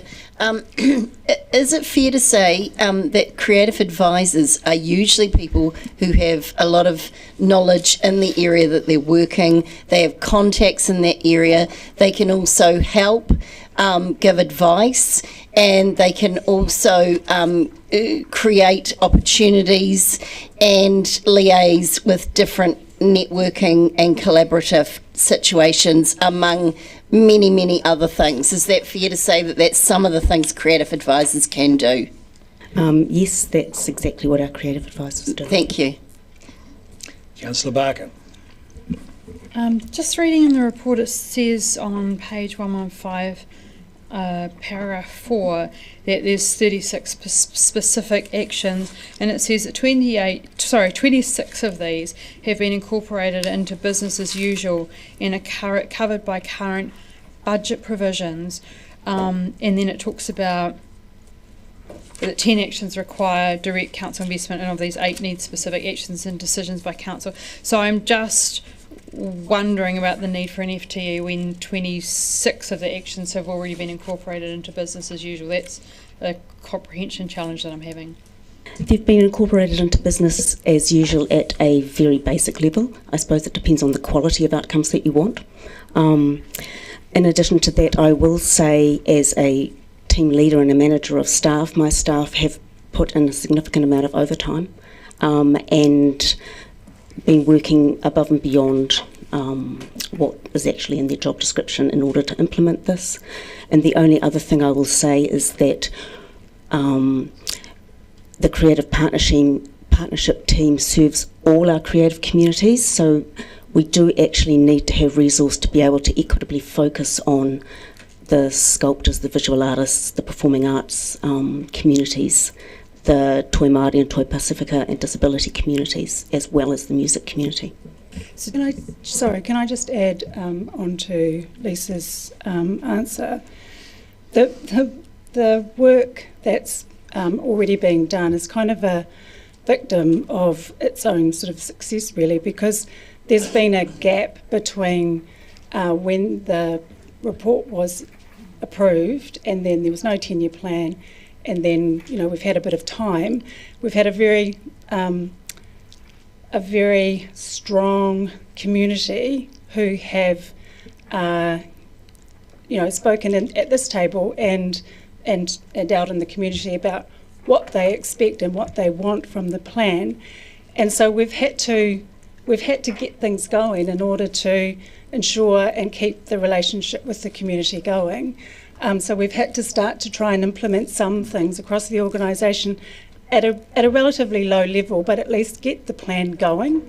And so what we have here is an engaged council staff who want to implement the plan, who are engaged with the community, a very strong community, and have gone above and beyond and done some things. But that isn't, that's not sustainable, ongoing for anybody. If we want to implement the plan, we actually need the staff to be able to do that. We have done some things, but that's kind of because we had to do something. Otherwise, we would have done nothing, and then the community would have been even louder. I hear you. We've got a very large tourism community about our implementation plan there. So I guess my question is that it's 1.5 staff and it's coming under the music implementation plan. My question then goes to the creative. Sorry, have we done that one? The general budget request. So I just wonder why why this has come as a specialised budget request for 1.5 staff, when it's sort of saying that it'll actually go across all. Why didn't it come to the budget? That's the creative city budget. Sorry, I just can't find the name of it. Have we done it? This is actually the requirement for a music advisor position is 0.35 of the actual action plan that was approved by council. it says DCC to provide operational resource, including new staffing, to coordinate and deliver the live music action plan across the DCC. Asking about the creative and cultural vibrancy draft budgets and why it wasn't part of that discussion. Well, I guess because the answers are sort of making me think that it's not just about the live music action plan, it's a pressure on staff resources because there's 1.5 staff members being asked for, so I'm like, why didn't it come in the creative overall? We need more staff to deliver this stuff, including the action plan. So there was a reference to it, I believe, and said, because we've gotten slightly out of order, because we're slightly out of order, the narrative I think has been lost a little bit, but there was that overarching budget with reference to a couple of reports to fund some of those options that were presented in those budgets. So, but remember, you've got your overarching resolution. That means that if you think there's an issue with under or over resourcing in an area, you have that overarching resolution that will allow you to modify anything that you've done during the course of the 3 days. And I'm not necessarily encouraging that now that it comes in my thinking of the time that might take. But that option does remain open to you, and at the end, the final resolution you will move is confirmation of the budgets in their entirety. So there's... Yeah, my struggle is that looks like creative need another 1.5 staff members, but these are being put in the live music advisory implementation, which is a lot of resource for an implementation plan for a very targeted area. So if I could ask your question, respond slightly. So you are suggesting that the creative team, so what's the proper, sorry? Creative partnerships. Marvellous, sorry, my bad. So that the creative partnerships team be resourced, have their resource increased, but not necessarily specify the delivery of that plan, not tag it as a plan thing. Is that what you were suggesting?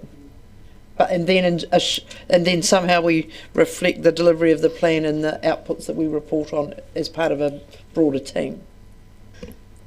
That sounds terribly complicated. What I'm struggling with is 1.5 FTEs for a live music action plan, which is a small percentage of the work that the creative team are being asked to do. So I can't resolve it. If I could, Mr. Mayor, just bear with. But you are suggesting that the team needs additional resource in the round for what it's delivering to the creative community?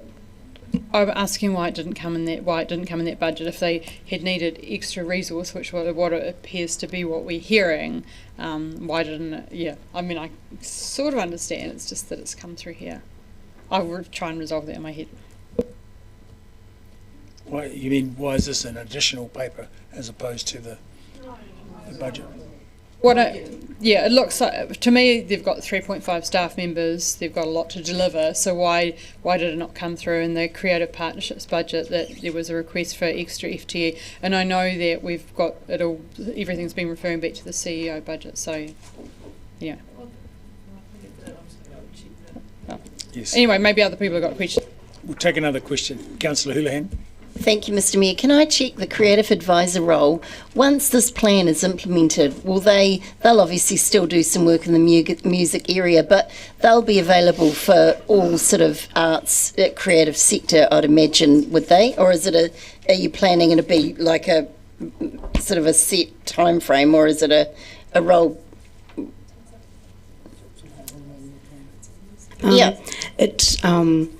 It would be somebody, and it would also depend on the team makeup, but somebody who would be able to put the focus, because we have a very specific plan that needs to be delivered, they would be able to work alongside the team to ensure that it's delivered not just adequately but appropriately.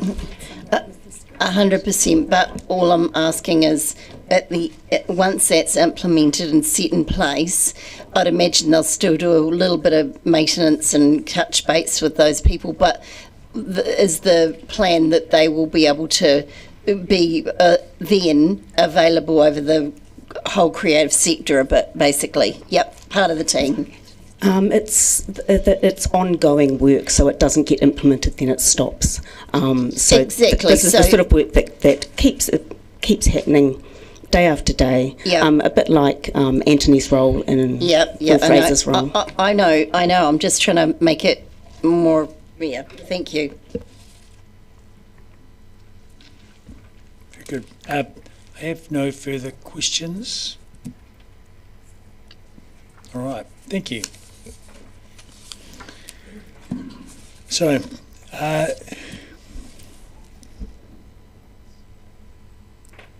we have the motion as we see. You'd like, we moved by, second is Councillor May, yes. So moved, Councillor Walker. Yes, would you like to speak to it? And you'd like to speak?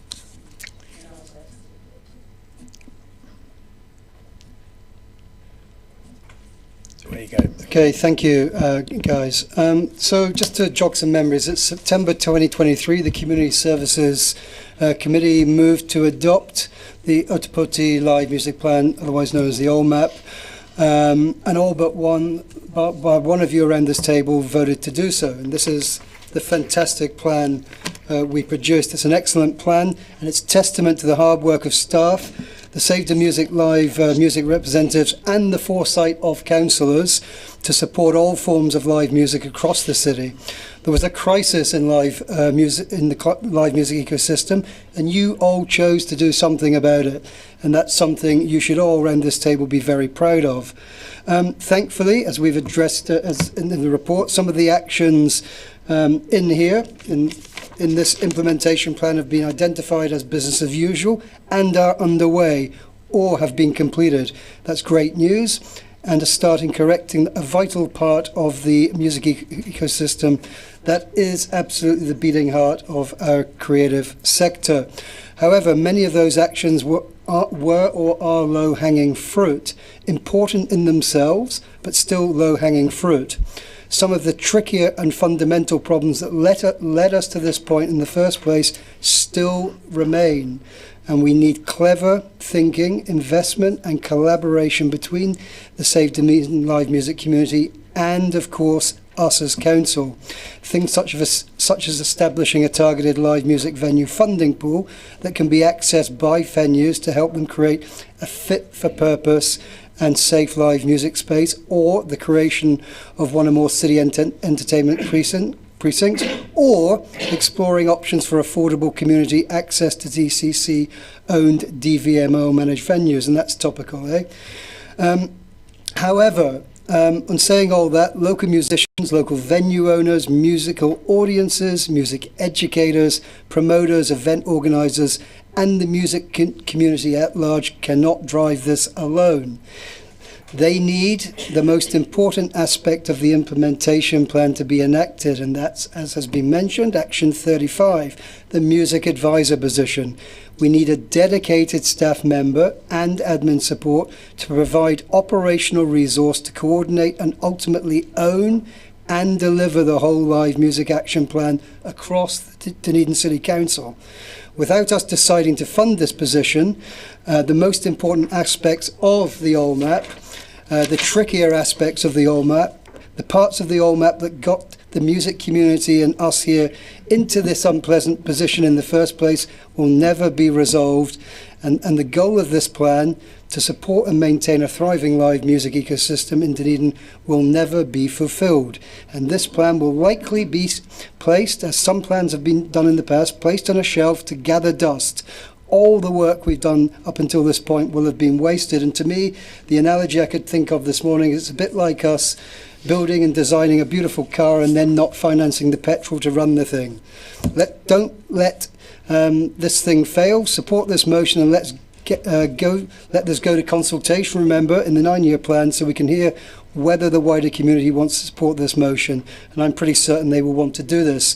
And in the short time remaining, there's also something about Action 8 on here, which is the is not a great financial ask, but is vitally important to the music community. It's about supporting the increased activation of public spaces and green spaces in the cities for music festivals and live performances, and not letting onerous bureaucracy get in the way.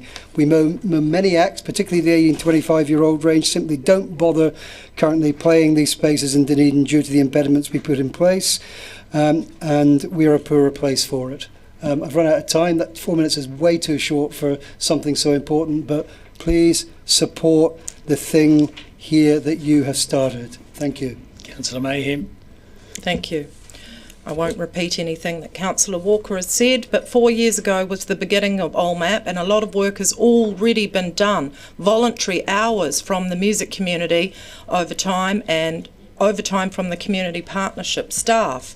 No remuneration on the advisory panel, so we really need someone who will drive these actions. The nation is watching us. Dunedin is leading the way here, and this will be a recipe for other cities to follow.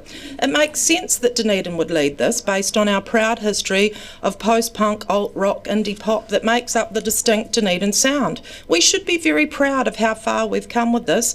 In fact, this is the Live Music Action Plan is something to celebrate. Commendation and recognition to staff and to the music community for the work that they've done, meeting as frequently as fortnightly to do this mahi. Considerable volunteer time and effort from the music community. They're very passionate about this. Save Dunedin Live Music conducted their own meetings with members of the community, the industry, venue owners, students, music advocacy groups, promoters within Ōtepoti, but also across New Zealand and internationally. The consultation was very well received. Everybody is on board. We need to address our noise control policies and town planning practices, and this has always been the priority, hence the commissioning of the Styles Group report to evaluate these policies, practices and regulations. So improvements to planning and regulation remains the primary focus of the group.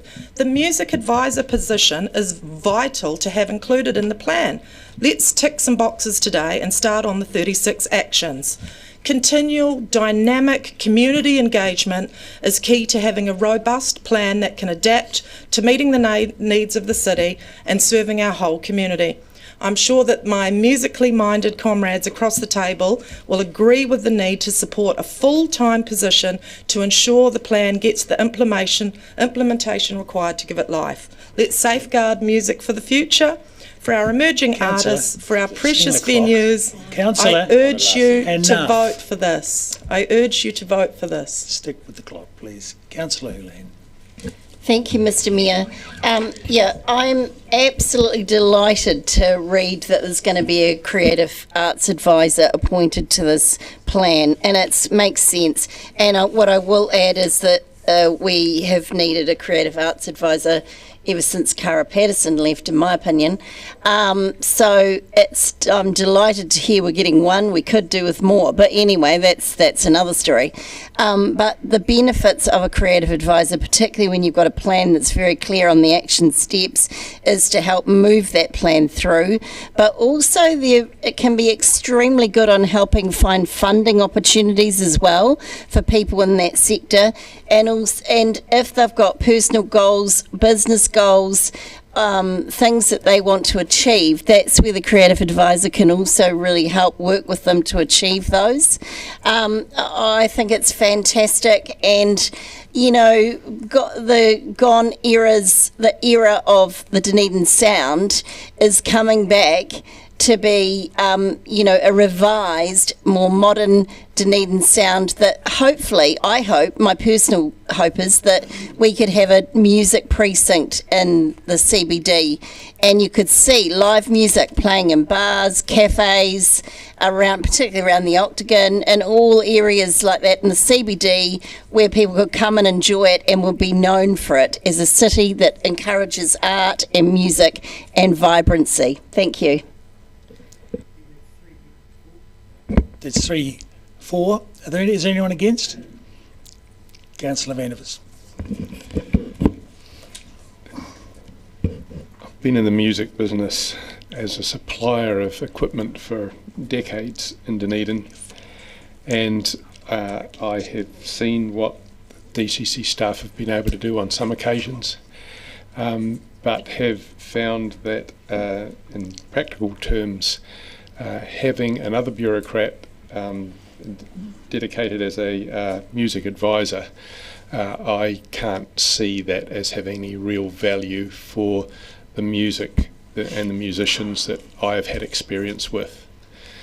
The low-hanging fruit has already been taken. Apparently we've got 3.5 staff there anyway. If this relatively small amount of money, and the reason I'm not too worried about this one is it isn't a massive amount of money, but it's still another staff member, and it's not a staff member that I think is going to actually make an enormous difference. If there was the same money perhaps put towards a subsidy of a practice room, or if it was put towards access to somewhere where there could be kind of underground garage bands or whatever playing, then I think that would possibly make a difference. But another staff member is not something that I think is really going to help. Councillor Gary, well, we've got 3 for but 1 against, so no, in terms of against, no, this Councillor Gary, Ackland, and then you. Mr. Mayor, I'm for, so. Yes. So you're on to against now, aren't you? No. Well, it's not the object to stack up 3 fors and 3 against, but the previous motion where I cut it short, we did. Okay, so you're saying go ahead. 3 against, so you're saying go ahead? Yes, go ahead. Okay. I'll be as brief as I am. Yes. I want to start by thanking Ms. Wikaira and Ms. Wilkie. I think there was an unintended insult previously, but I just want to say really value the work of you and the team on this over a very long period of time. We're very happy to trumpet from the heights the talent in the city, the musical talent in the city, and I've heard Dunedin Sound mentioned several times so far. But live music takes many forms, from the classical to punk rock.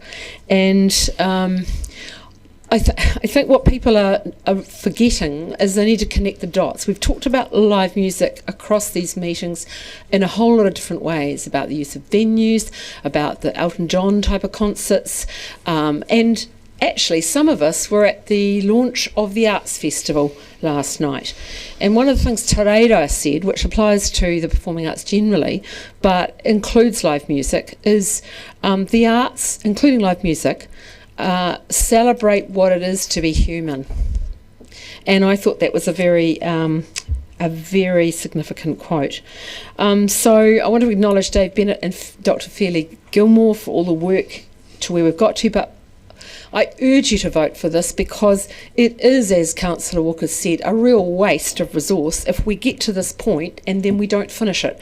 So again, my mantra of let's finish what we've started applies to this piece of work. Otherwise, we've wasted resource in getting to this point. Thank you. Councillor Eklund.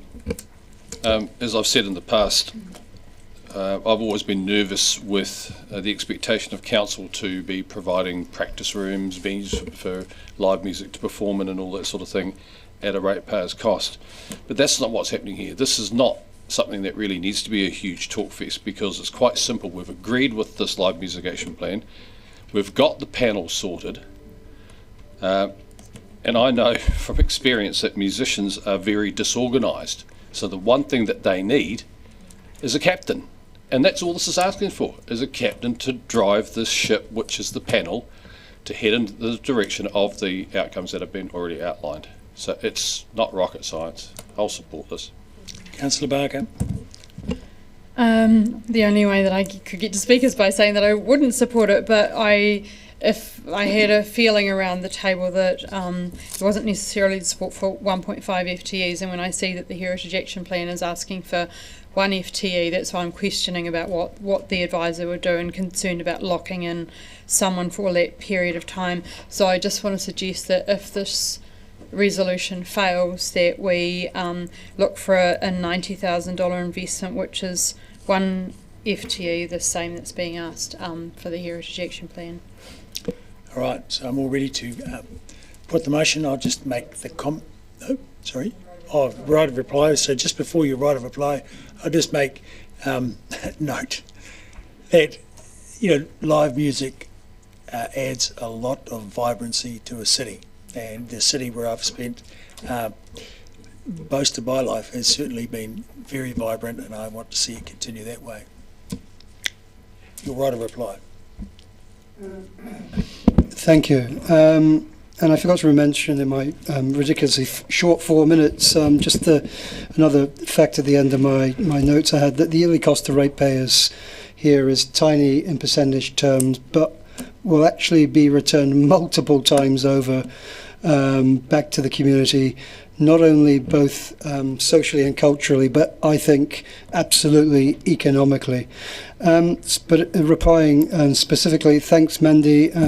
We should be proud of where we've come to resolve a problem that speaks to the creative heart of the city. But and I'm not saying you did this. In fact, you don't. You're the absolute opposite. Let's not underestimate the efforts of the music community in getting us to this point here. And to Councillor Houlihan, thank you for your support. Councillor Gary, yes, we are keen to, I think what you were saying is we're very keen to jump on the back of a music ecosystem when we promote the city, so let's back it, and Councillor Vandervis, you've sadly voted against actually adopting this plan, so not a great surprise that you'll vote against this, but ironically, in response to what you said, part of employing this staff member will be to look at things like getting practice rooms across the city. So that's potentially a great outcome that will tick your box. And Councillor Ackland, thank you. I think you're spot on there. We absolutely do need a captain. And finally, Councillor Barker, my dream here is that in about 9 years' time, the person who's employed as the advisor will sit here and look at all of us and go, "Hey guys, done it. They're all done. 36. Done. I'm out of here." Great. I hope he doesn't that. I hope he introduces loads of musicians to the town. We'll take it by division. Councillor Ackland. Aye. Councillor Barker. Aye. Councillor Benson-Pope. Aye. Councillor Gary. Aye. Councillor Gilbert. Aye. Councillor Houlihan. Councillor Fiso. Aye. Councillor Lucas. No. Councillor Mayhem. Yes. Councillor O'Malley. Aye. Councillor Vandervis. No. Councillor Walker. Aye. Councillor Wetherell. Aye. Councillor Wiley. Yes. Mayor Raddick. Aye. Carried 13-2. Thank you. Now I think, Chief, did you want to talk about something else? All right. Mr. Mayor, can I ask a that's good procedural? idea. Can I ask a procedural question, please? Yes. I thought we agreed at the beginning of the meeting today that we were doing 3 speakers for and 3 against on every motion, so I'm kind of confused. No. And I think many of us around the table are very confused. And that's what we've been doing up until now. We've been doing 3 for and 3 against. Am I? No. I know Councillor Gary and I. But that information said where possible, didn't it? Or practicable. Well, okay, look, we'll best discuss this. So, standing orders, I've got this from standing orders. If 3 people speak for a motion, then I ask if there's anyone against, and if there is someone against, then those against, if there's 3 people for, then I'll put the motion, right? So I've had that a couple of times. But if there's an even spread over our most divisive motion, we're split down the middle. But then, so I took it by division, and lo and behold, it turned in 7-7. So, Can we have a 2-minute adjournment, please? yeah, I think it's tricky, but yeah, so seconded Councillor Mayhem, all in favour say aye. Cameras off, please. Yeah.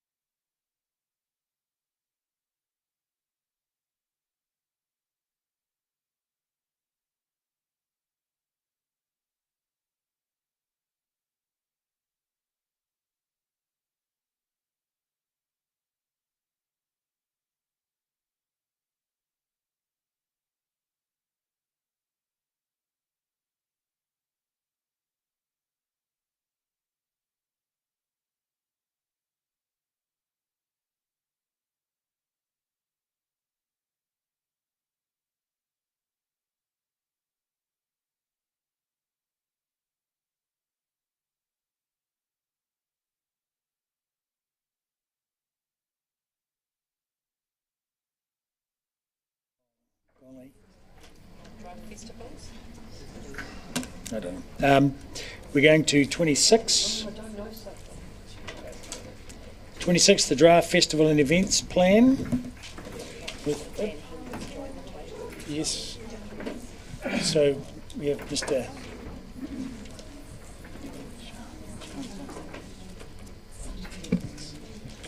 So, Ms. Moran, Ms. Sutton and Mr. Hendra. Now, I'll just go back to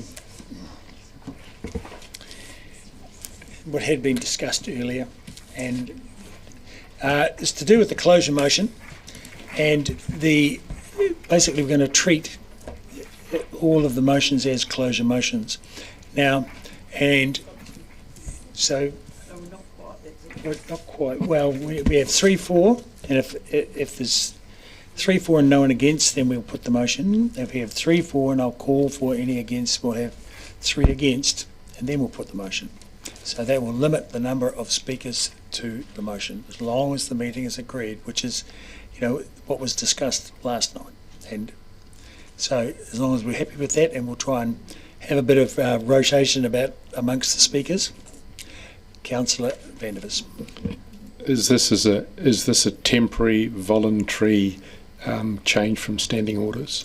Yes, it's so standing orders allows for this, Councillor Vandervis, and so at any point any member can move a closure motion, which is a procedural motion that then has to be taken. At that point the Mayor is required to consider if there are any votes, any speakers to the alternative of what's been spoken. What the Mayor is doing is trying to facilitate our way through standing orders that is a bit less cumbersome, but that is absolutely allowed by standing orders. 20.15, Chair's acceptance of closure motions or putting of closure motions. So each thing will be treated as a closure motion, unless, unless people are super anxious to speak, but we're going to try, we'll see how we go, and, because it's 2:30 already. The item we're about to discuss is 26, the draft festival and events plan with implementation options. The first, it's on page 4, the very first item in the book, in book two, part 2. Now look, I think it's helpful if councillors be quiet. If they're talking to each other, just whisper. All right. Are there any questions for item 26? We have the experts at hand at the table. Councillor Barker. Let's get to them all written down beforehand. Just thinking about the Eclipse event in a couple of years. Have Tourism New Zealand put that on their list of important events that they would support? We haven't been talking to Tourism New Zealand about this specifically, but we have been speaking to MB around potentially being the recipient of a major event grant if we were able to put some money on the table, and they are very interested. Part of what really interests them is the fact that Matariki and the solar eclipse occur at around about the same time, and one of their key criteria is around cultural events with international significance. So that $700,000 that's put in the budget, would that be just doubled by MB if they put money into it, or would we pay $350 and they pay $350? It would be above and beyond the existing budget. Okay. Councillor Gilbert. Thank you. Mine is around point 14 on page 5, specifically the submission numbers. Now, I also I realise that this thing got extended to the 20th of January because my first thought was 29 submissions seems fairly light, but over that period, obviously, people who are eventing often are eventing. I take it we've had more since then. Can you speak to that, please? Yes, we have. Yep. The consultation was extended due to the fact that it was over Christmas, and we received 47 submissions overall with 8 requests to speak to the topic, and around about 90% of those submissions were supportive of the plan. Are there any other questions? Councillor Ackland. And of those submissions, sorry I haven't read the book, any idea how many support the funding at the higher level? We didn't make the funding publicly available. We only made the strategy available because we wanted to have this discussion before we really finalised the plan. Okay. Councillor Vandervis? Just briefly, the eclipse, would it not be more appropriate for a much less cloudy location in the South Island to be looking at that rather than us? I'm no eclipse expert. However, what I understand for the 2028 solar eclipse is that clouds don't matter, and we are one of 2 cities in New Zealand in the pathway, offering the opportunity of a lifetime, really a lifetime, yeah. And I'll speak to that. I heard the director of the museum speaking about this about a month or so, 2 ago, and he said, you know, Dunedin is absolutely on the pathway. So, cloud notwithstanding, this is the best place in the country to see it. And the other city is? Queenstown. Thank you. Which makes sense. Right. Deputy Mayor Lucas? That was my question. So in part it's been asked and answered, but in terms of the MB funding, because Queenstown is the other city, I'm very mindful of, I mean, are they likely to only fund one? And is it Dunedin, I know Dunedin City, we are, how many hectares, blah, blah, blah. But is it the central part of Dunedin that's in the pathway, or, because I know it's about 100k wide pathway? I couldn't answer that with confidence. Sorry, I'm not an expert in this area, but we are definitely in the pathway and it will go across the city. The idea of this would be to find an appropriate location if we were to proceed with planning for the event. What I will say about MB funding is they require a 2-year runway to apply for funding. So, Sorry. Well, I can say that the city proper is rock bang smack in the middle of it. I've got folk who've asked if they can come and stay at my house, so because it'll be a good viewing place. Councillor Barker? This is just, I guess, in context of we're having a grants review, enterprise Dunedin review, Dunedin Venues Management Limited review, which might affect part of the funding, and I guess there's 3 options there, and it's challenging to think through them all. I guess this is with the CEO. Could we ring fence an amount like we did with the DVML under the Economic Vitality budget to do this, or is that making it difficult? It would depend which amount you ring fenced, I guess. You could delay a decision until the outcome of the reviews. Yeah, that is, well, it might. So, yeah, you could delay that until the deliberations, and by then we will have a better chance of where the reviews line up. The stadium review will be done, and any flow-on effects from that, and the ED review will be well advanced. Okay, I was just looking at one of the funds there, which still goes back under the grants review, but I know that current events people have been asking us for a very long time to put more money into the pot for the events, and I see there's an events attraction fund there, but I don't think I saw more money going into the pot, suggested to go into the pot for current event organisers. Did I miss something? I'll just give me a moment here, but yes, there are a few actions within the implementation plan that can go towards external events. So we're looking at the current major community and premier level ones that we've got opportunity to support them if we see that opportunity there. Oh, I would just ask them for cash in the pot for event organisers that are already running in the city, because the thing is there's like a whole lot more events now all competing for a pot that's set stagnant for 10 years, whatever. not cash per se, but we have put aside in the two implementation plans around about, I think in the community implementation plan there's $100,000 which would be used to help these events, because many of them, the community events in particular, don't have dedicated staff. So if this were to go ahead, we would be looking at repurposing some of our roles to provide more of that direct report to help them grow more sustainable events, therefore clearing the path for more events to apply for grant funding, which I think is something we would all like to see in terms of diversification. So. Yep. Councillor O'Malley. No. Councillor Gary. Ms Sutton, just going back to the solar eclipse, because it's really easy for us to talk ourselves out of it. Would our point of difference be, we've got a nationally renowned, internationally renowned astronomy expert in our city who has huge credibility and is on national radio this week and next week and so forth and across all of the media. Is that a helpful point of difference? Absolutely, and obviously being one of the two cities across the path of Te Teletry. Deputy Mayor Lucas. Following on from Councillor Barker's question, on page 68 there is an amount of $300,000 per year for every year and then the narration is create a new city major events attraction fund.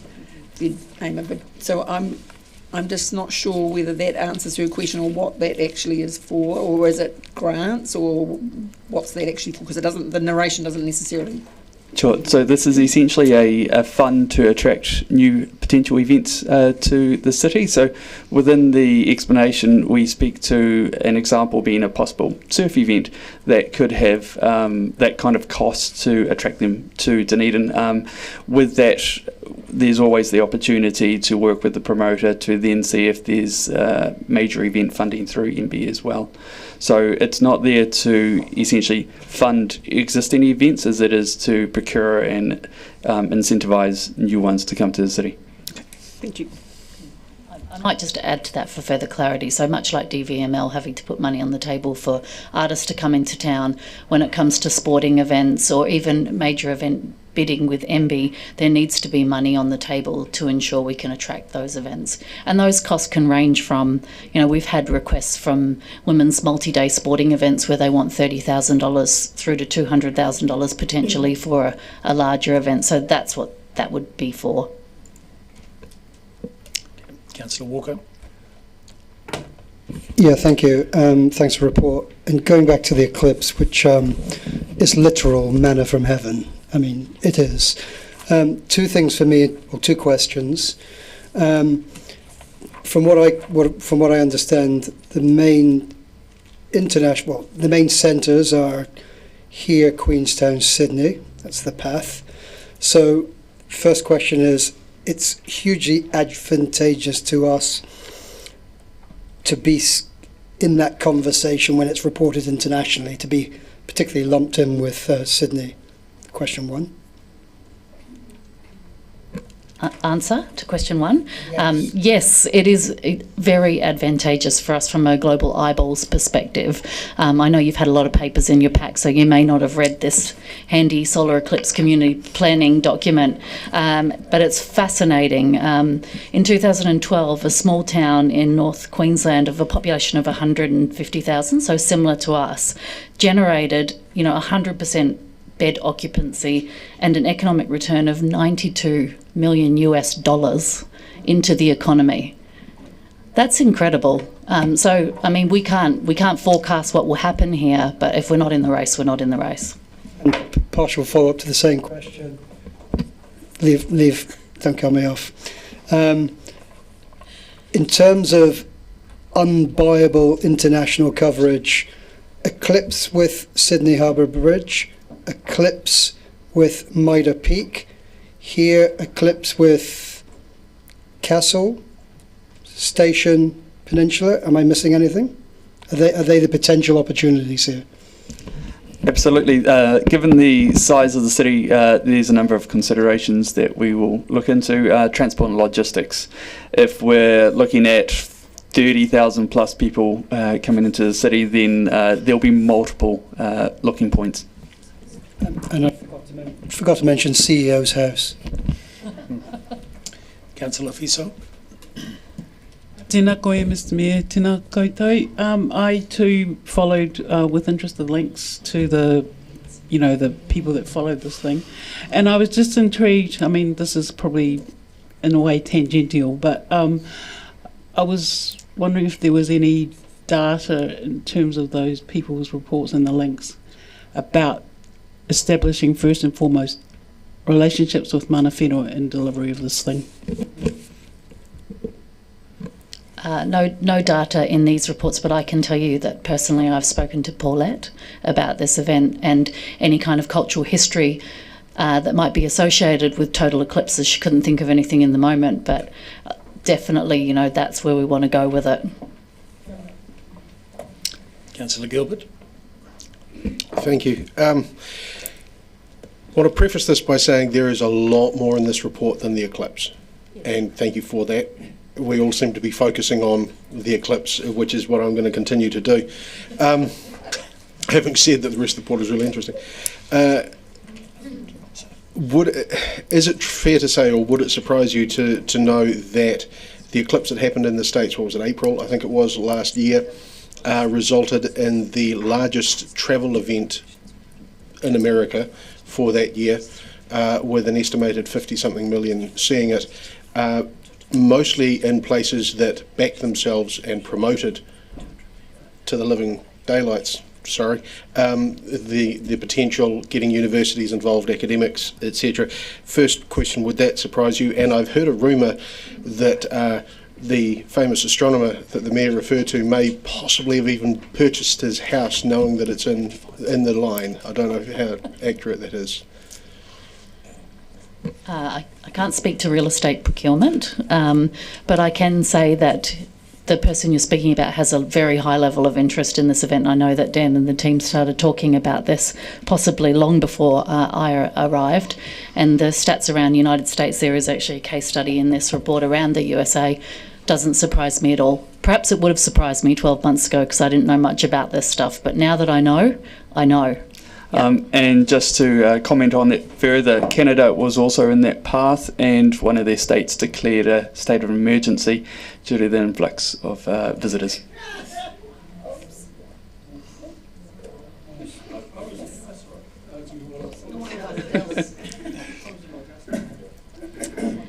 Goodness. Okay, I think that's the end of questions. One more, Councillor. It's a very pertinent question.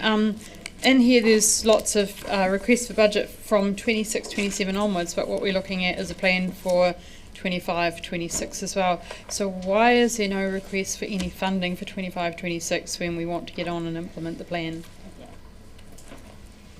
I think it was a matter of time, really. The refresh of the plan is around 2 years overdue, and it was something that I heard loudly from councillors when I arrived. The reality is I've only been in this role for around 9 months now, so time wasn't on our side. We do have an existing budget of $565,000 to deliver our portfolio. I will say it's inadequate. We're running into problems with rising costs as it stands already, so we're having to, make the events as good as we can within the budget that we have. But yes, the planned delivery will be delayed.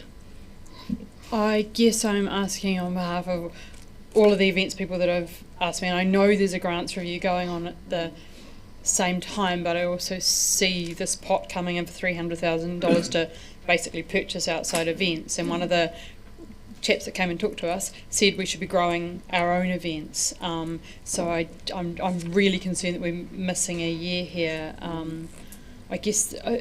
Is Councillor Wiley, are you going to move something? Do I understand? Oh, are you moving it? Okay. I just wondered whether we should be looking at putting some money. Would it be... Moving what's written here. Oh, pulling it forward by year. Okay. Okay, so we've done with question, Deputy Mayor Lucas. Sorry, no, I'm going back to the eclipse. On page 70, where you've got the detailed budget, and hold on, sorry, I've lost the page. on the right-hand side, the very last paragraph, you say, following the eclipse, a review will assess the potential to evolve this initiative into a signature annual festival. So my question is, if it's a once-in-a-lifetime event happening here, how is this going to be developed into a signature annual festival without an eclipse? I can start and Dan can finish. Do you want to do that? So we really thought this would be a good way to test a local event, and we did originally in the papers have an outline of what it might look like, and the event, if it was planned well, would go well beyond the solar eclipse. So we'd have, culinary events, perhaps a music event, a light event, and we would get to, as Councillor Barker has said, work on starting to build our own event that's not necessarily linked to the solar eclipse, but we've started to get good at delivering it by that point, so we continue on. And we'd call it Dark Mode Dunedin, that's the working title, which moves beyond an eclipse. It's about winter and dark, if that was endorsed. Right, I think that's the last question. Yes, we're done. Okay, so Councillor Wiley is going to he's indicated a desire to move the motion. We're going to have changes. Oh, you did. That's right. You did. And have you got changes? That's right. Actually, you mentioned it first. Okay, just let's go ahead. That's true. That's true. Okay. So, Councillor Eklund, what have you got? He said it first.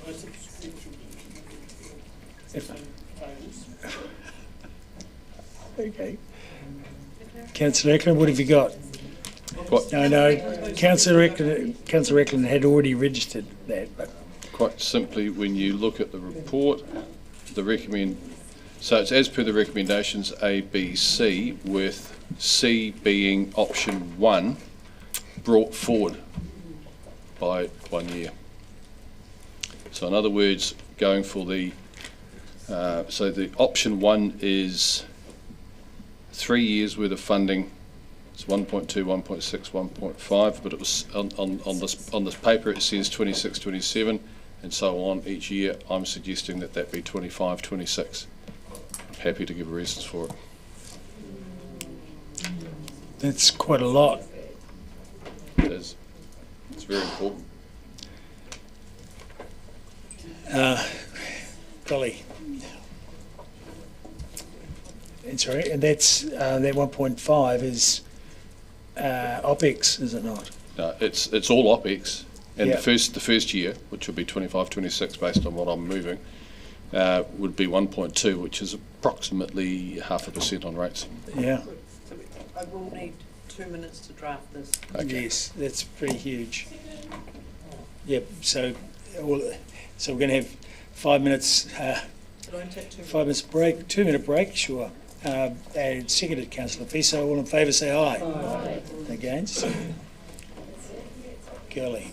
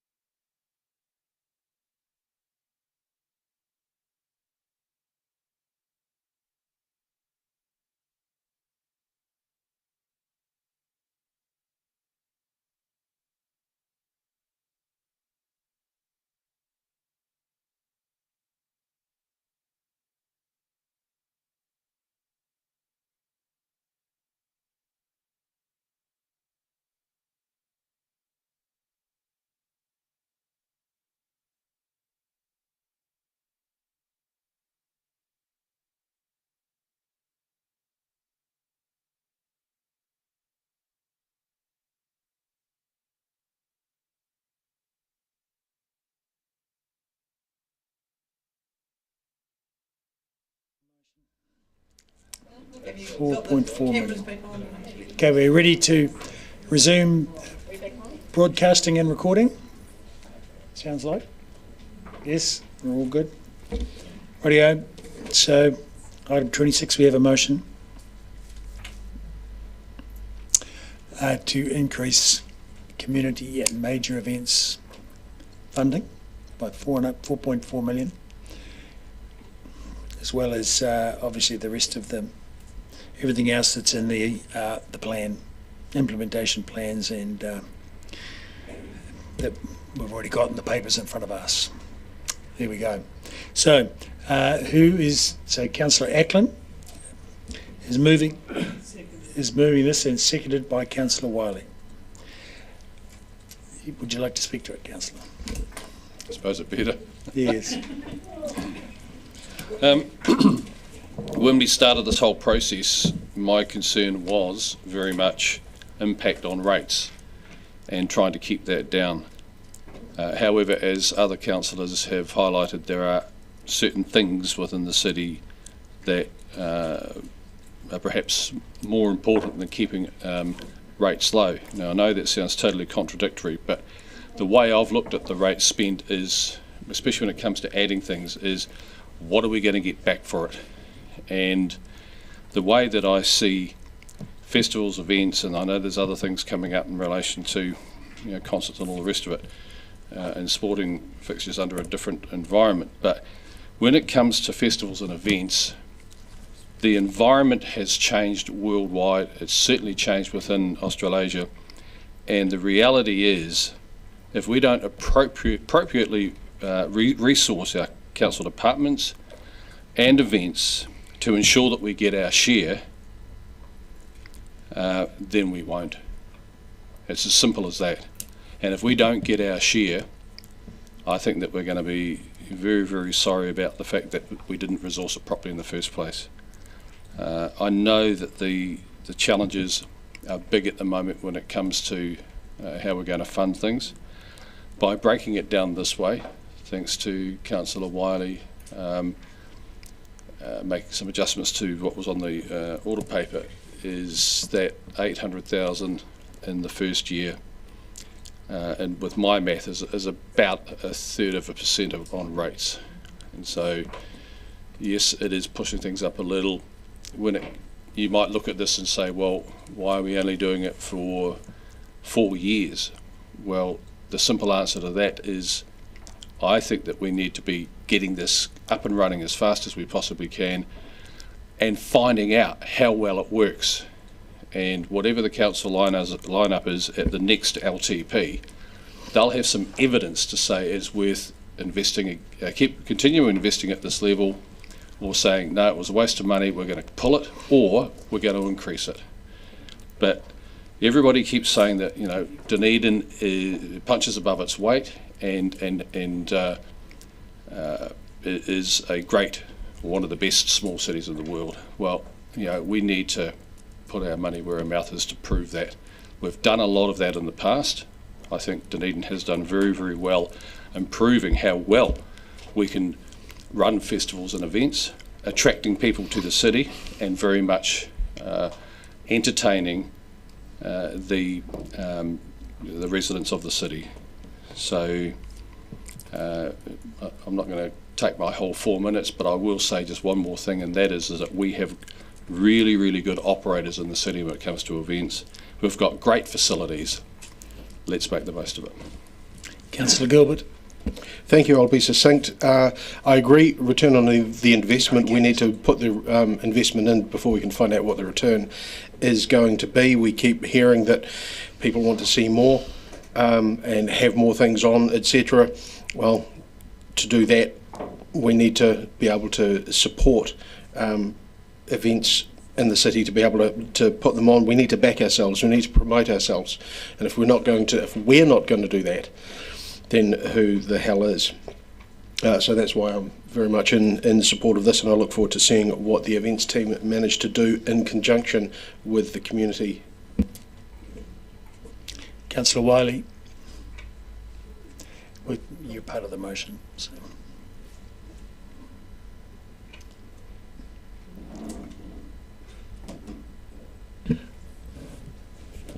we have great assets, as we've already heard. The stadium is a great facility. We also have a very good team here at DCC for festivals and events.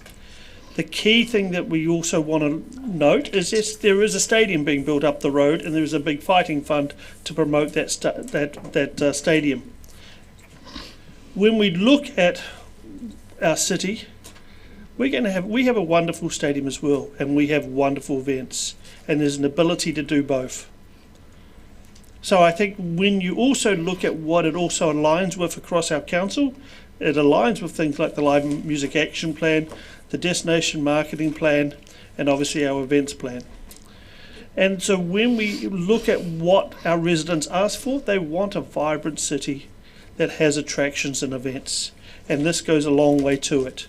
Yes, there are some other events that are going to come our way. We heard about the eclipse, and I was fortunate enough to see it when I was in the States in April, and where I was quite cloudy, but we still saw it, and we still were immersed in it.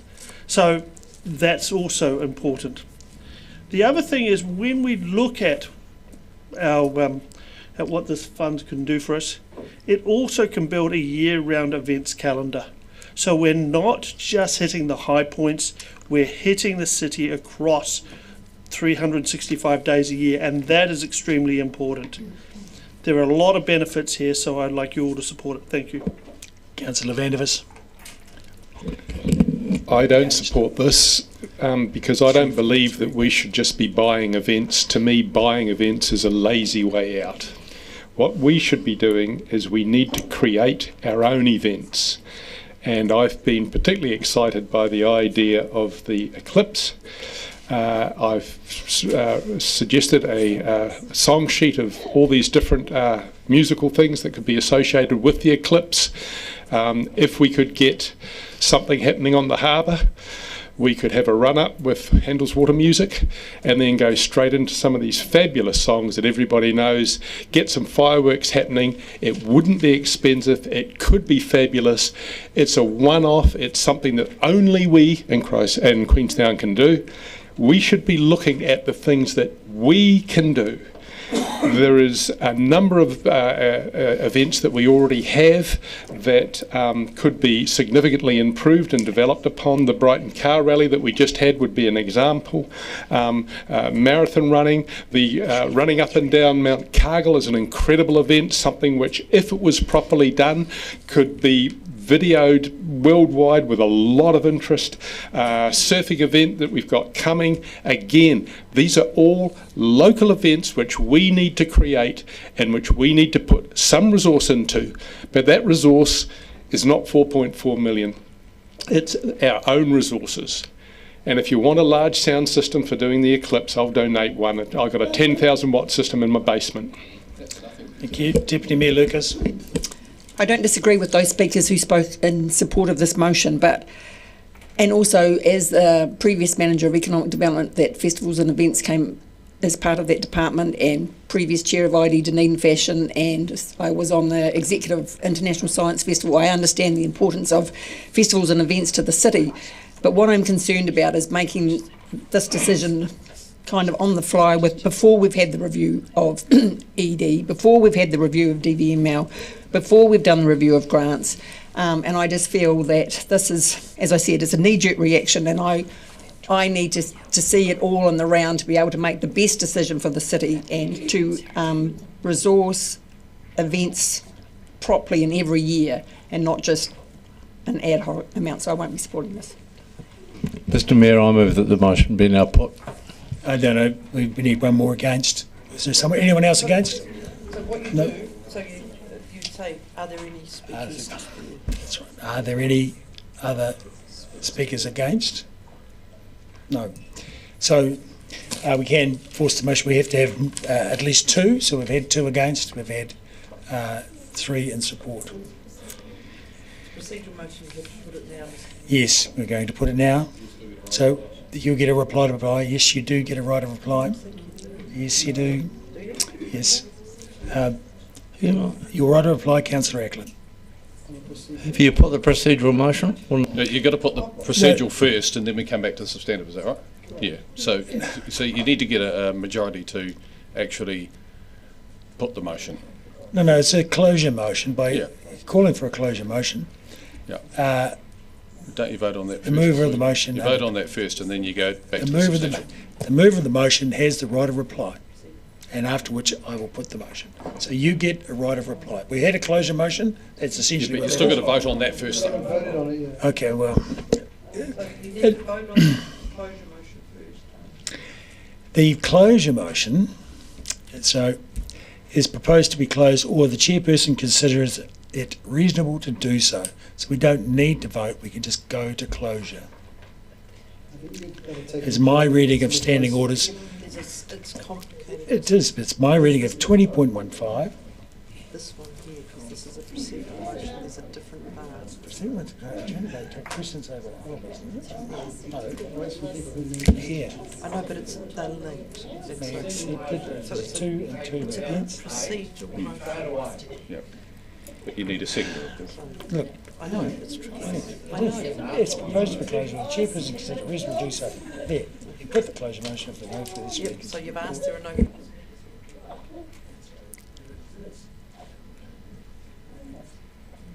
So much for saving time.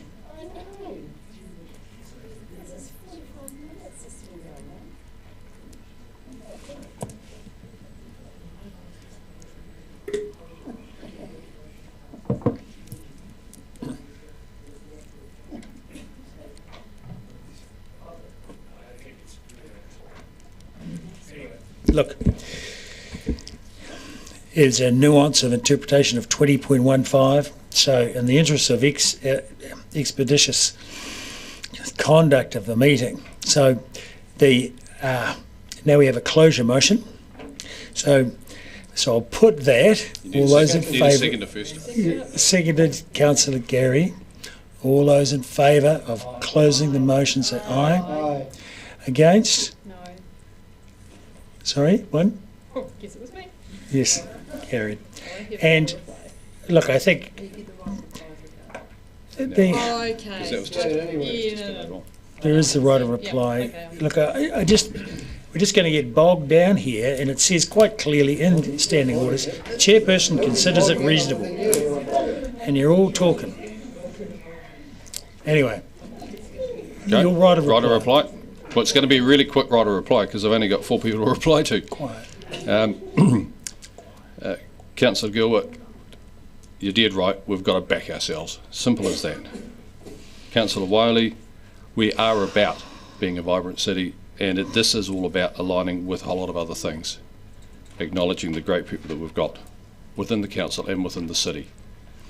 Councillor Vandervis, it seems to me that you should be actually applying for a job in events because you want to create a whole lot of things, and good on you. And I'm sure that's what the events folk and council want to do too. They don't want to just go and buy things because you're right, that could be a big waste. They want to actually create a whole lot of things, and I'm sure they will. Councillor Lucas, I hear where you're coming from, but I think that we do need to separate out those 3 areas, and I think this is the first step to heading in the right direction to make sure that we keep our share of this sort of activity in Dunedin. Thank you. Right, we'll take it by division.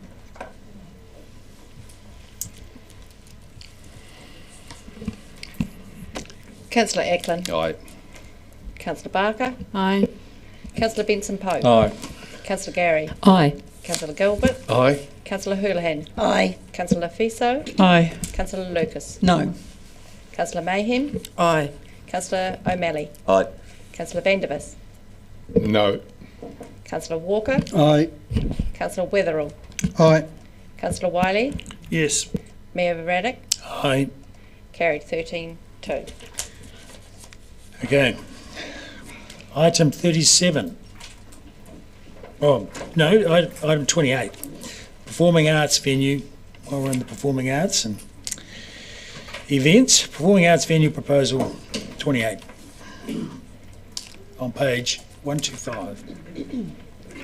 Mr Mayor, if I may, we have had a motion forwarded for this from Councillor Houlihan. Are you okay if I circulate that, Councillor Houlihan? Once we've done questions. Okay. Ms McIra and Mr West are here to answer questions. Are there any questions?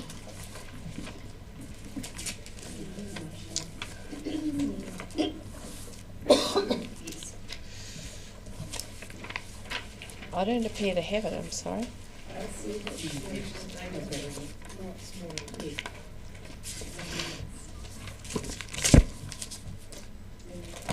Are there any questions? Deputy Mayor Lucas. Thank you. I was just wondering whether you could just expand out the recommendation noting about the current proposal seeking cornerstone funding from council, and that this will be an operating expense, and just so that everybody is very clear why that is the case. Thank you, Councillor. The proposal seeks cornerstone funding. As it stands, the proposal seeks cornerstone funding, partly because they understand that no one organisation can afford to pay for all of this, that they have strong relationships with other funders, where they feel that they have talked to other funders who would be supportive in funding, but require the council to put some cornerstone funding in. If I could just add to that, the cornerstone funding is to support their discussions with other funders, but because council doesn't own a thing with this cornerstone funding, ownership remains with the various members of the group of those facilities. It changes what's being asked for from CapEx, for us to build a thing, which is debt funded, to being OPEX, which has to be rates funded. So that's the main difference. So effectively, from our perspective, it would be a grant. I just want it just to be clear. So what if council were to consider cornerstone funding as has been requested at the minute, that would be a straight cost on rates as it's currently being proposed. Even if we owned the Mayfair, it was gifted to us? As I said, the important bit that I said, Councillor, was as it's currently being proposed, and we don't own the Mayfair. The Mayfair's not part of the proposal. No, but he was, Okay. Next question, Councillor Walker. And that question segues into my question, which I presume, and I don't know who wants to answer this, part BA of the motion, I presume, is seeking, it starts with seeking, to work out how we, in essence, work through the problems alluded to in the previous comments. And if there's a way of working through it, and there are other things I understand in play that just aren't at a point where they are able to be discussed publicly. Fair enough, thank you. Councillor Gary. Ms Bukaira, I wonder if you can answer this. So, obviously the community is very disappointed at us stripping out the $17.1 million for the performing arts venue. However, how important is it for us to keep alive the aspiration to continue that all the work that's been done, and particularly with this latest proposal that you've just received a week ago? Thank you, Councillor. I think given the longevity of this work, and that it was part of the previous 10-year plan, and had started prior to the previous 10-year plan, and the amount of work that both the community have done off their own bat to come together and have a collective proposal on the table is not an insignificant piece of work by the community. Just for clarity, councillors, and it's kind of building on this is reaffirming council's commitment to supporting the performance arts community, but that commitment is not financial at this stage. So this proposal has no financial implications immediately, apart from staff time working with the group to try and work through those options as they're outlined up there, but there is no financial commitment beyond that.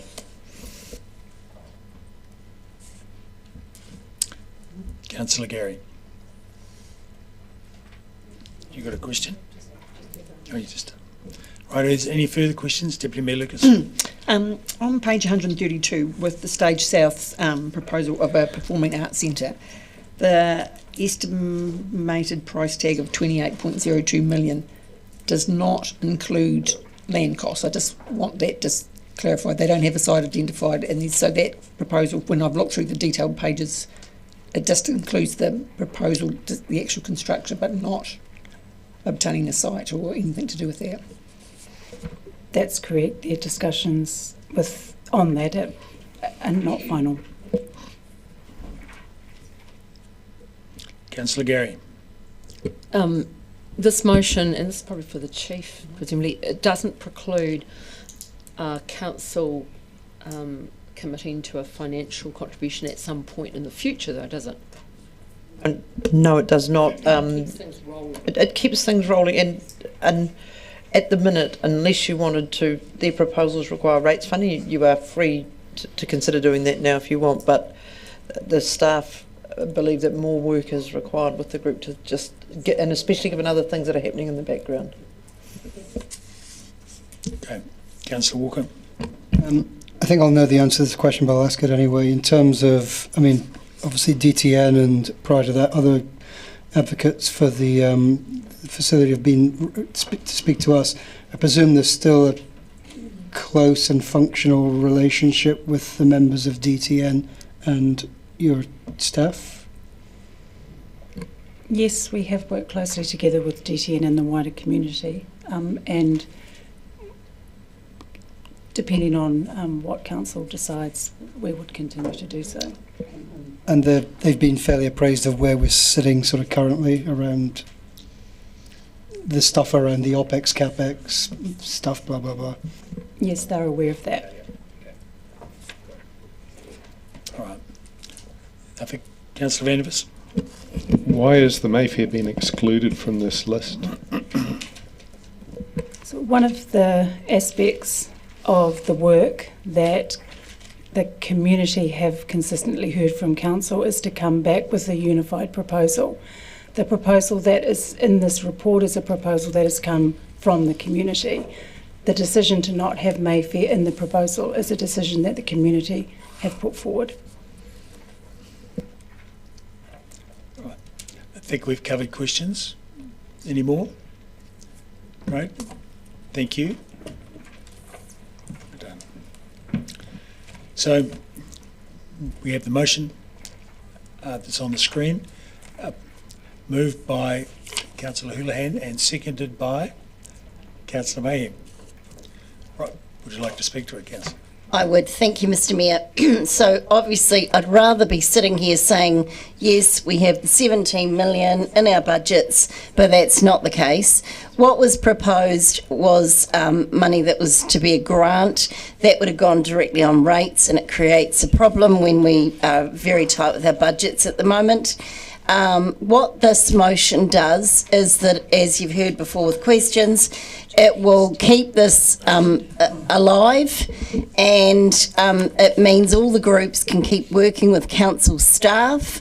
There's developments in the background that I hope by the time May comes around for deliberations, we will have something more firm that can be committed to, and then there might be something that we can look at. And it also, I believe, is the way this is worded, and because it's an active project that's been engaged fully with the public and with these groups, is that we could probably put something in the consultation documents, possibly. I'm not sure on that one. But anyway, all options are still open because staff can actively work with these groups, which they have been doing. What has happened too, which I think is a positive, is out of a negative thing, something positive has come, is that Stage South, the Athenaeum and the Playhouse Theatre Groups have all have come together. They've been collaborating information and knowledge and working together on this project to get it through. And with this, it will mean your staff can help them with some of the things to process this further. The area at the Athenaeum is shaping up to be more of a music venue.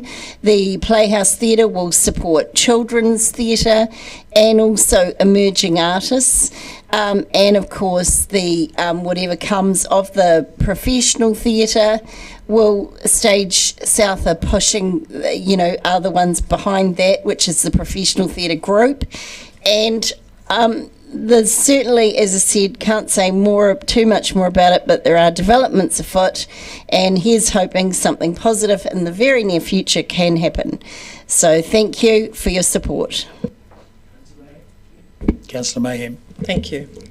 Oh, the humanity. We've got to stop punishing our arts community. There was money there. The professional theatre practitioners are depending on this. They've worked so hard and voluntary hours to bring detailed designs to us. We really need to mend our relationships here. The removal of the fund is simply pernicious. The longer we wait, more members of our arts community will leave town. We're talking about people's livelihoods. Let's be reminded about how much economic bang for the buck that the arts bring. Already we've tragically seen prospect productions fold. I hate seeing our city stars yo-yoing between professional theatres, the likes of the Court Theatre in Christchurch and other major centres. Let's celebrate Ōtepoti. That's the title of our festival and events plan. We are creatives. We are a city of culture. Let's celebrate this identity. The motion before us here is simply to ensure that the mahi on this continues. We must, and I would like to see a budget figure supporting this, some cornerstone funding as soon as possible. We cannot drop the ball on it. Last night at the Arts Festival, people were begging me to fight for this. Why is it always the arts that suffer the budget costs cuts? It's not acceptable. Art is our identity. It's how we bring together our community. It's who we are, our diversity, our strength and our identity. Arts in the community is underpaid, undervalued, and we force our arts practitioners to be in old, cold spaces. What we need is a purpose-built, fit-for-purpose theatre space, and we need it soon. It's essential for the well-being, the sense of belonging, and essential for all of our practitioners. The health of the arts is a mirror to the general well-being of our city and our cultural vibrancy. Theatre provides literacy, education, social discourse and social change. What is the future for our performing arts? Te Reira was quoted already. The arts is what it is to be human. Theatre promises and promotes the power of truth. Let it not be a dystopian voice that we hear. Councillor Gary. Thank you, and thank you to the mover and seconder and for their passion. I too feel passionate about this, and I'm gutted that the money has been stripped out of the budget. However, all is not lost, and the message I want to give to our performing arts community is to continue to be persistent. That I feel around this table there is a commitment to finish this and complete it and get to the end of it and provide the outcome that our arts community wants. And I want to congratulate the groups for their unified approach. That's what we asked of them, and we're going to get a much better result for that. So this motion to me keeps it alive and progresses it.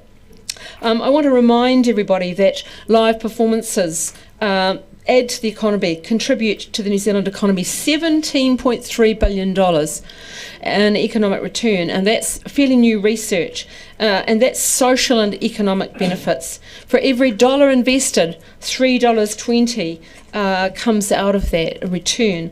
So that is quite something. And Mr. Mayor gave a speech last night at the launch of the Arts Festival, and we are a sponsor of that, and there was a lot of presence of councillors there, and we're really happy to turn up, and we're happy to speak, and we're happy to interact with our arts community, and these decisions are really important. So I want that community to know that we understand your disappointment, we congratulate you on that unified approach, and this is how we're going to progress it, and work with us. Don't lose hope, be persistent. Thank you. Councillor Vandervis. I'm not convinced that we actually have a commitment to support the performing arts community. This is to support the performing arts group. The performing arts group seem, in my view, to want something other than what is by far the most used theatre, which is the Mayfair. They seem to want DCC to do something other than look the gift horse of the Mayfair in the mouth and actually really do something with a theatre that already has a lot of different kinds of performing arts happening in it. It's functional, although suboptimal as it is. It's got enormous potential with the land and buildings associated with it. And for us to be looking only at what the performing arts group want, looking at the playhouse and something else, when the Mayfair is by far, in my view, a more versatile and more cost-effectively wide-ranging facility. To me, that is a mistake. So when B says request staff continue to work with the performing arts group, I believe that this arts group doesn't represent the wider performing arts community. I think we need to go to the wider performing arts community, an arts community that already uses the Mayfair and votes with their feet and goes there on a regular basis. Are there any other speakers to the contrary? Any other speakers against? No? So I'll put the motion as it is then. As you see before you, I'll be able to write a reply. Councillor, do you want anything to say? Thank you. I just want to say thank you for your passion. I share the passion that you and the desperation that we've got with the situation. This has been sitting here for years, and like many other projects that are coming up on this LTP. However, this is certainly close to my heart as an arts major. But not just that, it is, as I've said before, but I'll say it again, this group have been consulted and consulted and consulted and consulted again. And now this has come to this, and now we're putting this on without a budget with it. But it does leave the door open.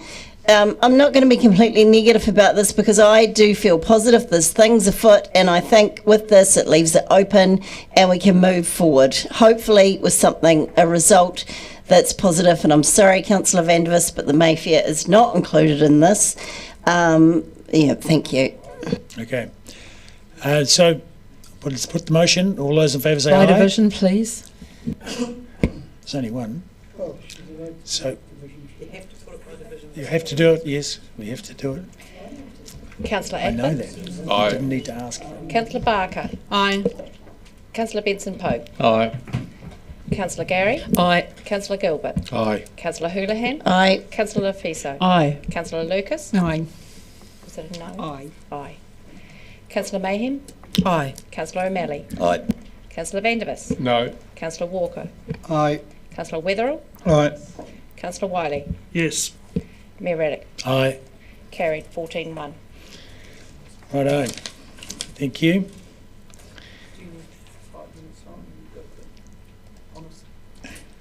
Okay. Yep. Sure. Yep. Okay. Item 37, which is treaty partnership. Draft operating budget for the 9-year plan.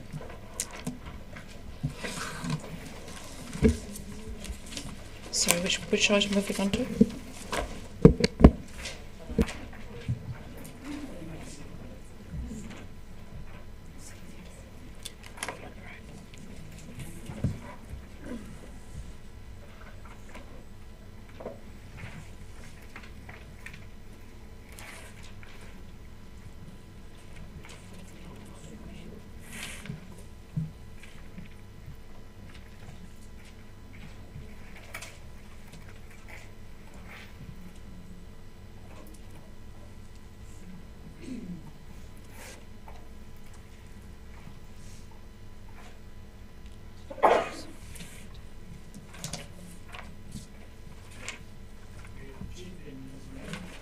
the Chief and Ms Morand at the desk.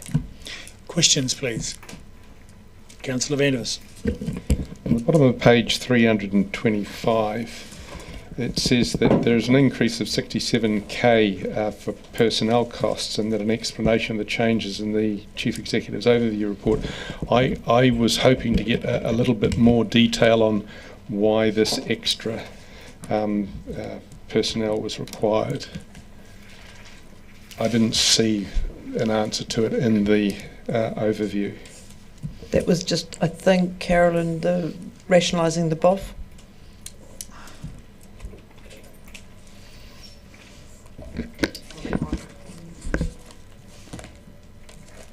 Yes, thank you, Councillor. We also have one staff member that is transferred into this activity, so that is partly the reason for that increase. So we have a transfer from the corporate policy team in here. And the reason for that was? The skill set of the staff member concerned were a good fit for this team. Okay. Referring to the 250k expenditure in the line underneath, it used to show up in our table of expenses for Alcaha as relationship funding, and more recently it's been called protocol funding. What is the reason for the change, and what does the funding actually get us? What do we get for this funding? Thank you, Councillor. Yes, it's probably more of is more aligned with the service level agreement, because we get at least $250,000 worth of services across council, particularly in areas like Three Waters, future development strategy, and all of our major capital and project budgets. Is that by way of a sort of consultancy? That's right. It's mainly through professional services that represent mana whenua interests. So is this a grant or a subsidy? I think initially it was a grant, but it has developed since the grant was initially negotiated. We actually get services for this amount rather than them invoicing us. So it deals with a lot of pre-engagement matters that, they could otherwise be invoiced as consultants' fees. But just for clarity, and I might just feel free to correct me, there are some services though that are still fully invoiced as well. Yes. So you're saying that some of the 250k is invoiced but some isn't? No, the 250 is not invoiced, but if that was not there, we would be invoiced as an alternative for the services that we engage.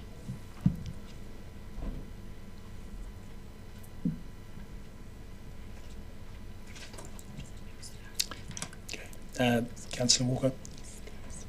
Yeah, thank you. This is probably a question to the CEO as the leader of the organisation. I'm just interested to get just a very brief oversight of how the implementation of Te Taki Haruru has, I guess, benefited, enhanced the cultural capability of staff and their feedback, and how that feeds through the organisation and into our wider strategic goals and objectives. This is a personal observation of mine and not based on any data, because I haven't seen any of the feedback from the work that staff have been doing. But the highlight of my year last year was staff was attending at the Urban Marae, the celebration event, the graduation of staff who had been through various of the programs that are part of Te Taki Haruru, and there were staff from across the organisation. The change was extraordinary, but also in nearly every area of what we do, staff have embraced Te Taki Haruru and Te Ao Māori worldview, and it's just making it is a thing that most staff, and there'll be some who it doesn't resonate with, but the staff that I talk with, the benefit that they get, but also the relationship that staff have with mana whenua is as strong as it's ever been. I think I can say that as Pākehā leader of the organisation, but and I can't speak for mana whenua, but from my point of view, I think our relationship is as good as it has been for a very long time. Thank you. Councillor Fiso. Tēnā koe, Mr Mayor, tēnā kōrua. This is a question for the Chief Executive, further to Councillor Vandervis's questions. So the Ōkaha, from my perspective, and I'm not sure if it was Dr Bidrose or yourself that explained that in the 2018 to 28 LTP process, the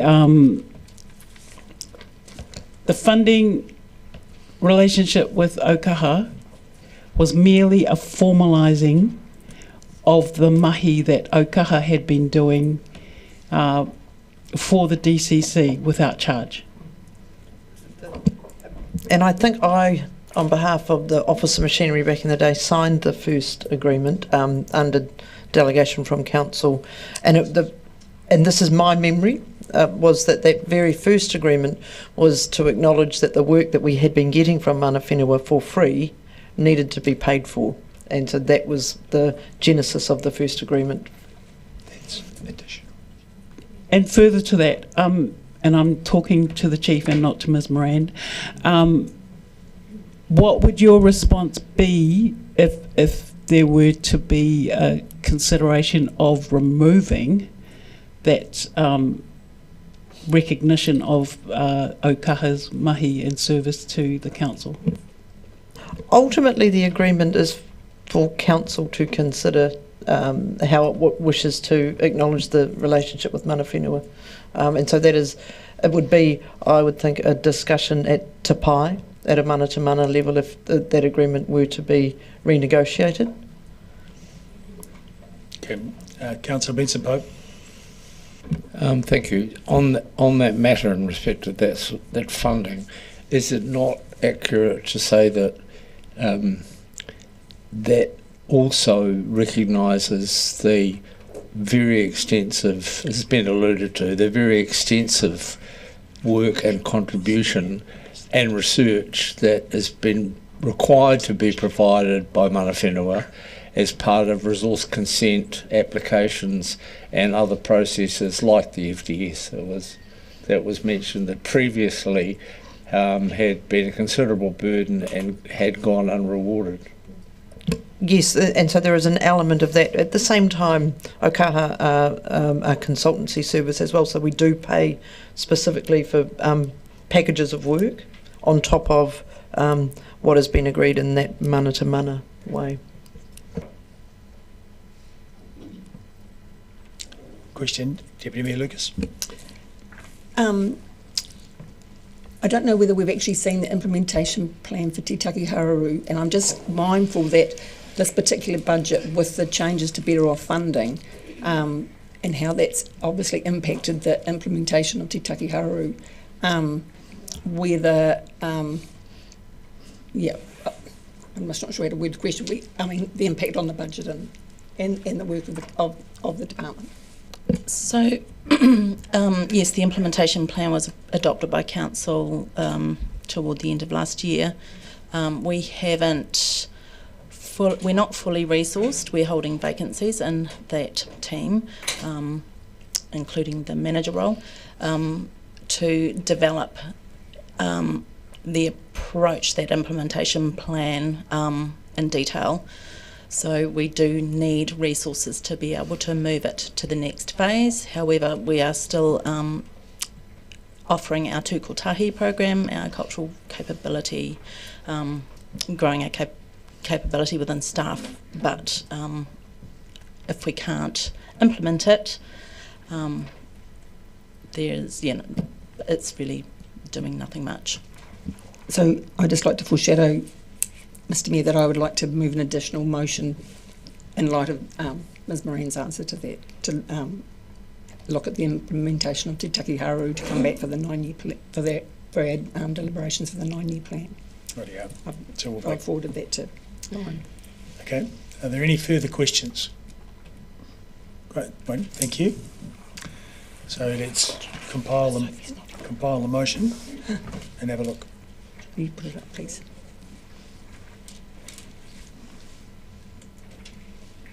So, It's exactly what's in the report plus That's just that. Just calling for a report of the implementation. Yes, That's just it. an answer to that question. Okay, so moved.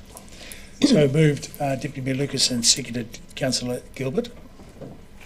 So, I've got nothing further. It's already been spoken to, so I've got nothing further to say. Okay, who else would like to speak to it? Voice. Any other speakers? No? No? Okay, Councillor Fisson. Tēnā koe, Mr Mayor. I don't personally understand why B has been added.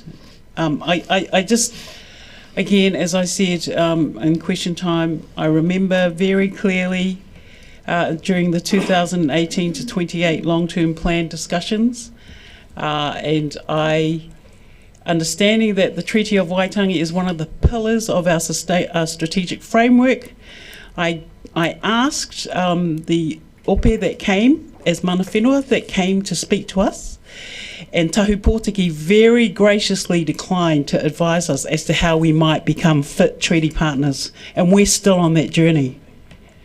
And yesterday I was very privileged to be at a whakatau for an inaugural position, Associate Pro Vice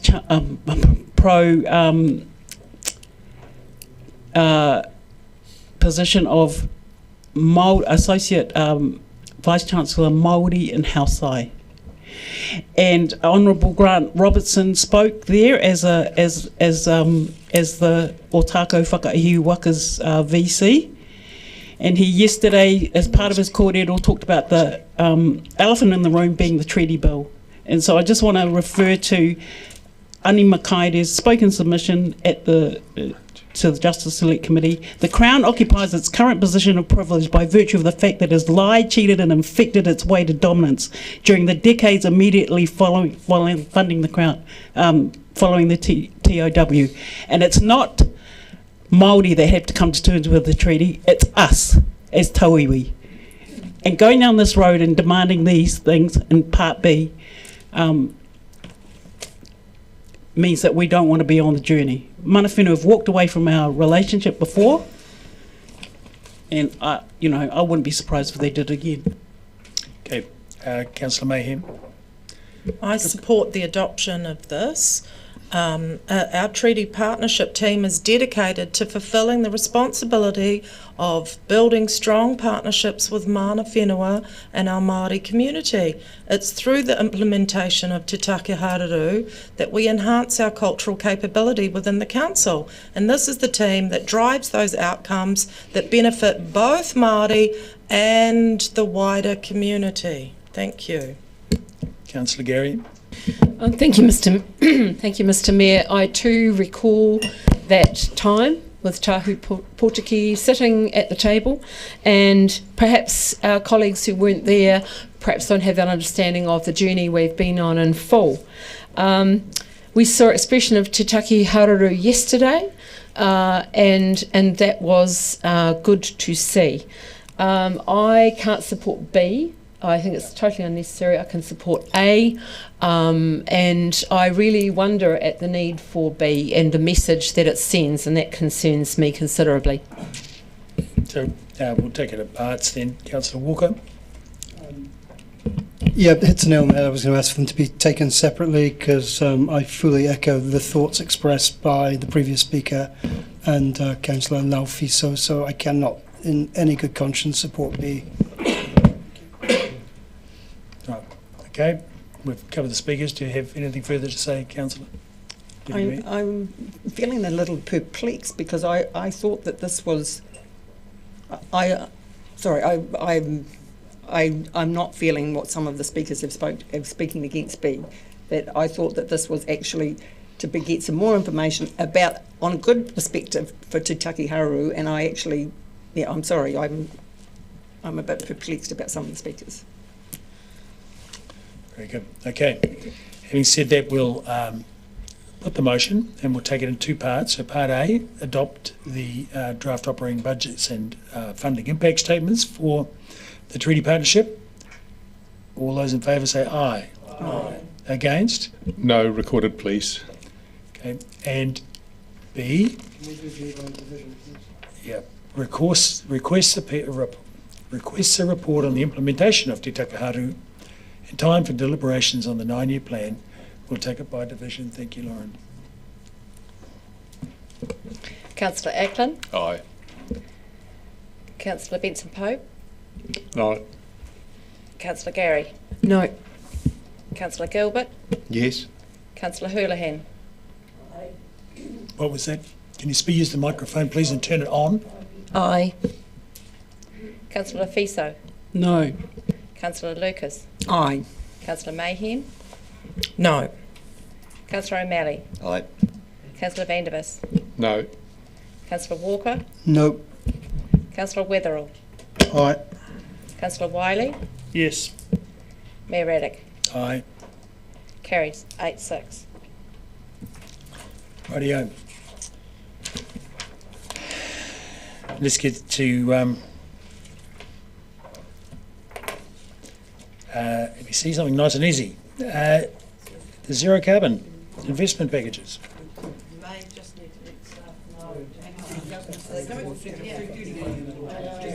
The zero carbon team are here. They are ones who have childcare, so that would be good to do. Page 190. I don't know. She left a wee while ago, actually. She went out. Might want to text her.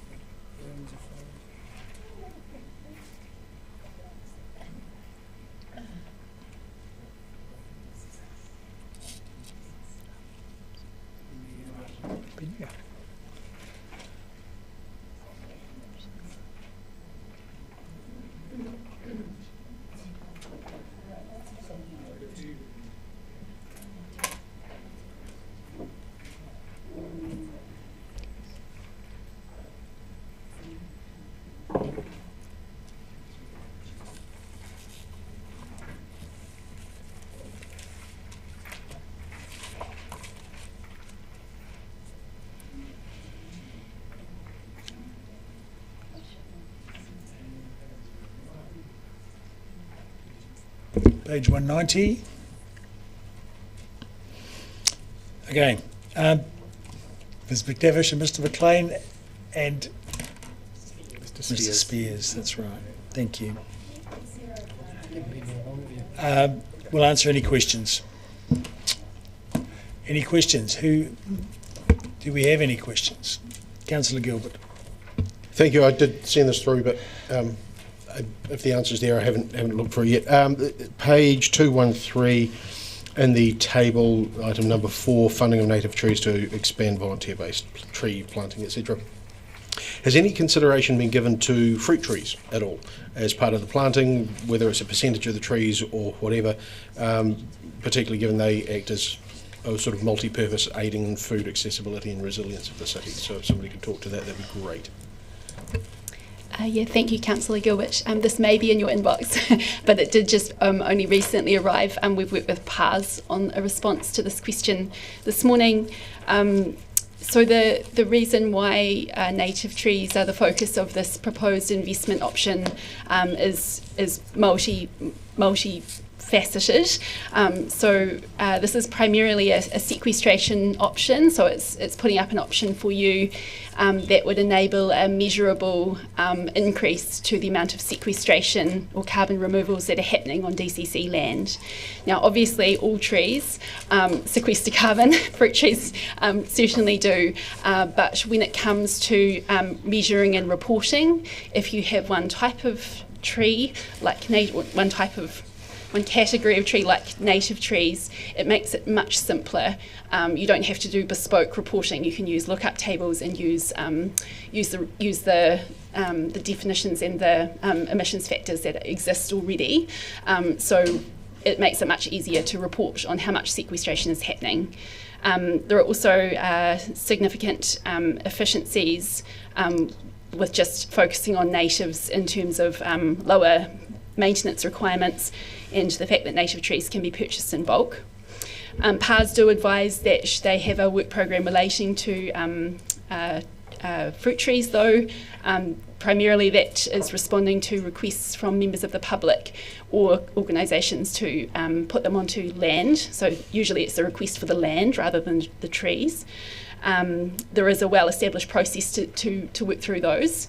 And there are, if council was wanting to expand activity in that area, there is another investment option in the papers relating to the community investment option, which is used in TLAs across the country to support activity of that nature, whether it's community gardens, community orchards, that kind of thing. So that might be a better fit potentially for if you were wanting to see an increase in that type of activity in the city environs. Councillor Gary. Oh, thank you, Mr. Mayor. Ms McTavish, paragraph 16, where it says there's no equivalent figures available for Dunedin, but that Deloitte report that talks about an adequate climate action costing $4.4 billion to the New Zealand economy in 2050, with losses becoming exponentially worse after that. But decisive climate action could deliver $64 billion to the New Zealand economy by 2050. Now, while we've got no Dunedin equivalent figures, would the same principle apply, given what we've seen in terms of October, and that we still don't have the final figure for repair and cost? Yes, absolutely. The same principle would apply, not only in terms of avoiding climate impacts, which is obviously an escalating issue, but also in terms of avoiding health costs, promoting social cohesion, improving environmental outcomes. And for each of the investment options that have been presented to you, we did get an independent assessment done of co-benefits. So that has been captured in the lookup tables on in Appendix 4 and Appendix B. Thank you so much. Councillor Benson-Pope. Thank you. Who are the councillors on the councillor-led advisory panel, please? That information is included, I think, in Appendix E.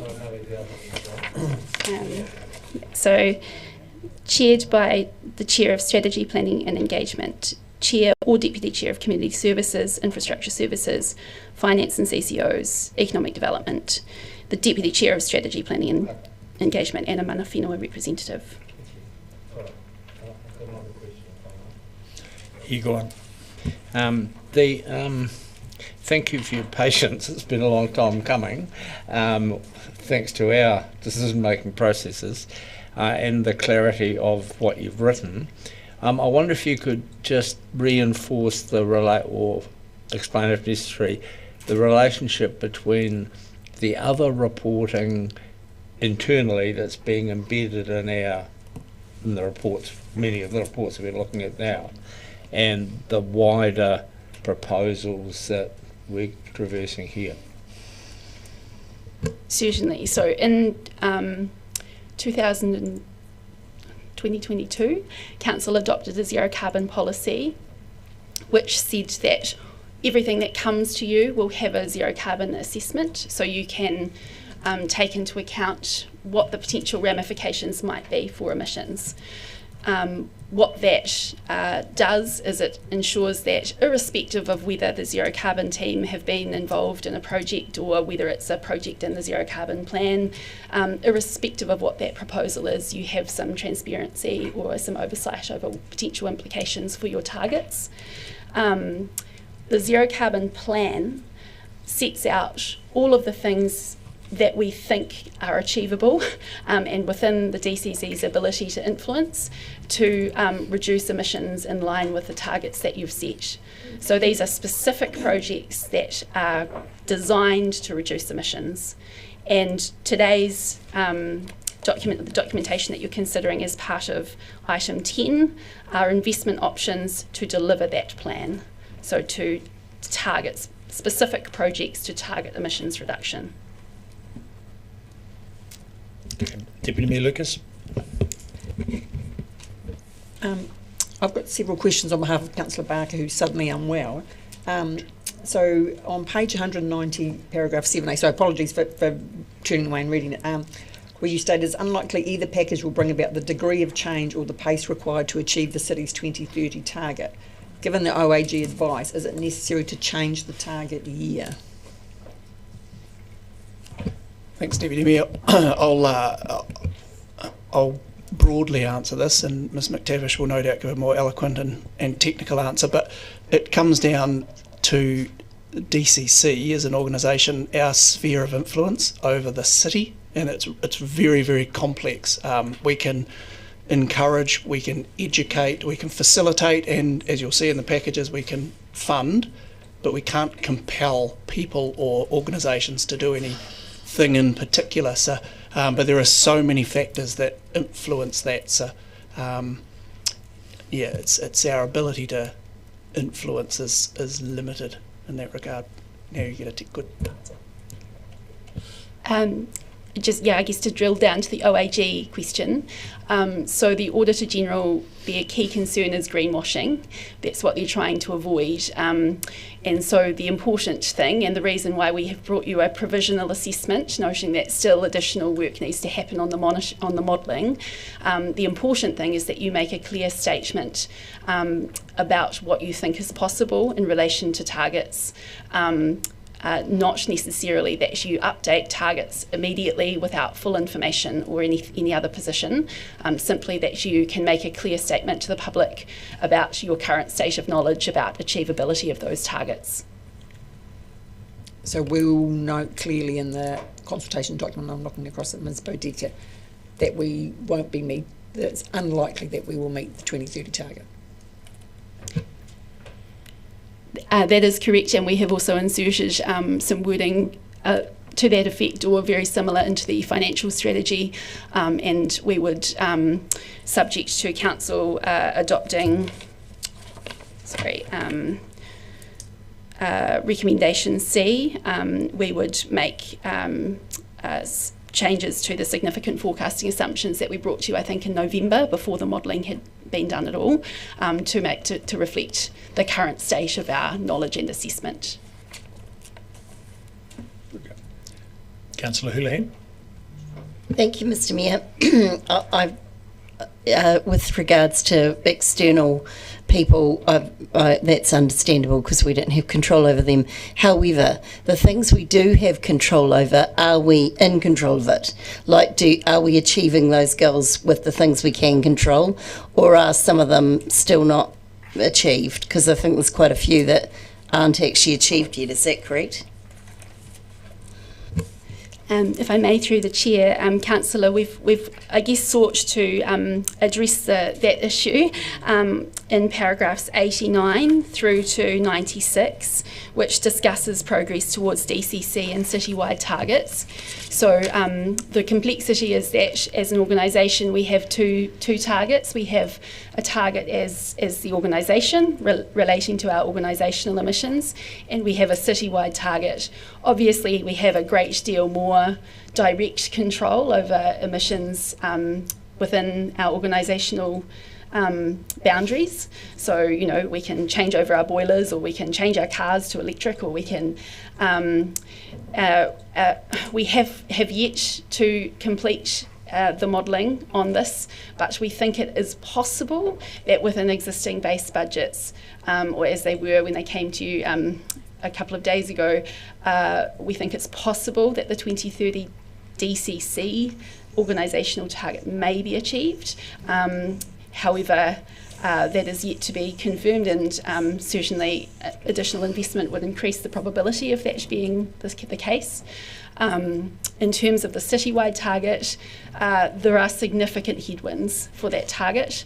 There has been major change to government policy positions, major change to the co-funding environment, significant change to the general fiscal or economic climate, and all of those things stack up. And so whilst it is entirely possible for this organisation to align with its zero carbon guiding principles to reduce emissions, to target gross emissions reduction, and these packages are designed to achieve that for you. The ultimate achievement of a net position by 2030 is looking difficult, in the context of those headwinds. Okay, Councillor Vandervis. Is it the case that DCC's own processes already align with the zero carbon 2030 policy? Through the chair, yes, Councillor, we have been working since 2022, since the adoption of the policy, to embed it in the organisational processes across the organisation. It would be fair to say that is still a work in progress. So the recent introduction of zero carbon into your reportings is another manifestation of that. Before that, we've worked on project management, which again is still a work in progress, but and procurement was a focus before that again. So DCC processes already align with the policy. The next stage is the enlarged sphere of influence that the DCC may have outside of our own policies, which has been referred to already. Is it possible to quantify the indirect sphere of influence that the DCC has outside of our own processes? Councillor, we have tried in many ways to do that. It is very challenging to do that. In some particular areas, it's really clear that we have greater influence than others and greater ability to contribute. For example, as the Road Controlling Authority, we have particular activities that we can engage in with respect to transport that have quite a direct impact, whether that's regulation of parking or investment in cycleways or improvement of infrastructure for people, for either bus users or pedestrians. That does have an impact.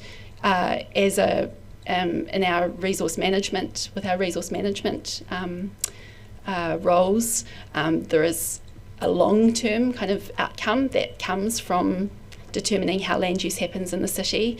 But there are much more diffuse ways that when we went and talked to 50 plus groups as part of our outreach, as when we developed the zero carbon plan, community groups that were really keen to get going in this space saw a key role for council in supporting through funding or through space or through provision of information. Some of their work, they saw us as a real enabler in that way. So in terms of quantification, that is very challenging. Deputy Mayor Lucas, we'll come back round. Just to finish that question, surely the answer to our sphere of indirect influence outside the DCC, whether it's quantifiable or not, the answer is no, isn't it? It is very difficult to quantify. Thank you. Deputy Mayor Lucas, sorry. Yes, so continuing on with Councillor Barker's question. So one of her questions is, what's the biggest change maker project? Like, what gets the emissions down the most? Yes, there is no one big change maker project. I guess when we look across the city, there are a vast number of activities that generate emissions. We know what the largest emission sources are, but within that there are a vast range of actors that generate those emissions for different reasons. So a little bit like when you're fundraising towards a target as a community organisation, you might have a monetary target in mind. It's highly unlikely that you'll get all that money from one donor. Emissions reduction targets are kind of similar. You really need to look at what your biggest emission sources are and try to target those, but it will be a lot of small actions and a broad sweep of investment that will get you there. So if I may ask a follow-up question, so... Sorry, we'll just bounce backwards and forwards. Councillor Gary has a question, and then Councillor Walker, and back to you. Thank you. Ms McTavish, given that transport is a major contributor of emissions, is it not the case that the government settings are the thing that provide the biggest influence on this, and that is dependent on who's in government? Yes, certainly government settings do have a really significant impact, and co-funding, I'm sure you guys are very aware that that essentially doubles what you guys are able to achieve in the transport space, and what other actors are able to achieve, the likes of the Otago Regional Council and others who are, as documented in this paper, also experiencing headwinds in the government policy space. In terms of the options on the table, though, we have put a range of investment options to you that are essentially transport projects that are good to go. So they are fully developed. They're designed. My transport colleague can probably speak better to that, but there has been a lot of upfront investment to get it to the point that it's ready to go. It's just the construction that needs to happen. Yeah, further to that, we usually get our funding, half of our co-funding from the central government. That usually comes in two ways, either through low-cost, low-risk funding, which is how we fund small infrastructure improvements. That funding no longer exists for this style of improvement. Or we go through projects and we accrue a number of benefits across the project, and we put it in for, through a program business case and apply for funding for the government, such as you'll see for the Park and Ride or for the Albany Street connection.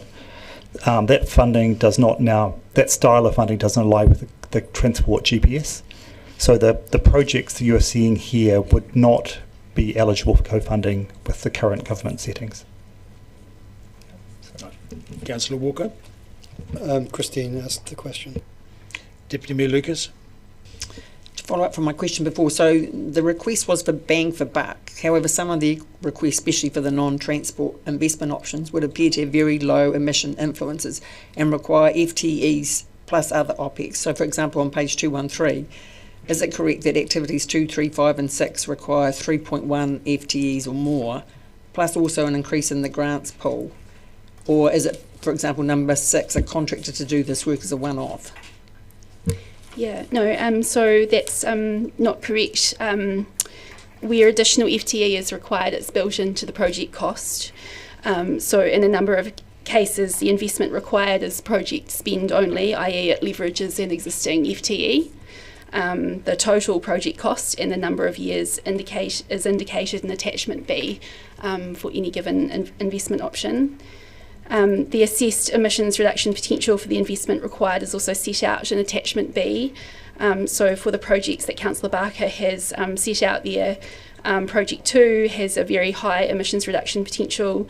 Number 3 a high, number 5 a medium, number 6 a medium, and across all of those, project number 2 has 1 additional FTE for 2 years, which is reflected in the project cost, and number 6, 0.6 FTE for 1 year, reflected in the project cost. And the other 2 projects mentioned don't require additional FTE.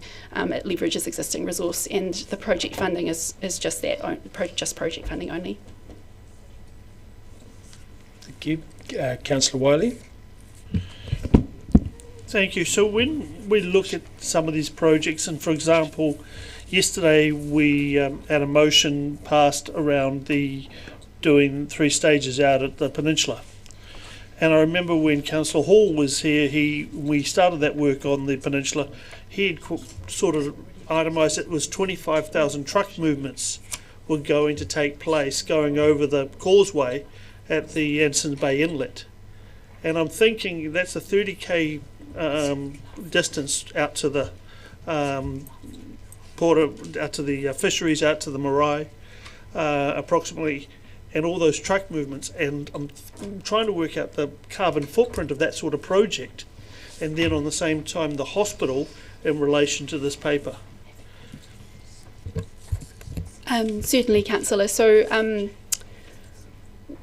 in terms of the Otako Harrington Point option that you considered yesterday, I think that paper was clear that we'd done a carbon assessment of that, and that the directive of us bringing these options to you was to focus on carbon reduction bang for buck, and to essentially assess co-benefits but don't include those. So maybe, irrespective of the other merits of that project, it does not generate great bang for buck in terms of emissions reduction.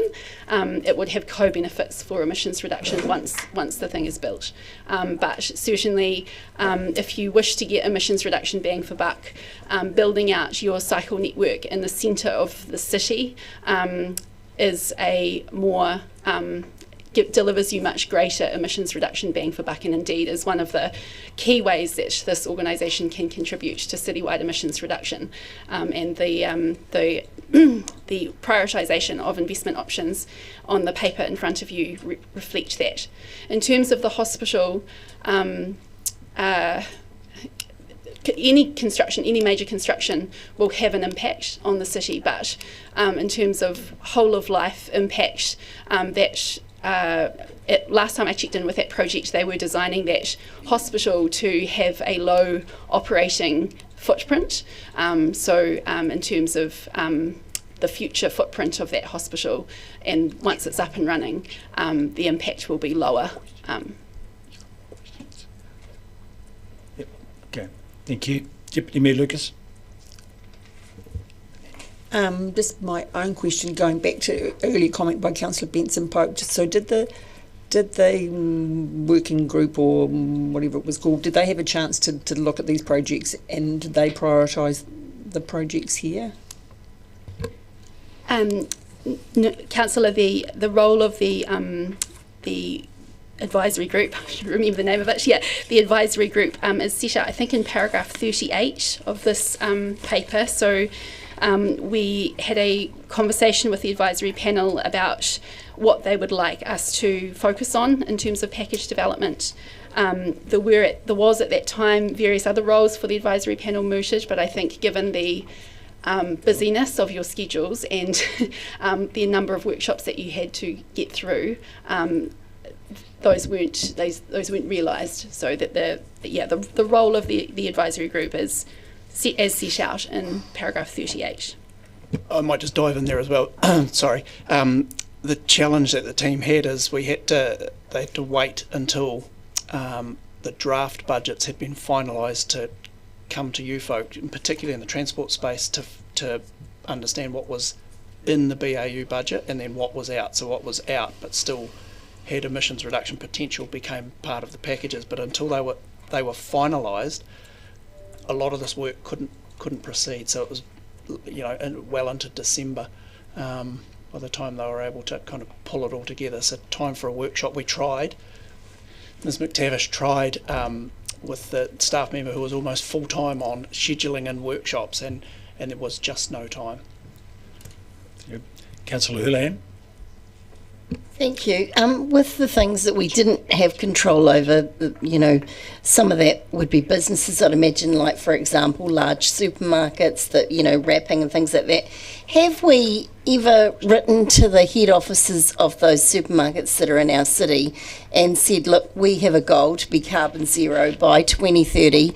What can your companies that are based here in Dunedin do to help us achieve this goal? These are some of the things we've seen that, if they were eliminated, would help us improve our goal and reach it faster. And then tracking that. Is that something we've done? It doesn't take a lot of energy, and it's not, but we've still got 5 years, so I suppose it could still be done, but... We did talk to the likes of supermarkets through zero carbon plan development. A lot of the larger employers, and particularly multinationals, actually have carbon reduction plans, and like us as an organisation, and we are actively working with some of the major institutions in town through the Zero Carbon Alliance to help them realise their emissions reduction goals, as well as working towards the city's goals. There is also, in terms of the business community, the key focus that the Zero Carbon Plan identified as a gap was the SME area, because they're not resourced to do this. So in our Zero Carbon operational base budget, there is a little bit of money to focus on supporting that sector, the SME sector, with this transition to a zero carbon economy, because that was identified as the gap. I wonder if you considered holding a BA5 hosted by DCC and talking about those benefits at that. I'm just thinking outside the square, but that may be something that could reach a large group in a short amount of time. Thank you. Deputy Mayor Lucas.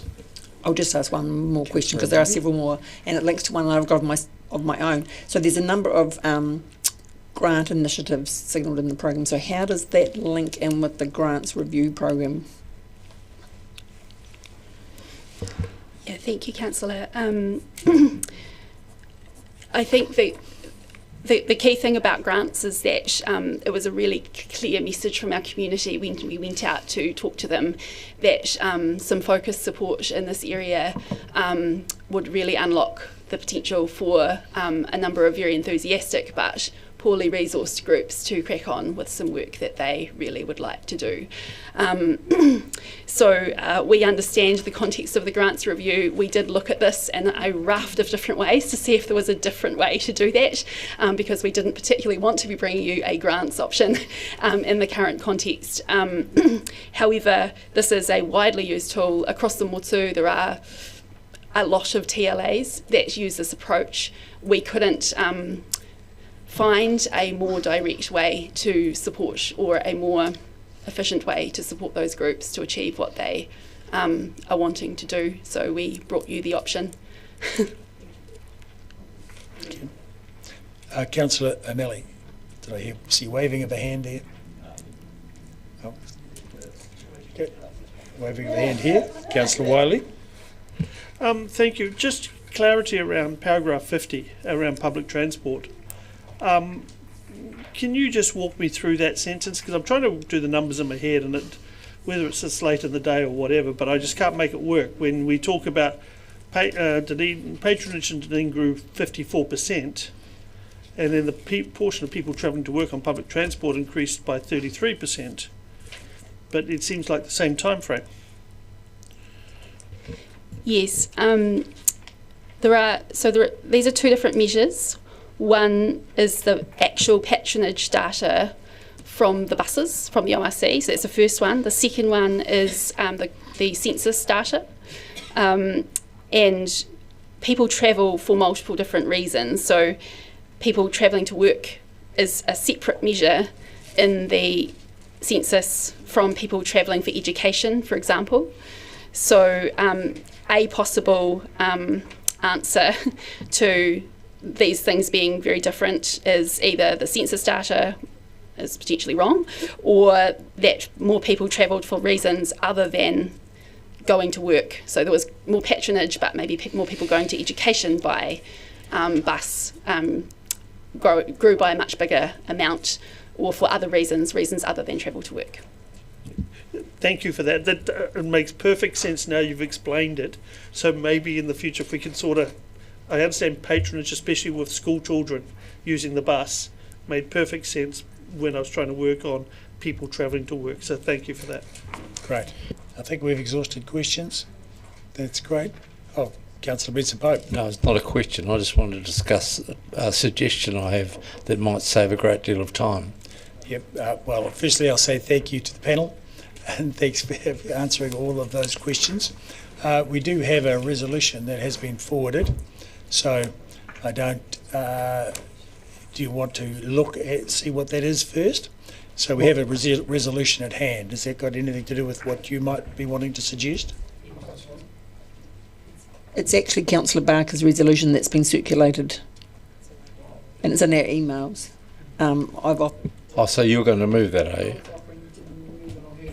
Sorry, well, it's just microphone. Yeah, well, I just want to have the debate once, and one way or another, there are three options. Well, there's probably more than three options, but there are three alternatives available to us. I can't imagine that the majority of us don't want to do something, but I don't know whether that's the high option or the medium option, or no option. What I was foreshadowing, what I am foreshadowing, is that irrespective of what you do with that, if that fails, if you're going to put that first, that I was going to move that we include, for the sake of consultation, our preference, and we decide separately whether that's high or medium, and that's what goes out in the papers. And I thought, if we do that, then if you want to do nothing, inconceivable as I find that would be a majority decision. That would be fine. That would be nothing, which is what that is. And if you want to do something, we could very efficiently, by just not having multiple debates, decide on consultation between high and low and say which our preference was. Okay, high and medium, I mean.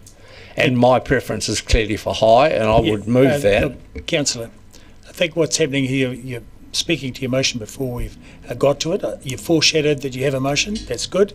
And we've got a motion that has already been received. And we're going to put that first. We're going to go through that first, and then you've foreshadowed, should it fail, then we'll go to yours. Now, I have a procedural question, actually.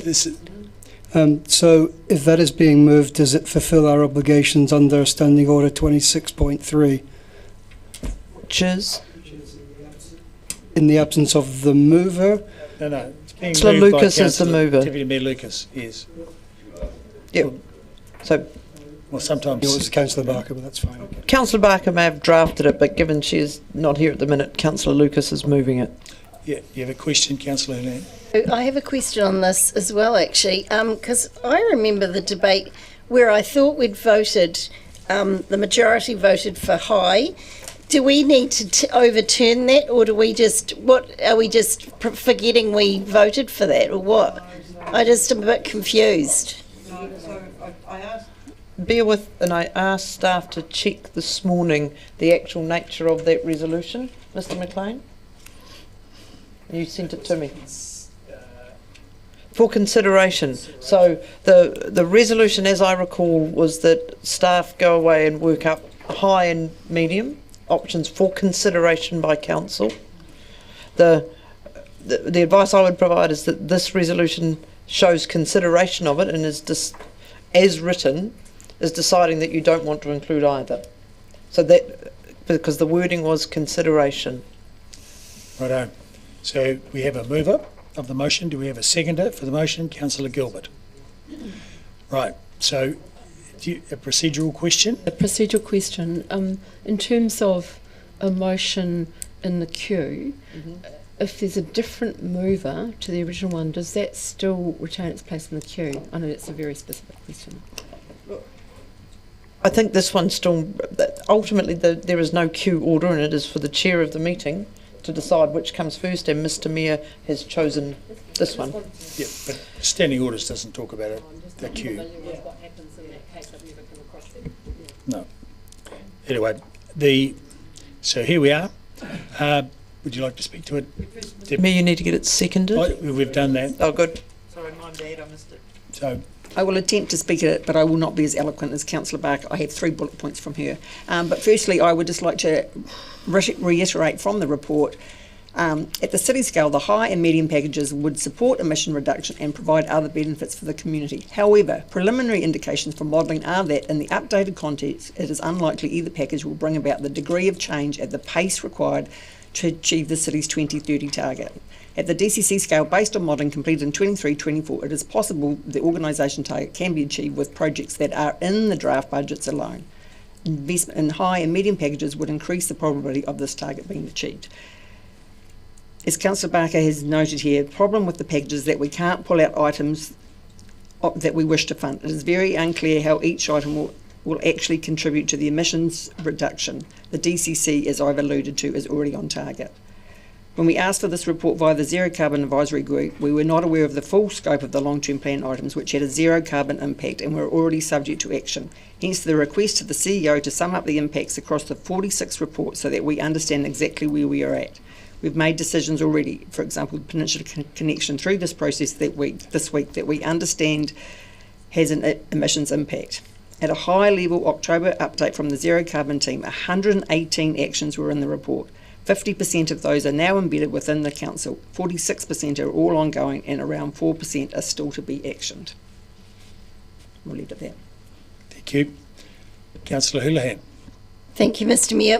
What I'd like to say firstly is thank you to staff that have been putting, and it was mentioned in the questions, have been putting in the notes in our papers now, and I thought it was fantastic because, you know, straight away, has this got a rate cost, and is this carbon neutral, or what if impact does it have on our carbon emissions?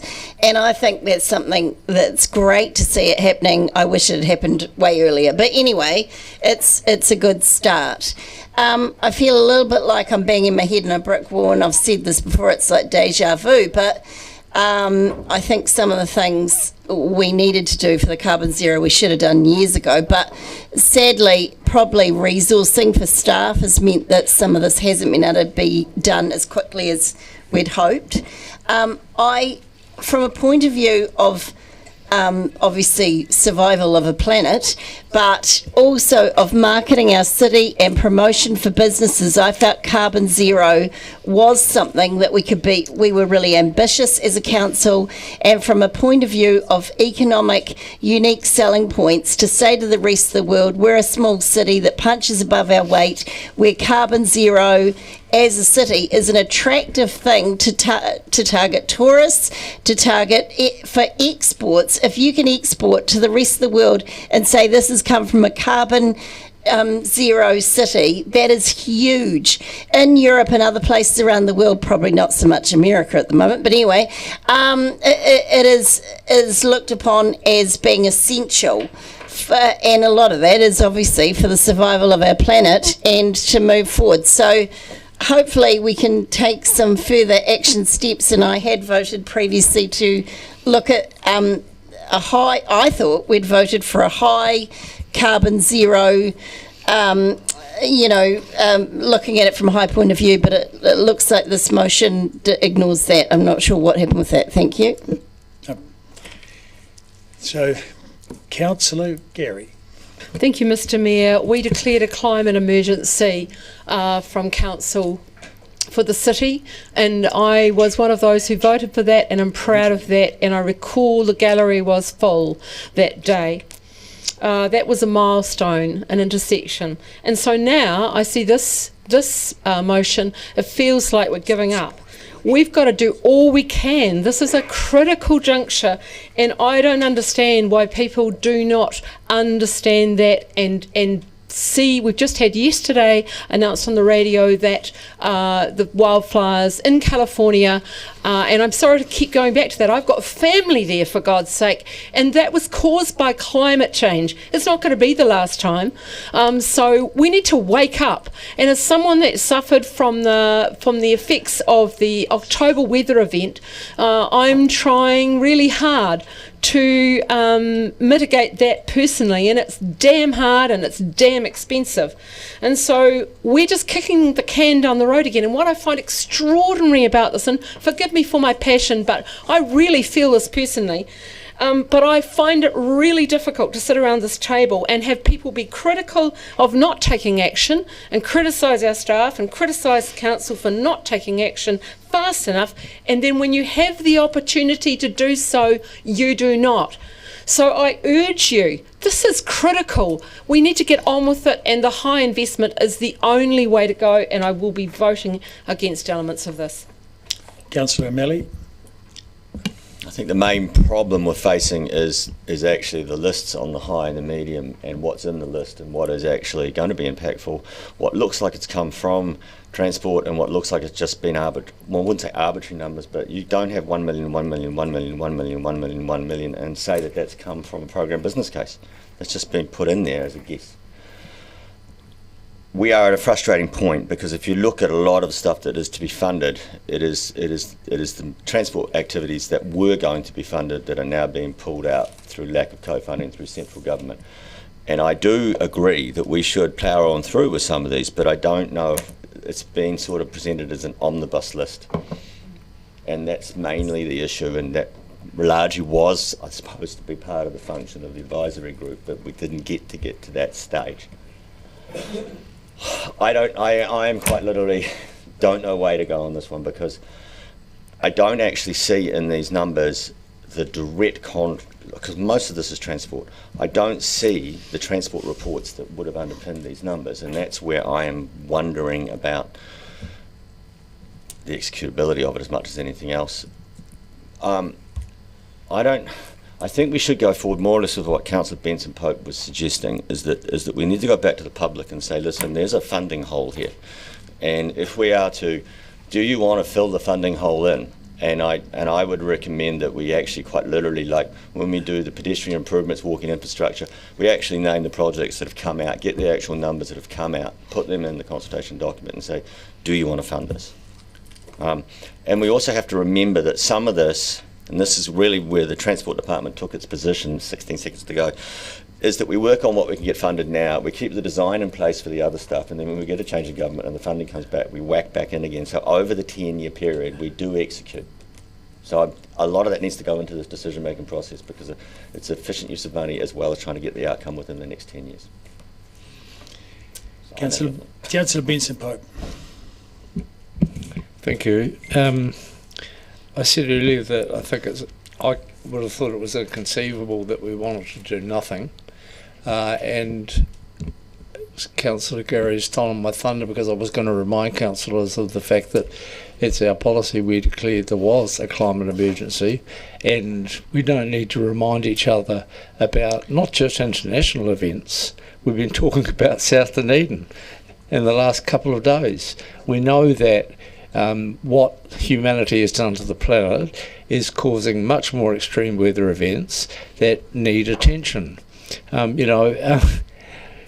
It's a good start, but it's not enough to, save our climate and save our environment one coffee cup at a time, much at all as that's an admirable initiative. We need to do more, and this on the board ain't more. It's not quite a do-nothing option, but it's not do as much as we might be able to do. I certainly support the high investment option. I don't know whether our community does or not. I don't know whether the majority here does or not, but it's easy to find out, and I believe this is so important that, as Councillor O'Malley says, I want to see what the community says about it, because I know how many of them have got off their bikes and come to rallies and written to us and submitted about this issue. So while there are uncertainties and lacks of clarity around what's going to be most effective and about some of the measurement and the rest of it, but there's not much lack of clarity about the crisis that this whole environment that we depend on is facing, including us in Dunedin, who have coastal soils that are prone to major erosion. So I won't be supporting this, and I'm reminding you of the process that I suggested that I think is a better way forward. Councillor Walker. Thank you. I remember many of you, in fact all of you, during the election campaign, looking the public in the eye and telling them how much you want to listen to them as the community. Councillor O'Malley and Councillor Benson Pope have just reminded you of that responsibility. We have previously had solid and categoric feedback from our community that we want action on climate change, and we started going down that path in a stellar way. The insult I take from this motion towards the incredible work done by our zero carbon team in this organisation pains me, and I look around and say, boy, you guys are bloody tough. And Councillor Deputy Mayor Lucas, it's not about achieving 100% of our zero carbon 2030 goals. It's about getting as close as we can to that goal. So if we get 70, 80, 90% of the way there, that's a absolutely bloody good achievement. But if we put no incentive to get anywhere close to that target, we'll do what humans do. We won't have the incentive to do anything. And that's my fear here. Listen, we have the opportunity here. If we vote this down, we get to do what the process of the long-term plan, we get to fulfill its obligations, go out to the community, ask them to come to us in May and tell us categorically that they don't want to invest in this.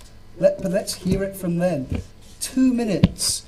This is the biggest crisis on the planet. I'm given 2 minutes. That's why I'm stumbling over my words. I'm trying to not get as angry as you, Councillor Gary. But 2 minutes. After all the work that's been done, if we vote for this, we throw everything in the bin and we listen. Councillor Vandevers. I declare a financial emergency for Dunedin when it is seriously proposed that we spend $110 million for vague climate actions with no admitted quantifiable result. $110 million spending seriously proposed now is, in my view, a kind of dangerous madness. Let the people of Dunedin tell us that they want $110 million of their hard-earned money spent on unquantifiable climate actions. Let them do that after we have done the sensible thing and vote for this. Okay, now we'll take it by division. I have my right of reply, please. Oh, you may. Sorry. This is not about giving up. We're already working on zero carbon and we've already made decisions this week. The money that we have voted to spend on South Dunedin is one clear example. I think Councillor O'Malley hit the nail on the head. The issue we have that this is an omnibus. There is lots of more information that we would like to interrogate to be able to look at this, and as Councillor Vandevers said, this is about affordability. And we have had plenty of people here who have come and talked to us and said, our rates need to be affordable. Many of these options on high and low go straight into OPEX, go straight into rates. And this resolution is not saying that we're not going to do anything. We're wanting more information to come in May. And regardless of what happens here, people are going to come back to us as part of our consultation because there will be information in the consultation document. So regardless, we will hear from our community, but it is about affordability. Thank you. We'll take the motion by division.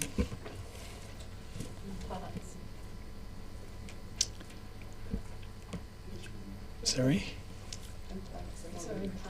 You want them all? Like, which parts? Every part singly.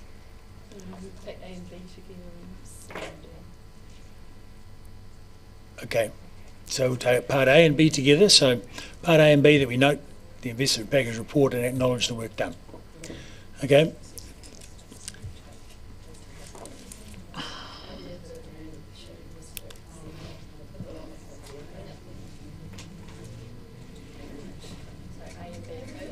A and B first.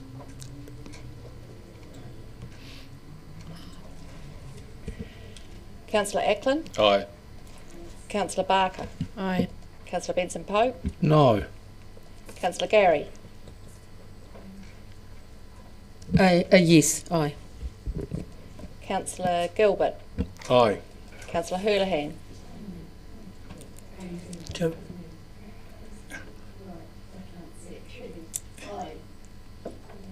Councillor Lefiso? Aye.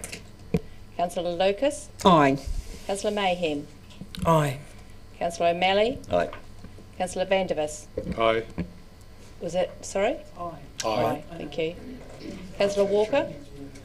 Aye. Councillor Weatherall? Aye. Councillor Wiley? Yes. Mayor Raddick? Aye. Carried 14-1. Parts C and D. D.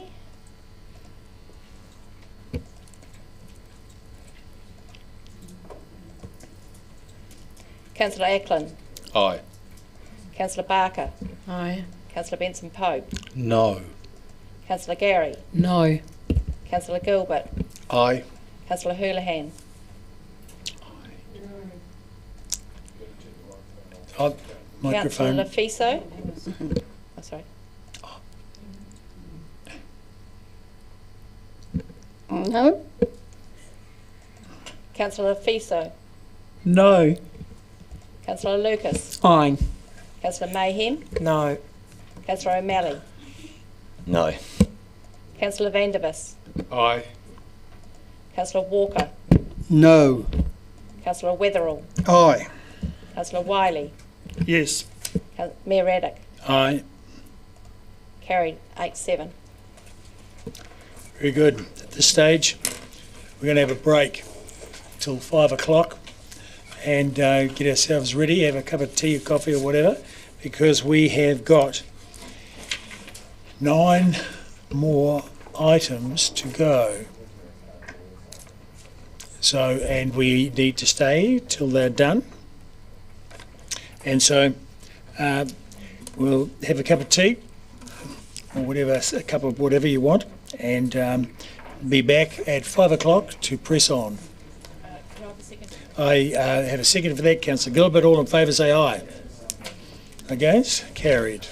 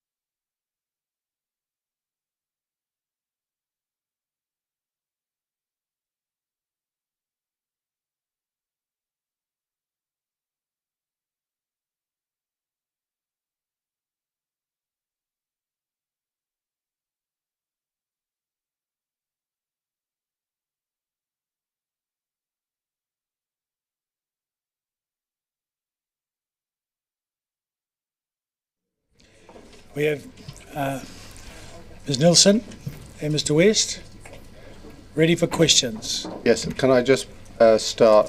I know you'll all have remembered, but I will just remind you there is a non-public attachment. Non-public because it's commercial data that we don't want to share, so please don't refer to it. I know you won't, but I'll just remind you. Doesn't hurt to be reminded.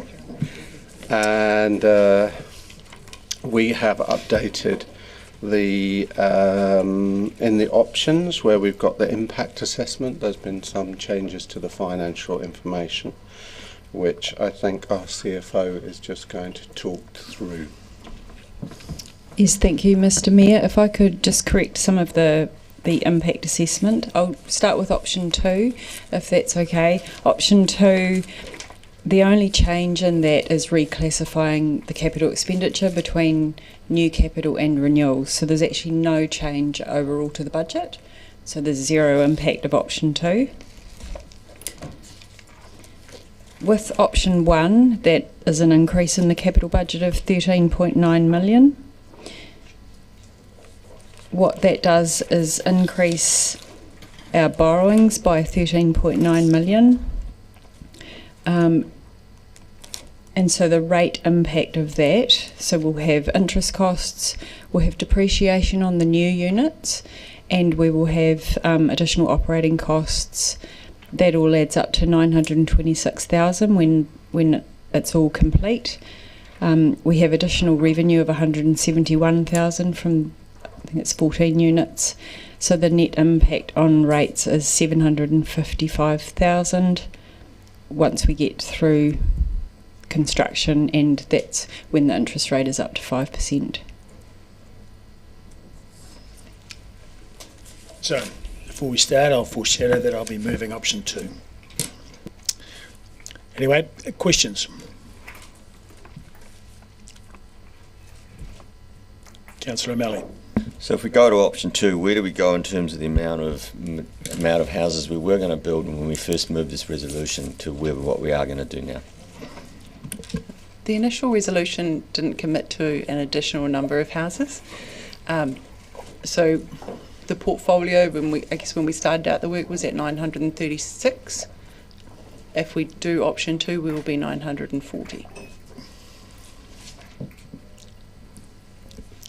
There was discussion at the time that we should potentially go and spend that money immediately and build those houses right away. What's been the inflationary impact in time? It's more or less in the report, but it's been quite large, right? It's probably... Yeah, I guess that's probably our best indicator, that from 2019 till now, we've had 41% growth in the cost to build a house. Did that resolution? Oh, it would have been after 19, wouldn't it? May 2021. Cool, thank you. Yes. Councillor Houlihan. Under option 2, are we still going to build any social housing or not? No building? Yes. Under option 2, we'd build 4 units at Fitzroy Street, so we've begun that work in earnest and demolished the 4 units that were there, so we would rebuild those. So because we've already started, we have to continue that, do we, or can we leave it? You don't have to continue, that's an option for council. Okay. There's no option C, is there? It's option 2. Oh, option 3, yes, sorry. Option 3. Okay. Questions? Are there any other questions? I don't see I'm not seeing any other questions. Okay. Councillor Houlihan, you've finished with questions? Yes? Well, sorry. Great. Okay. We're done. Okay, so I move that we adopt option 2, seconded by Councillor Ackland. In speaking to this, I mean, the development at Fitzroy Street is underway, so at least we are doing something. But, you know, we're in very fiscally constrained times. I don't think we should be taking on more, and I don't think we should be taking on a significant increase in debt. and Lord knows we have taken some on and come close to, well, who knows. The purpose, one of the key focus of the budget,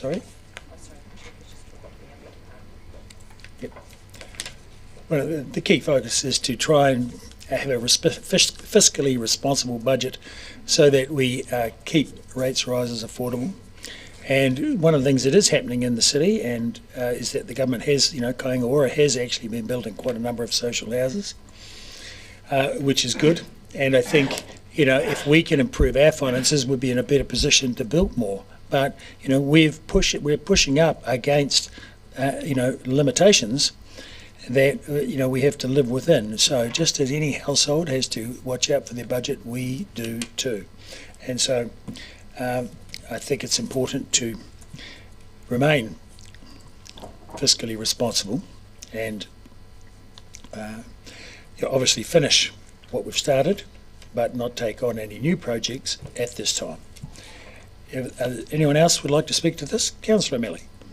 Yeah, Mr. Mayor, I think option 2 starts to become an option, but it disappoints me that when we voted for that fund, it was an attempt to start building community houses again, because we hadn't been building them since the 1990s, and our portfolio hasn't risen even though our population has. So proportionally to the city, our portfolio has actually been shrinking over time because we haven't been responding to population growth itself. The main cause of that, of course, is the lack of central government assistance. In the old days, it was assisted by central government, and that's pretty much when we stopped building and all the other cities stopped building, is when yet again the central government pulled out of its social responsibility to cities. This will be the end of us expanding again once this runs through.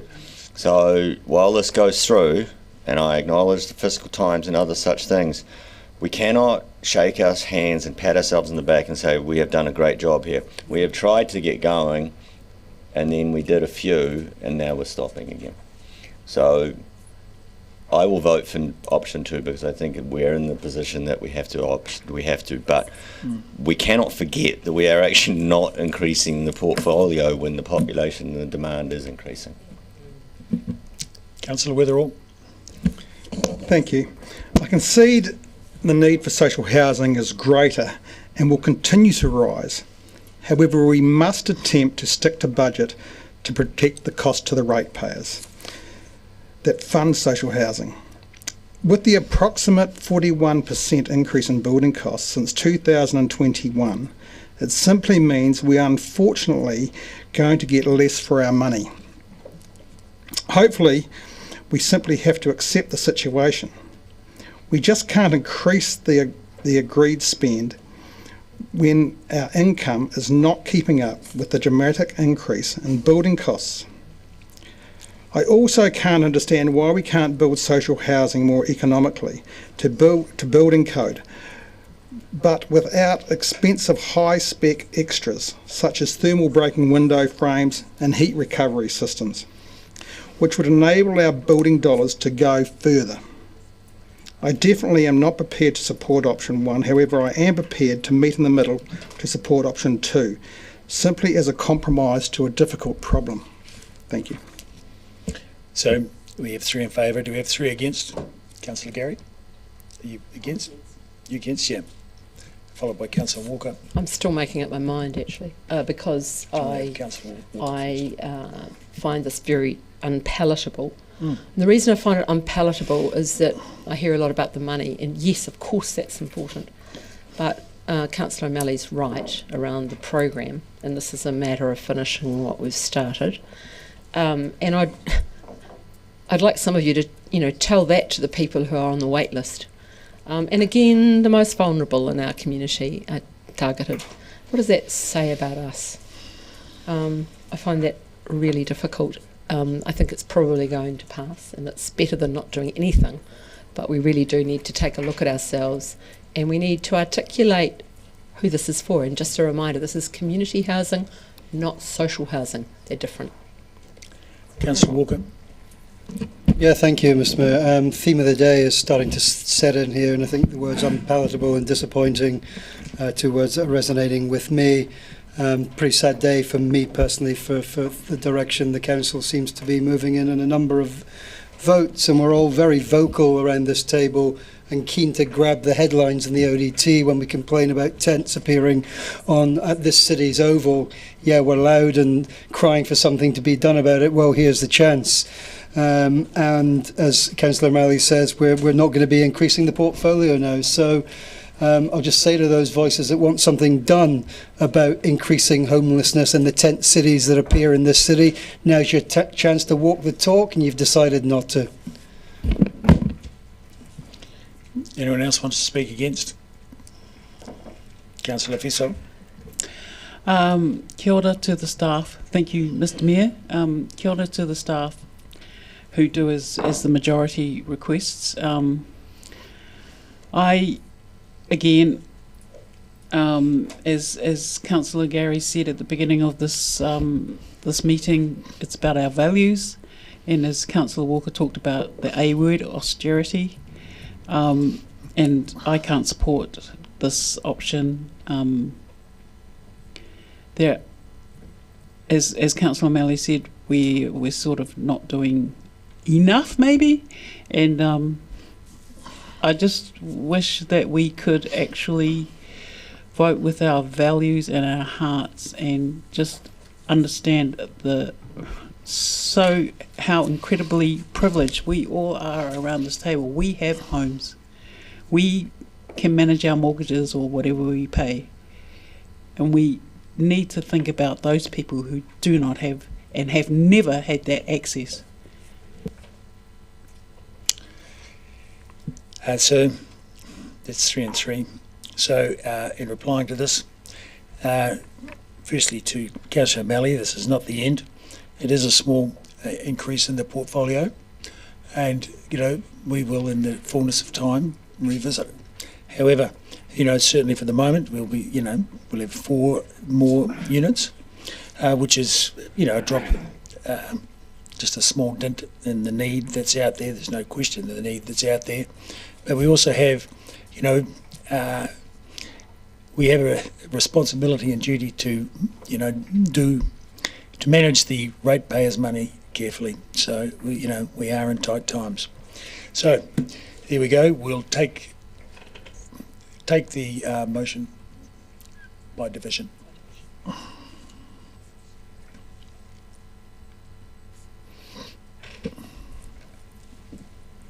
Councillor Ackland. Aye. Councillor Benson Pope.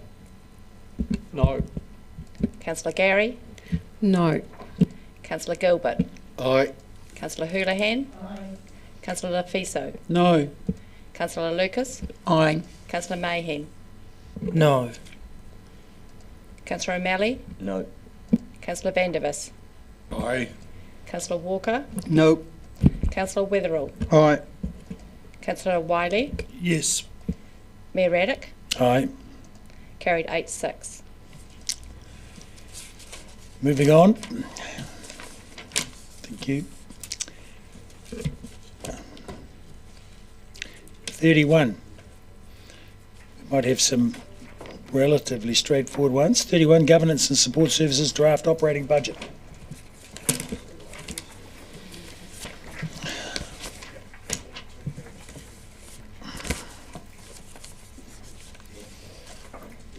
Page 230.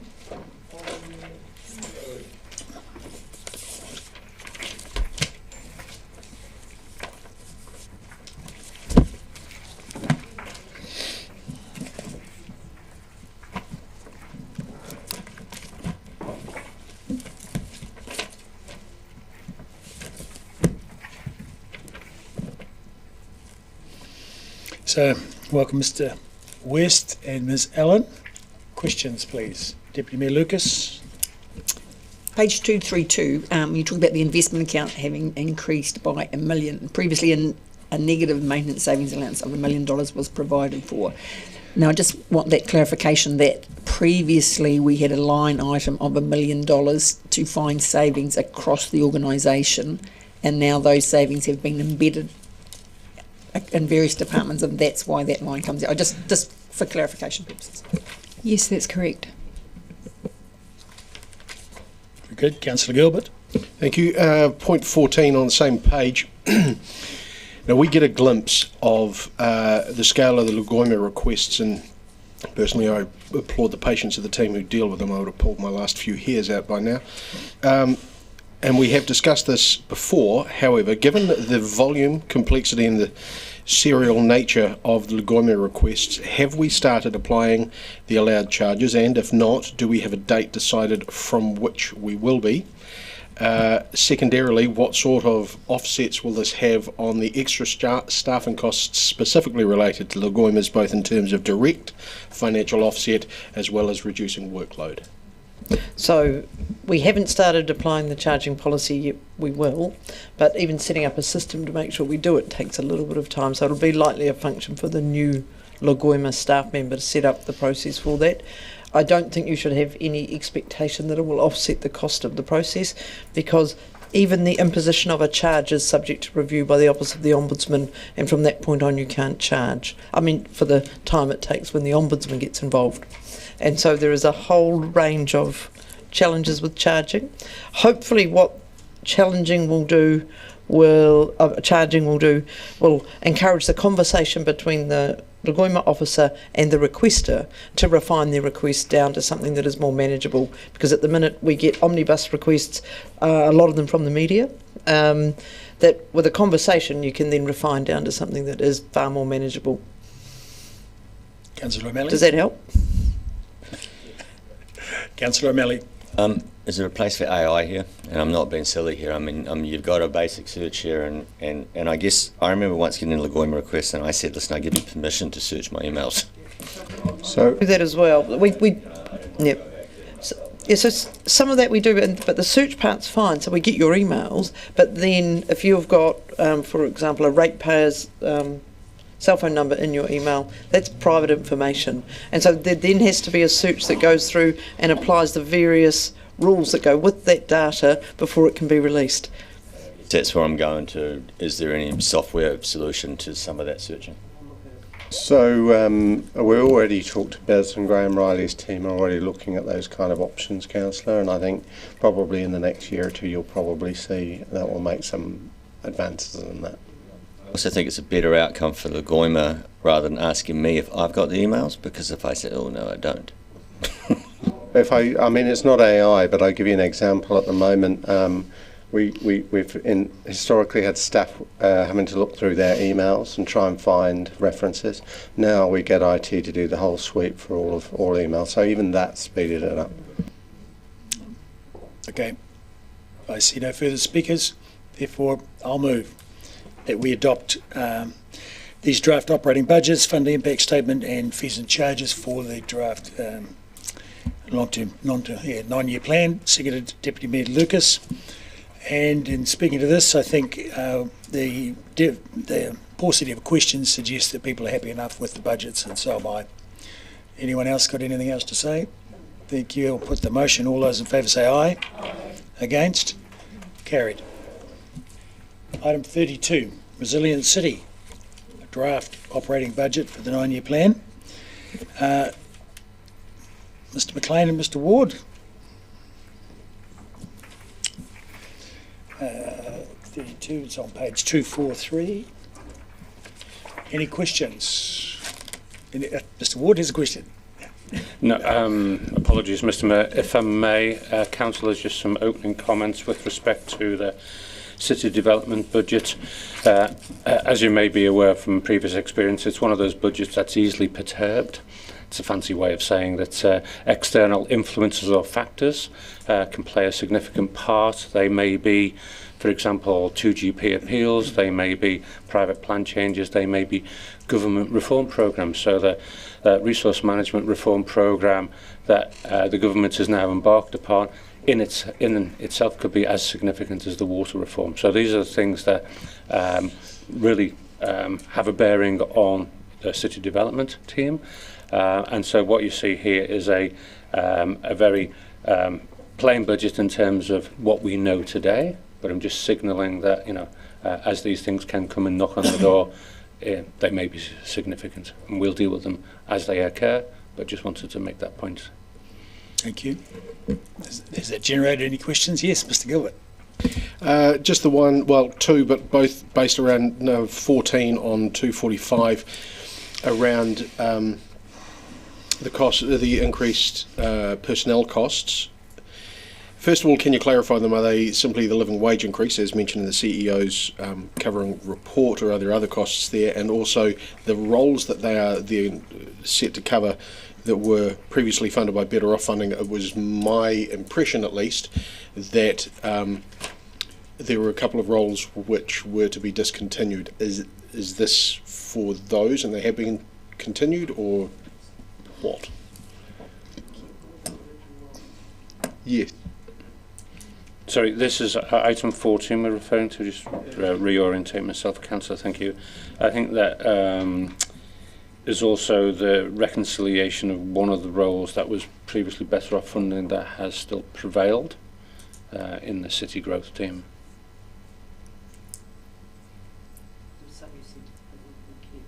No, I just want to clarify, I don't think there are any living wage roles in this group. This is not a group where the living wage applies, I don't think. Okay. I see no further questions. Therefore, I'll move that we adopt these draft operating budgets and funding impacts statements for the draft 10-year plan. Seconded Councillor Mayhem. And I don't think there's anything I need to say about it. Does anyone have anything to say? I'll put the motion. All in favour say aye. Aye. Against? Carried. 33. Citywide Climate Resilience Framework. Page 253. 10 pages on.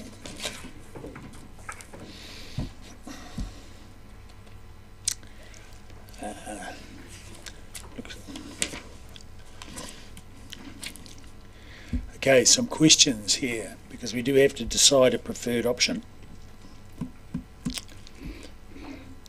Are there any questions, councillors? Not seeing any. No, I don't know that we've got to here. So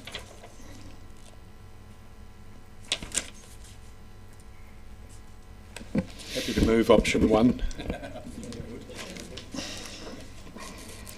Rightio, so we've got a mover for option 1. We've seconded Deputy Mayor Lucas. That's the that requires no extra budget.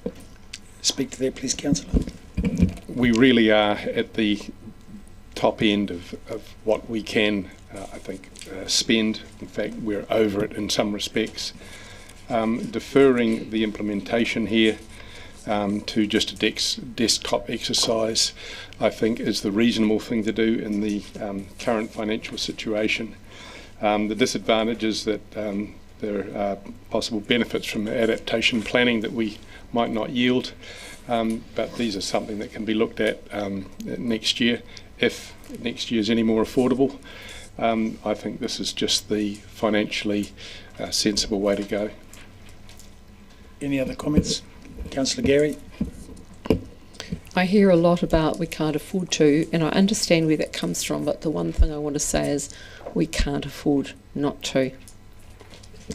Any other comments? Councillor O'Malley? Concurring with Councillor Gary and sort of to Councillor Vandervis's words, the most expensive thing you can often do is underspend in your planning, because in fact that is actually determining your rational investments in the future. I think we shouldn't stop this. We should keep going forward with this, but we'll have to vote this down. Councillor Gilbert? I agree. If we continue to do BAU, we will get BAU, which is not something I think we can do. So I'll foreshadow that should this fail, then I'll be putting forward option 2. Okay. Any other speakers in favour of this proposal? Deputy Mayor Lucas, yes. I would just like to reiterate Councillor Vandervis's comments. It's about affordability. It's not that we aren't doing anything. I mean, if you look on page 268, you see the timeline there, and it's about being affordable, and we can't do everything all of the time, all at once, and that's why I'm supporting this motion. Yep. So, anyone else in favour? Only in favour. Anyone else in favour? Okay. Well, I'll speak in favour. It's another increase in direct rates input, direct rates costing. So, and we've already, overstepped the mark as it is. I don't think we need to overstep the mark further. Anyway, we still have a desktop exercise in play here, and that at least is forward progress. So we'll take the motions in parts. So I'm just trying to finish it because, sorry, Right reply? Yes, we'll just see what the motion is. Yeah, okay, well, yeah. Councillor Vandervis.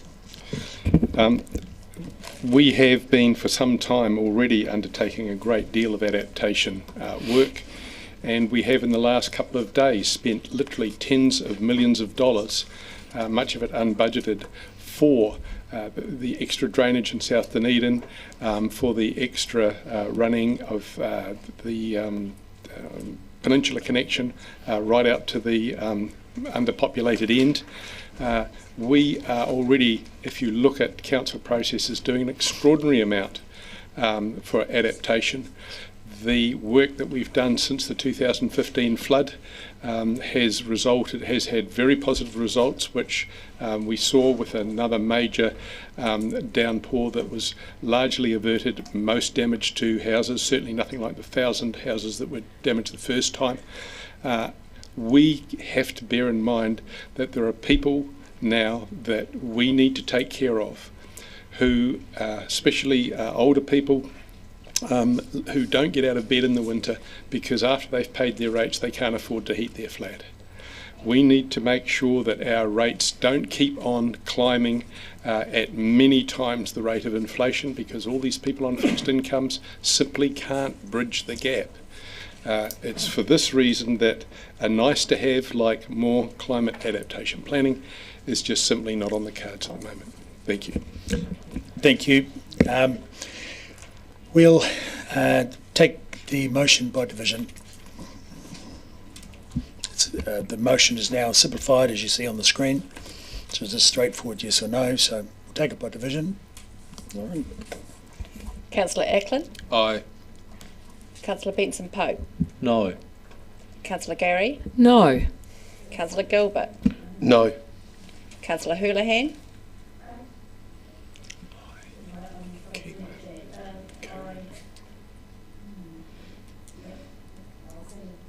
Yes, but I'm not sure which option it is, but It's all right. has Don't it worry. got one? It doesn't state on there 1, 2 or 3.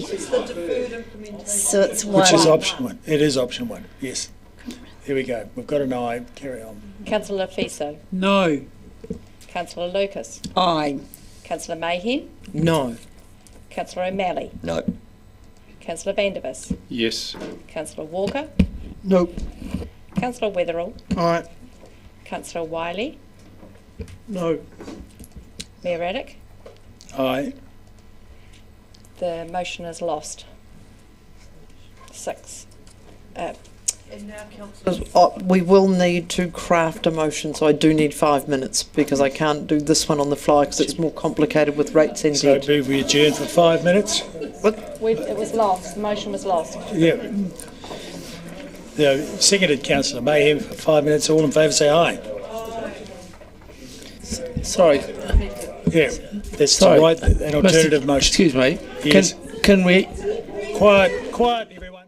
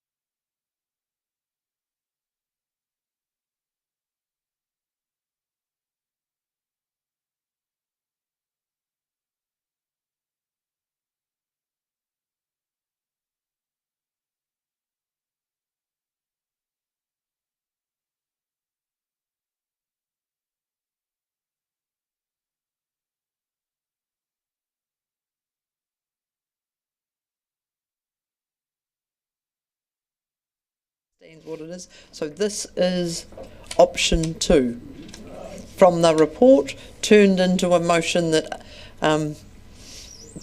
details out what it means in terms of the budgets, which, because this is a budget meeting, that was what was required.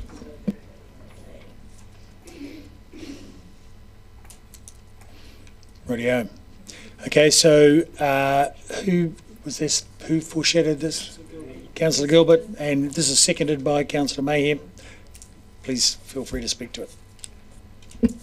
I think we covered it all on the previous one, so as we were. Okay, anyone else? Councillor Gary? One word, better. Anyone else?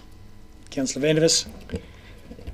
There is more millions here for the whole period that we're looking at from now on. You're talking 400 grand in year 1 and then onwards, and then 300 grand year 2. This is just money we don't have that the ratepayer is getting no real value for. I don't see how we can justify this spending. Councillor Houlihan? Thank you. We've done a massive amount of engagement with South Dunedin on the St Clair, St Kilda engagement and the sea and waterfront. If we don't do something, the sea will encroach. So we're forced to do something, and this is we should probably be doing the higher option, but this middle option, it gives us a good start. So I will be supporting this. Thank you. Okay, is there anyone against? Anyone else against? Do you want to speak? But okay, so we'll put the motion. Sorry, we've got 3 in favour, so and 1 against, so we'll put the motion. So, take it by division, yes. Councillor Ackland? Aye. Was it a no? Correct. Thank you. Councillor Benson Pope? Aye. Councillor Gary? Aye. Councillor Gilbert? Aye. Councillor Houlihan? Aye. Councillor Fiso? Aye. Councillor Lucas? No. Councillor Mayhem? Aye. Councillor O'Malley? Aye. Councillor Vandervis? No. Councillor Walker? Aye. Councillor Wiley? Yes. Mayor Reddick? Yes. Carried 10-3. So, here we go. On to item 4, the centres upgrade. 34, sorry. Over the page. 269, I think.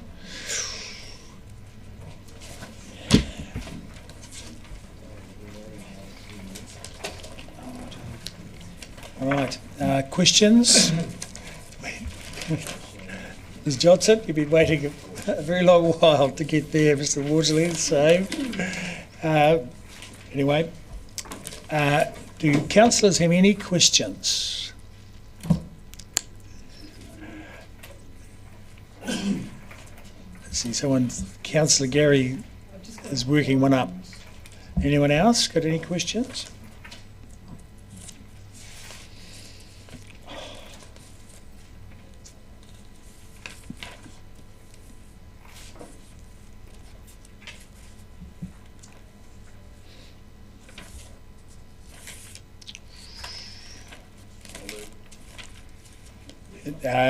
There's 2 options. So that's okay. And you've got a question? Question, Councillor Wiley. I know I'm going to get asked this at the pub tomorrow, so I'm going to ask it now so it can be streamed. The exchange area, what does the difference between option 1 and option 2 mean, or any other options mean to the exchange area and further development in that area? That's part of the Central City Plan, not part of the Centres program. Ah, okay, so this is, okay, thank you. Oh, I said tomorrow. Yep, next page.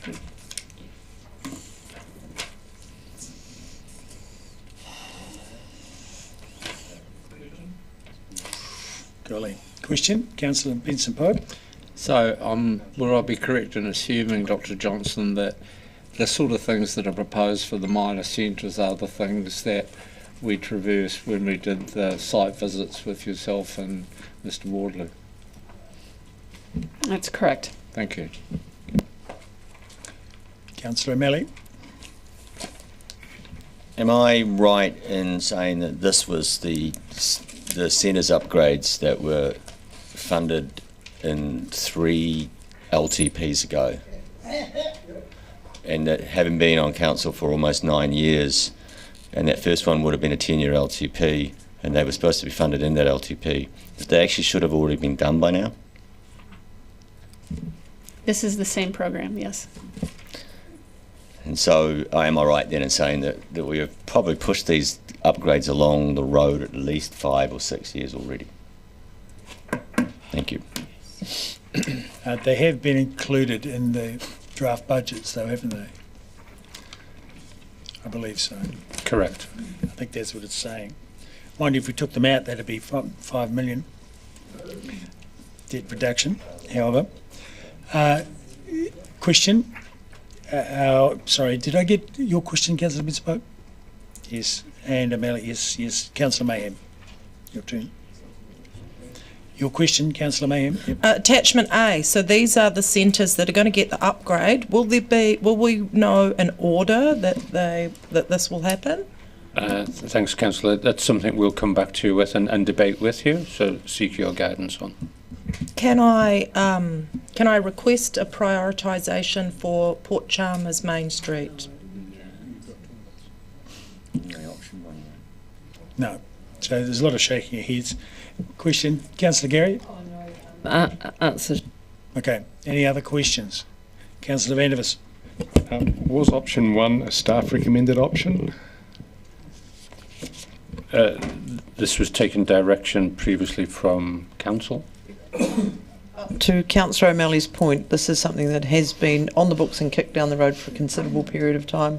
We now have the future development strategy, we have a range of other things, and staff believe that, and the state of those centres is now 9 years worse than it was 9 years ago.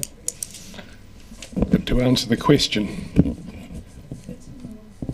Yes, it's in the report, but yes, based on a decision of council a number of years ago, but this, yes, is a staff recommendation in this case. So why doesn't option 1 have recommended option beside it? No, it does on top. And the recommendation. The report template for these meetings is slightly different, Councillor. All right. Any other questions? Councillor O'Malley? Clarifying, when we look at attachment A and we're saying smaller centres done now, that's the Anderson Bay and everything else down below that, and the larger centres pushed out still. I'd say not necessarily. The minor improvements budget is sometimes used in larger centres. So, for instance, recently there were some minor upgrades to pocket parks in the Molesgill Centre, even though Molesgill is a major centre. So it can be used in major centres to deal with minor problems, low risk, high support type activities. Okay. It's just that it certainly doesn't go as far to do a major upgrade thoroughly in a larger centre.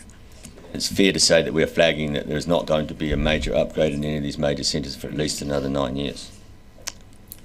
Based on that option, it's it's not really clear what that option really says in terms of. No, it's a short period of minor amenity upgrades followed by. So later would be at least 3 years away, right? Yes. Correct. Okay. Okay. Councillor Gary? Yes, I think I found my question. Forgive me if this is in there, but I didn't see it. So I saw Brockville in the list, in the alphabetical list, but I wanted to understand, because we did that site visit, where it fits in the priority, because it wasn't, as I recall, in that original list of upgrades. Where does it fit in? Sorry, as answered before, the prioritisation will come as a separate report. Oh, sorry, afterwards. I missed it. Yep. Apologies. All right, I think we've covered all the questions. Fantastic, thank you. So we have a motion. Who was that? Option 1. Okay. Okay. So would you like to speak to it? No. Would you like to speak to it? Nobody wants to speak to it. Councillor Walker?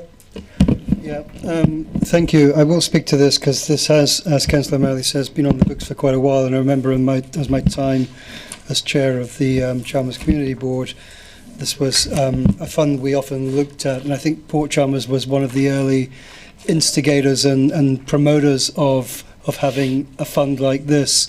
So it sort of feeds into, I guess, Councillor Mayhem's desire to, as the board, as a councillor rep on that board now, I can see where she's coming from. So all I will say is to Councillor Mayhem and other councillors involved on boards in areas that I guess it's up to you guys to get together and put together a good case and come to the various long-term plan or AP processes and to push your case forward to make sure that you are prioritised, and that goes to anybody else on this list.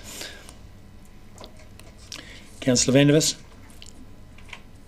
In my view, this is $5.5 million worth of nice-to-haves that are increasingly ugly to finance. I don't remember anybody coming and submitting that they wanted Stewart Street planted with a median, they wanted extra seating on Portsmouth Drive. Who wants to sit in Portsmouth Drive anyway? To me, these are just nice-to-haves that are really not nice to try and finance. Deputy Mayor Lucas. I agree, Councillor Vandervis. These are nice to haves, and I don't know what happened to the thinking that or the view that was around this table back when we made the Aurora decision that we would have financial discipline and that we would make the hard decisions, and this is definitely a nice to have. You've made some very hard decisions and put lots in the budget, and I'm with Councillor Vandervis. Look, this would be lovely to do, but we cannot afford to do everything. Thank you. Councillor Houlihan. I would support option 2 as well. I agree with Councillor Lucas and Councillor Vandervis because a lot of these things are quite minor, and it's over $5 million, and that's 2.5% off the rates, isn't it? I mean, yeah. No, they'll say no. Well, it's because it's capex. It's capex. The difference between capex and opex. Never mind. It does increase rates and it does increase debt. It does increase our debt though, and that is significant. Ask Councillor Vandervis. That's right. Is there anyone else in support? Councillor O'Malley. To be honest, that list was a lot shorter to start with. It was a lot smaller. It was Caversham, St Clair, Mosgiel, Port Chalmers, and one other. And now it's got bigger and it's also got further away. At some point or another, we're either going to say we're going to do it or actually, sorry folks, we never, ever, ever intended to upscale your part of town. Because that's really what we've done. This is one I have watched constantly move away like two charged magnets. As time moves along, it just keeps moving along in front of it, and it always sits at year 6. And so we either have to say we're going to do it or not. And at the moment, this is more or less not. We're going right back to minimum renewals, and we're not going to upgrade any of your centres. That's where we are actually with this. And so I think that those communities that are affected by this, and I especially call out to Port Chalmers, who has been asking for George Street to be done up for a long time, look at this option, look what this means for you, and turn up to the consultation process. Well, you know, it's a tricky old business. It's just more money, and every time we turn around, it's more money, and the next minute, rates are enormous, and debt gets even huger. However, do you want to say something now, Councillor Eklund? Okay, so put the motion. We'll need to take it by division.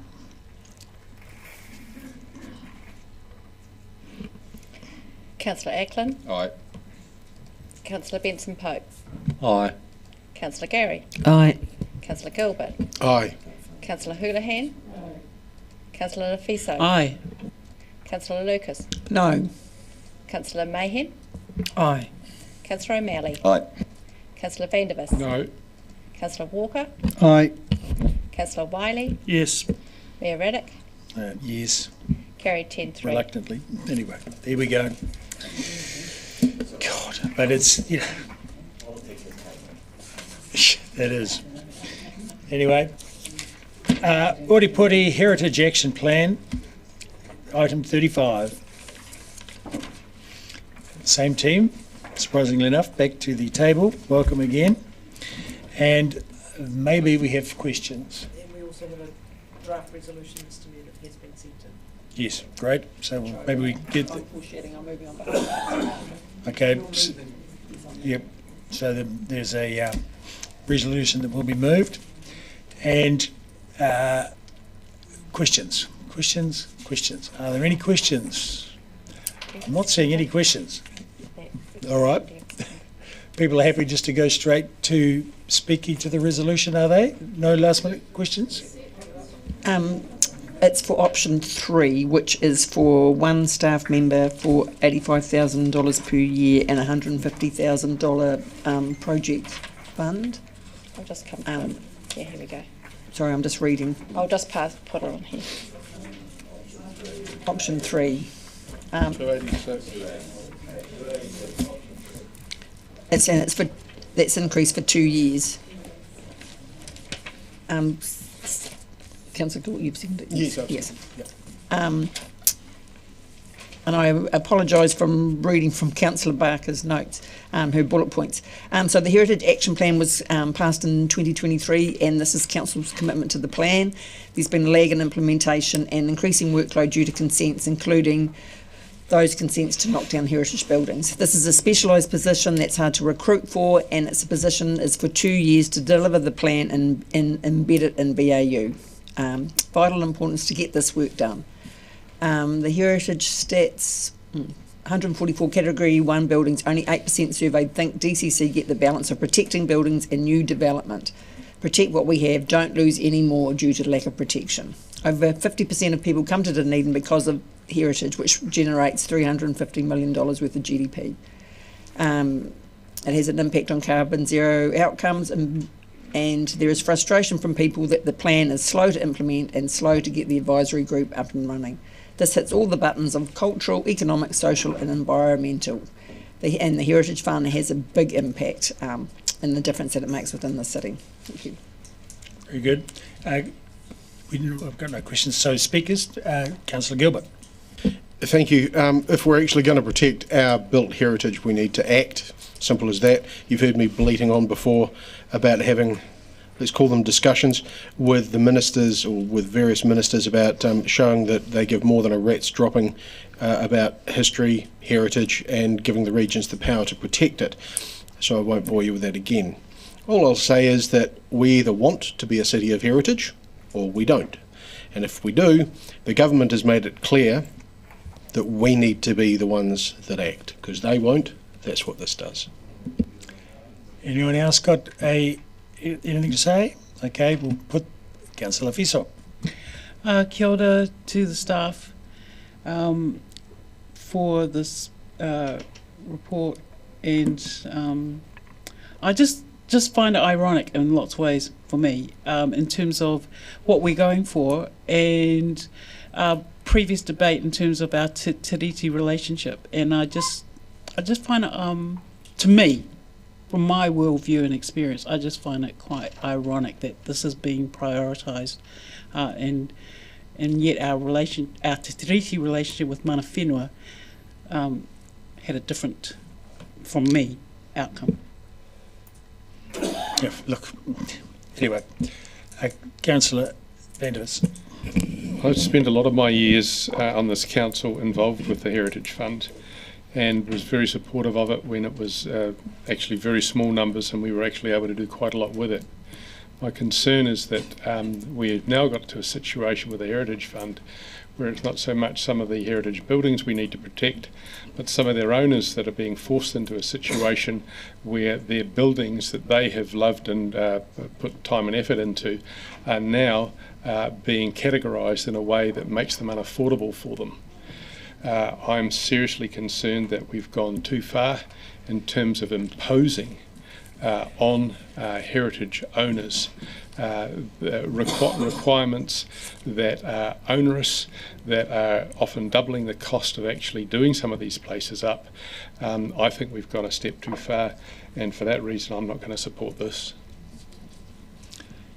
Right. Anyone else against?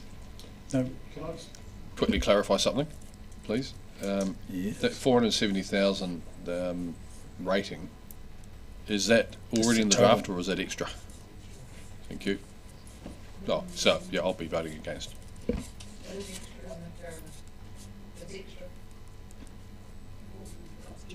So I understand it, yes. Yeah, it's extra because it's an extra heritage prize. Yep. All right. Okay, so we'll have to take them, well, in sending it off to be, for the motion to be taken by division, I have to say we voted for a bunch of other things. If we're going to do a live music action plan and we're a heritage city, I think we also need to be supporting the heritage. So let's take it by division. Councillor Ackland. No. Councillor Benson Pope. Councillor Gary. Aye. Councillor Gilbert. Aye. Councillor Houlihan. Councillor Lafiso. No. We'll come back to Councillor Lucas. Councillor Mayhem. Aye. Councillor O'Malley. Aye. Councillor Vandervis. No. Councillor Walker. Aye. Councillor Wiley. Yes. Mayor Raddick. Yes. And I think we can Take it as an take it as read because. Oh, you can't? You can't. Yeah. So you can wait for it to come back or you can declare it, and I would suggest declaring it. It's declared, yeah. Yes, we'll declare it. 9-3. Right up. Oh. Sorry. Your vote, please, councillor. Oh, my vote, sorry. Aye. The motion is carried 10-3. Okay. Next is the number 38, the grants review update. Down to the final three. I think we're going to beat 7 o'clock. 38. Whatever it is. Check that team for a minute.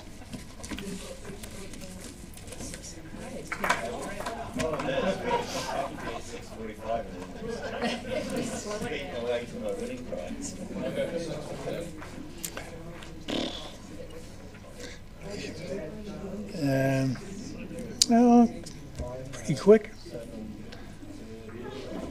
Of 621. There you go. 621. Item 38. Questions, councillors. Questions. Councillor Gilbert. Two very quick ones. I'm not sure where else this one would come up, so I'm asking it here. Can somebody remind me how long the community boards have been at 10K? Because I think that's classified as a grant, is it? Yeah. It's that was going to be a subsequent question. That's one question. If nobody else has, I'll keep going. No, yep, carry on. The only other question I've got is on point 22. A report will be presented to council at a future date with recommendations. Given my little penchant for picking up on dates, any clarity on when the future date is? This quarter, this year, this millennium?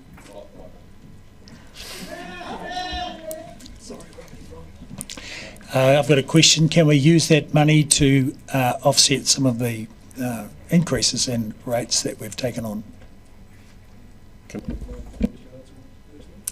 Oh, there is still a bit of work to do in the grants review. We haven't set a date to report back.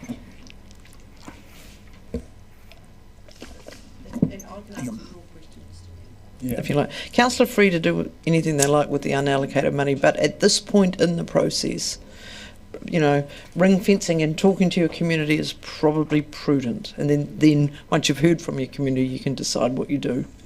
We can make it clear that there is some currently unallocated money.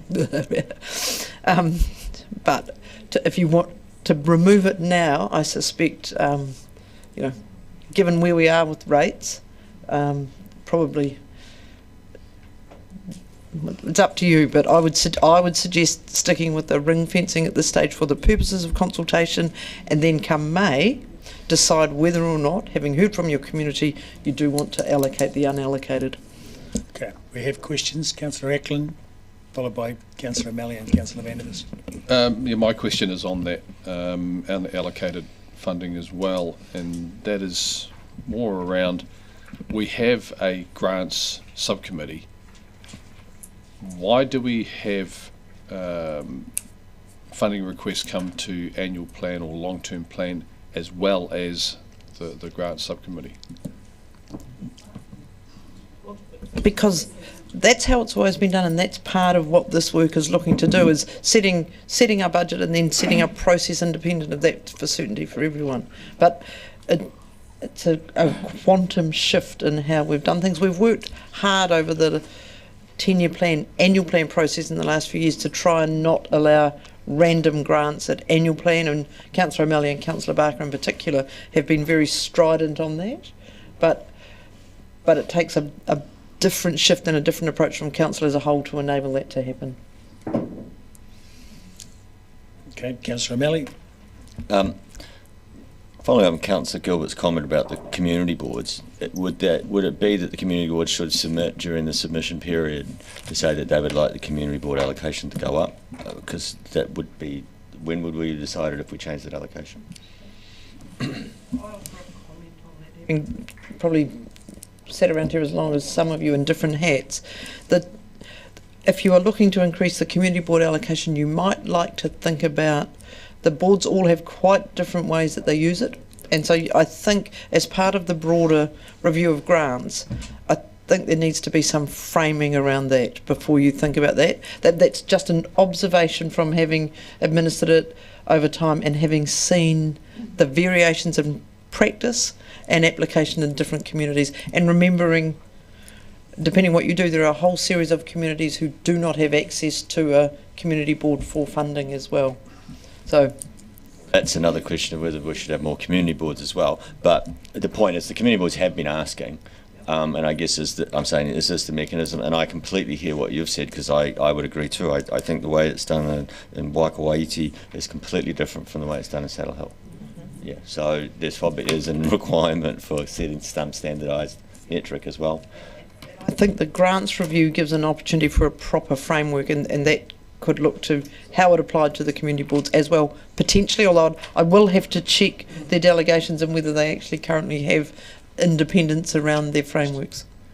Thank you very much for just, I think it's me speaking for the community boards here to say that I think they need to be considered. Yep. Can I just make a quick comment on that too, though? Yeah, sure.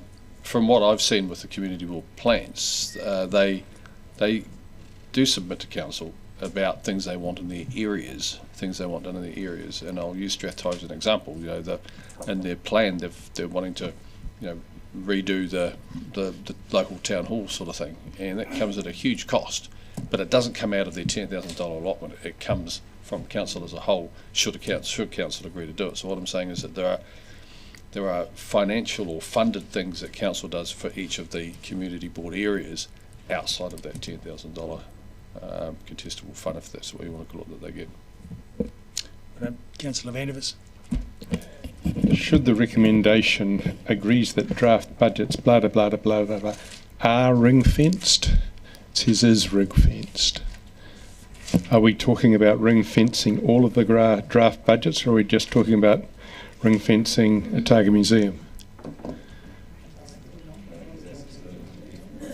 No, that's the one, that grant's being left outside the ring fence.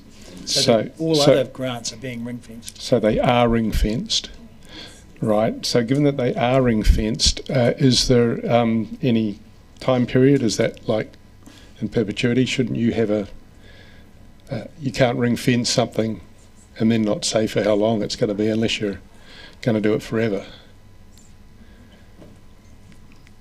And that's where the grants review will ultimately end up. But at this stage, for the purpose of preparing the draft budgets, there is a ring-fenced amount that is year-on-year ring-fenced in the draft budgets. The grants review will then come back, and council at that point will have a chance to change the ring or the fence. So my understanding of that is that it's ring fenced. The grants are ring fenced for the duration of the 9-year plan. At this stage, but that's because you need to do something to build the budgets, and so it would be odd to ring fence it in year one and then inflate it in the out years. So at this point, it's ring fenced, subject to the outcome of the grants review, which may decide to increase it, to double it, or to halve it, or to do away with it altogether. So it's ring fenced until the review. Yes, or unless the review decides that it stays ring fenced. Still ring fenced until the review. I just think it should be in there for clarity.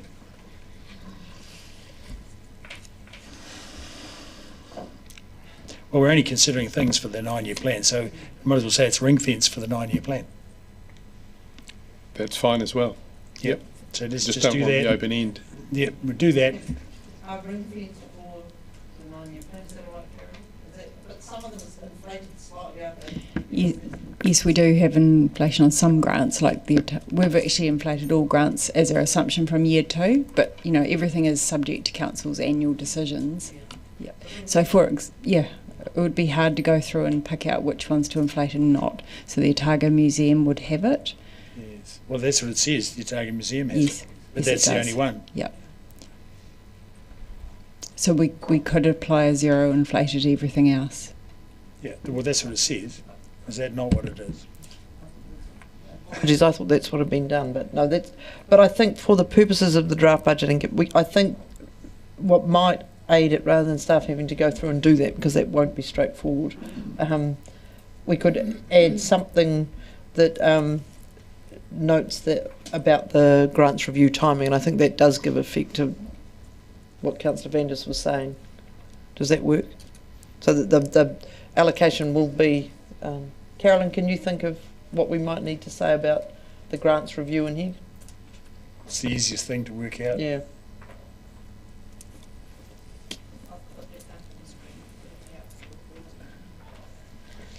It's late in the day for my brain to think of a resolution, I'm sorry.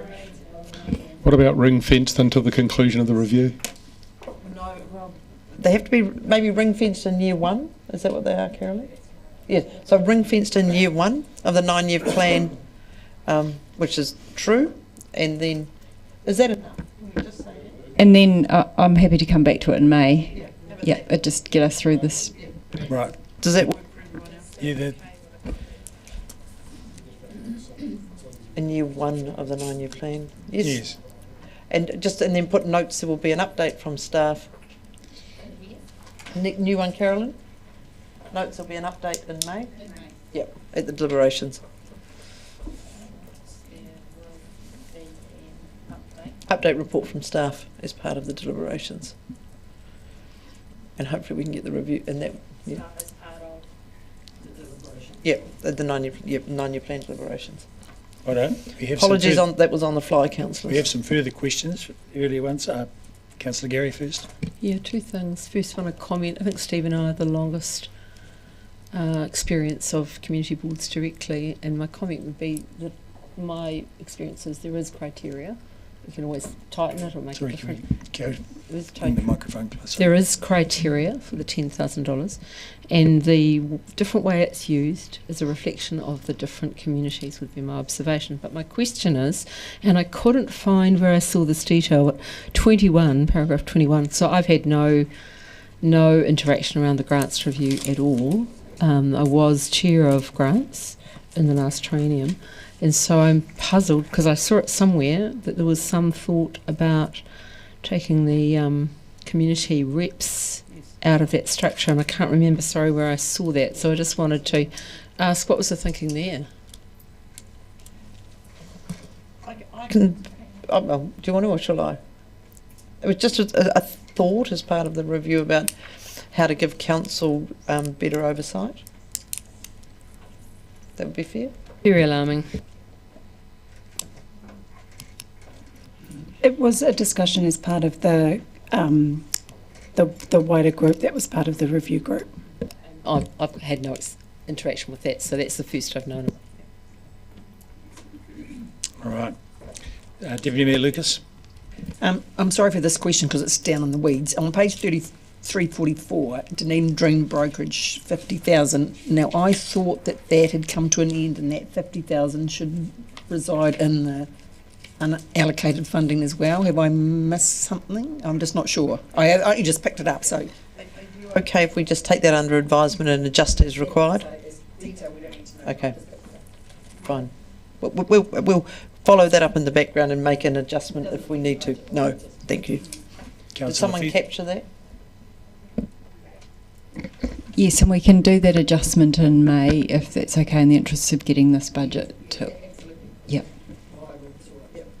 Councillor Fiso, your question? Tēnā koe, Mr Mayor, tēnā kōrua, and aroha mai, I've lost concentration, so I just had a question, and maybe it's been asked, about the place-based groups allocation that was misplaced or put on hold or something until the grants reviews process is complete. Is that correct? Is that 30,000 in the 272,000 unallocated? The place-based group is the same budget as the current year we have now.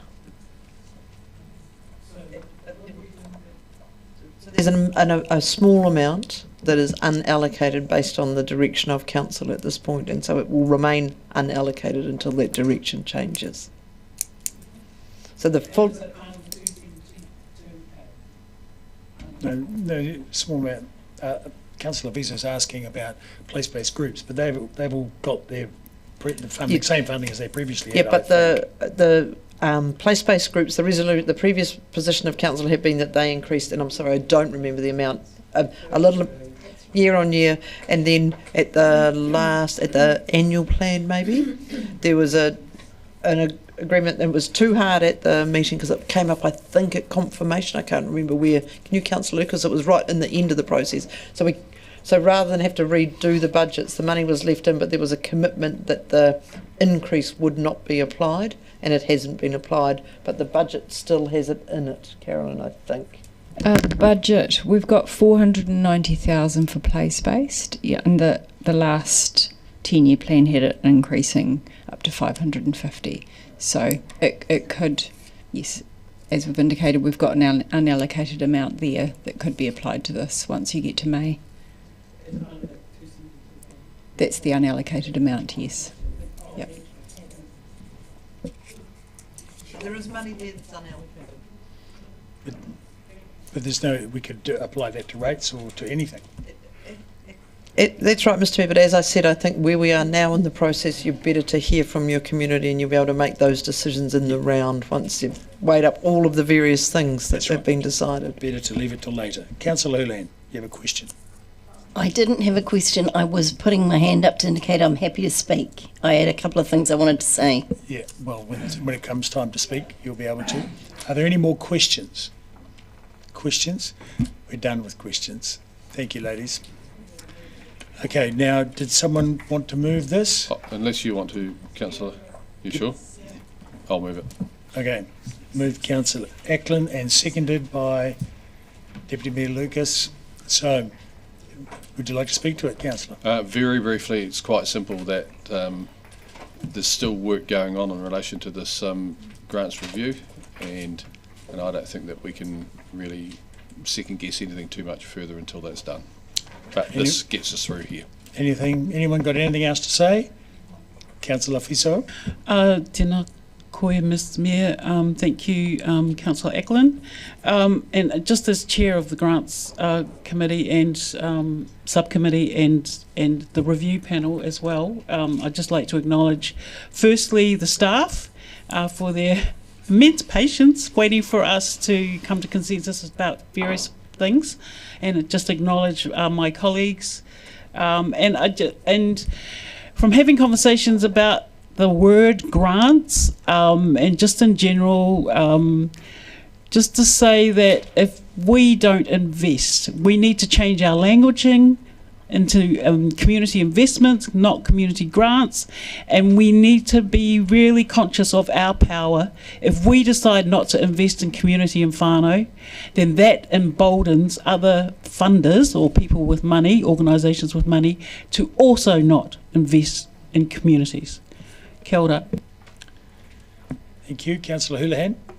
Thank you. Yes, I just wanted to say something similar actually. I'm just concerned with the word review of the grants because the word review hangs over there and has a very negative connotation, and it's been raised for economic development as well, and I'm very concerned about that. But my concern around the grants is exactly as Councillor Liffey said, there are an awful lot of community groups that benefit from these grants. Now, when they have funds from council, that seed funding allows them to get other money, but it also allows them to generate things in our community and do things that we can't afford to fund ourselves. A lot of them do a lot of volunteer hours on top of getting that money. So it's not like there's a lot of extra stuff gets done in the community because of these grants. And if we had to pick that work up, which it would come back to us in the end if we didn't fund it through this, we'd be up for a hell of a lot of more than we are now. So, and it would change the way our communities work and the things that get done. So I think we need to be very aware there is value in these people doing this work in the community. Thank you. Very good. That's it. Everyone speak. Okay, we'll take. Well, I think we're probably all on board with this one. So, having said that, do you want to write a reply? No. Okay. So I'll put the motion. All those in favour say aye. Against? Carried. Item 41. Central City Plan. Business case update. As the team are getting ready to come up to speak to that one, councillors, once we've done that, I will get our finance team to provide you with an update on where various things sit in terms of rates and everything. But I'm just noting that we will need to make a change to the draft financial strategy because we had to set limits, and that they were at 10%, which was the instant you add something they needed to change. So there'll be some minor editorial changes to those that we will make to mirror the decisions that you have taken for the purposes of consultation, because we can't consult on something that breaches the draft financial strategy.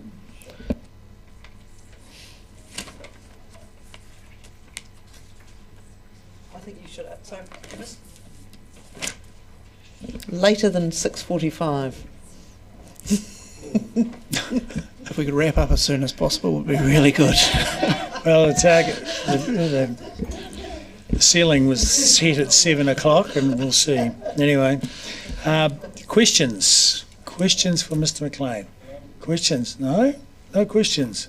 Yes, Councillor Melly. I'm just looking at the implications of not having what now it's NZTA co-funding. Because I noticed things like Bowen Street not completed, and that's pretty much an understatement because it really didn't get started. I mean, option 3 is to basically just stop.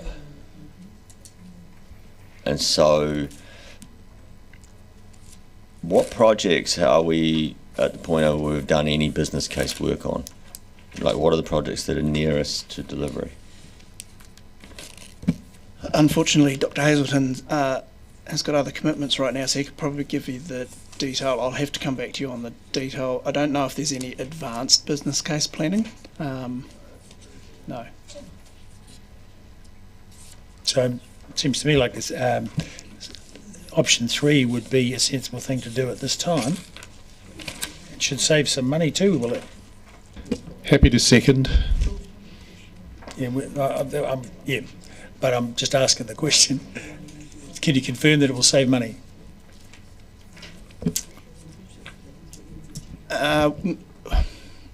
Option 1 doesn't incur any cost either.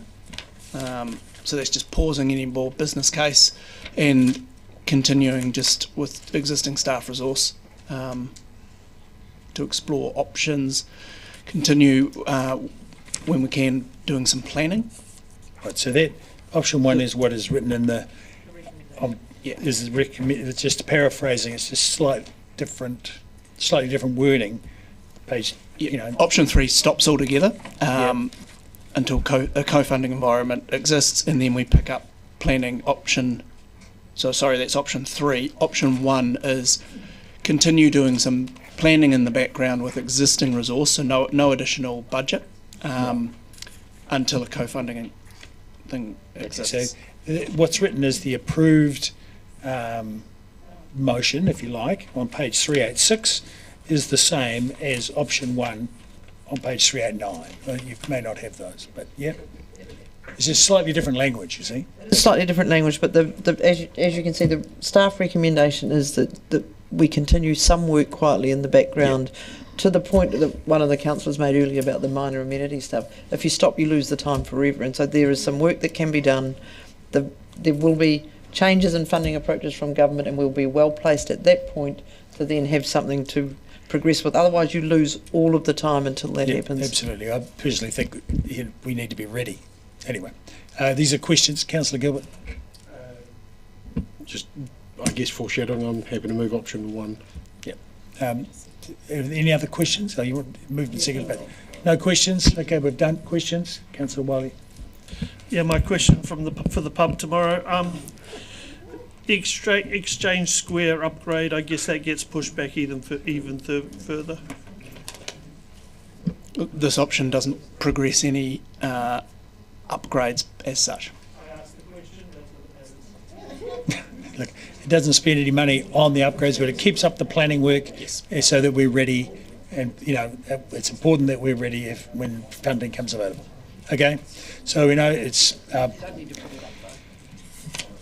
no, it's the motion as in your papers. So, moved by Councillor Gilbert and seconded by Councillor Mayhem. Would you like to speak to it, sir?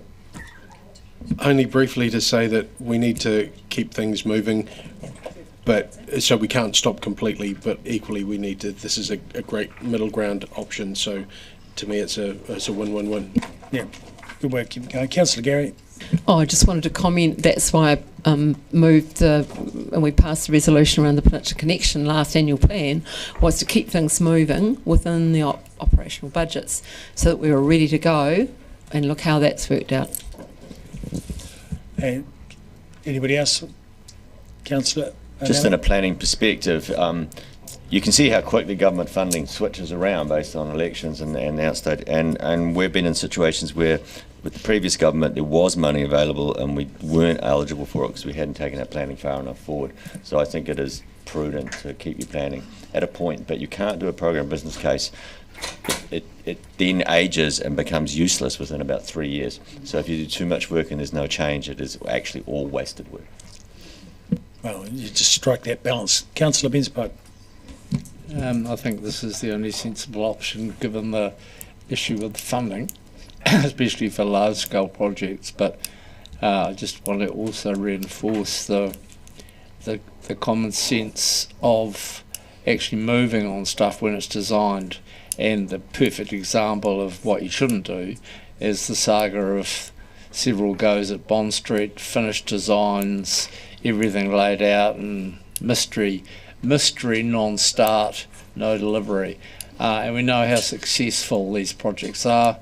The whole of the warehouse precinct is a perfect example. I don't doubt that Bath Street will be exactly the same, and there are lots of other little projects that could be worked on and developed at comparatively low cost or nil cost around the place, like No Name Alley or whatever it's been called, that will be fantastic urban centres in years to come. But it will be criminal for us to lose the momentum of the planning and the conceptual work. Rightio. Having said that, we'll put the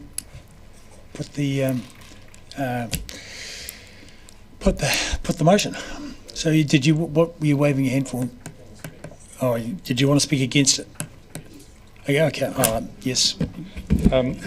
I think personally that the idea that you've got to keep people working at planning something for that planning not to be lost makes no logical sense at all. I think if you've done some planning, you've done some planning, and you don't need to keep people uselessly working on it, hoping for a change of government and hoping for NZTA to have a complete change of heart about whether they're going to fund something or not.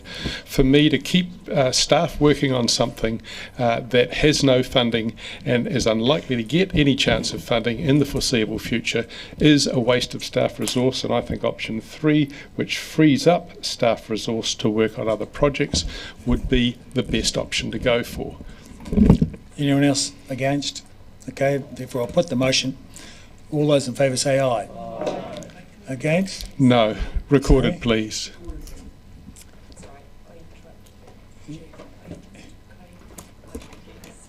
Councillor Mayhem. Councillor Gilbert moved it. I didn't give him the right to reply, but he doesn't mind. All right, so we're done. We have one recorded. Two recorded. Who was the other? Oh, yeah. Very good. Okay. The item 46. Yeah, 46. I don't know. I think we're going to get.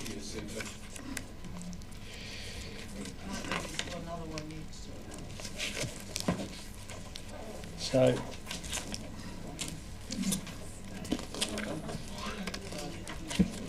I've got 42. Can't be a 46. Yeah, 46.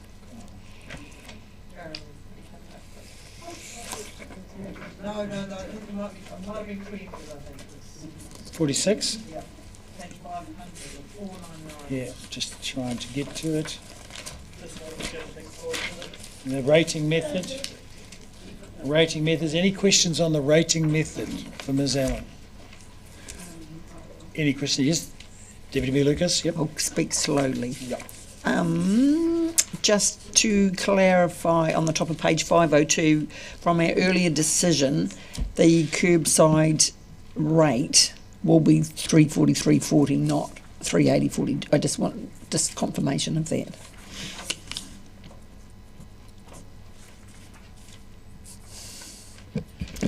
Thank you, Councillor. Yes, we've reduced the curbside rate to 343.40.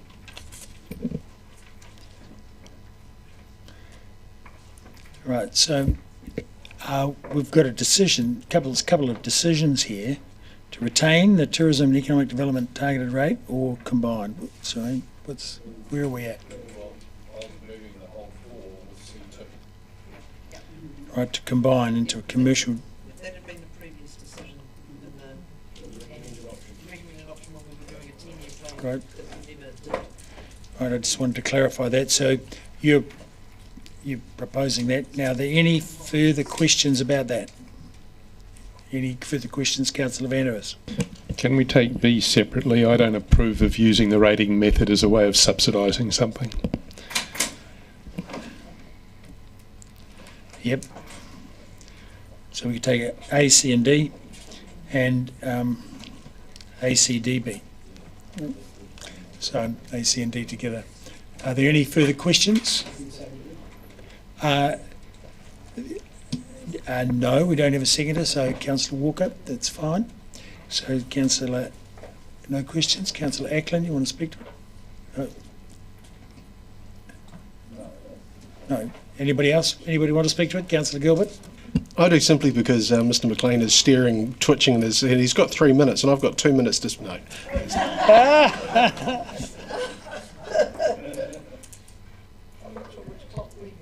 So, we leave this, that's it, okay. Jolly good. Councillor Fissel? Tēnā koe, Mr. Mayor. I would just like to offer such a profound kia ora. Thank you so much, malo Alpito, malo whawhitai, to the staff performing under immense pressure and getting this through. So just thank you so much, and your patient answers to our questions. Just thank you very much. Yes, I think that's absolutely here. It's absolutely worth noting because, of course, for some of the staff, I mean, the councillors, of course, are engaged all the time with questions, answers, and decisions, whereas a lot of sitting and waiting, and especially the staff that had to sit in the seats for some hours before they got called to the chair. I think it's a phenomenal effort. And prior to that, they had to work to produce these 1,200 pages of agenda. It's pretty amazing. Anyway, we've got this last one. Let's have a vote. What have you got your hand up for, councillors? So, yeah.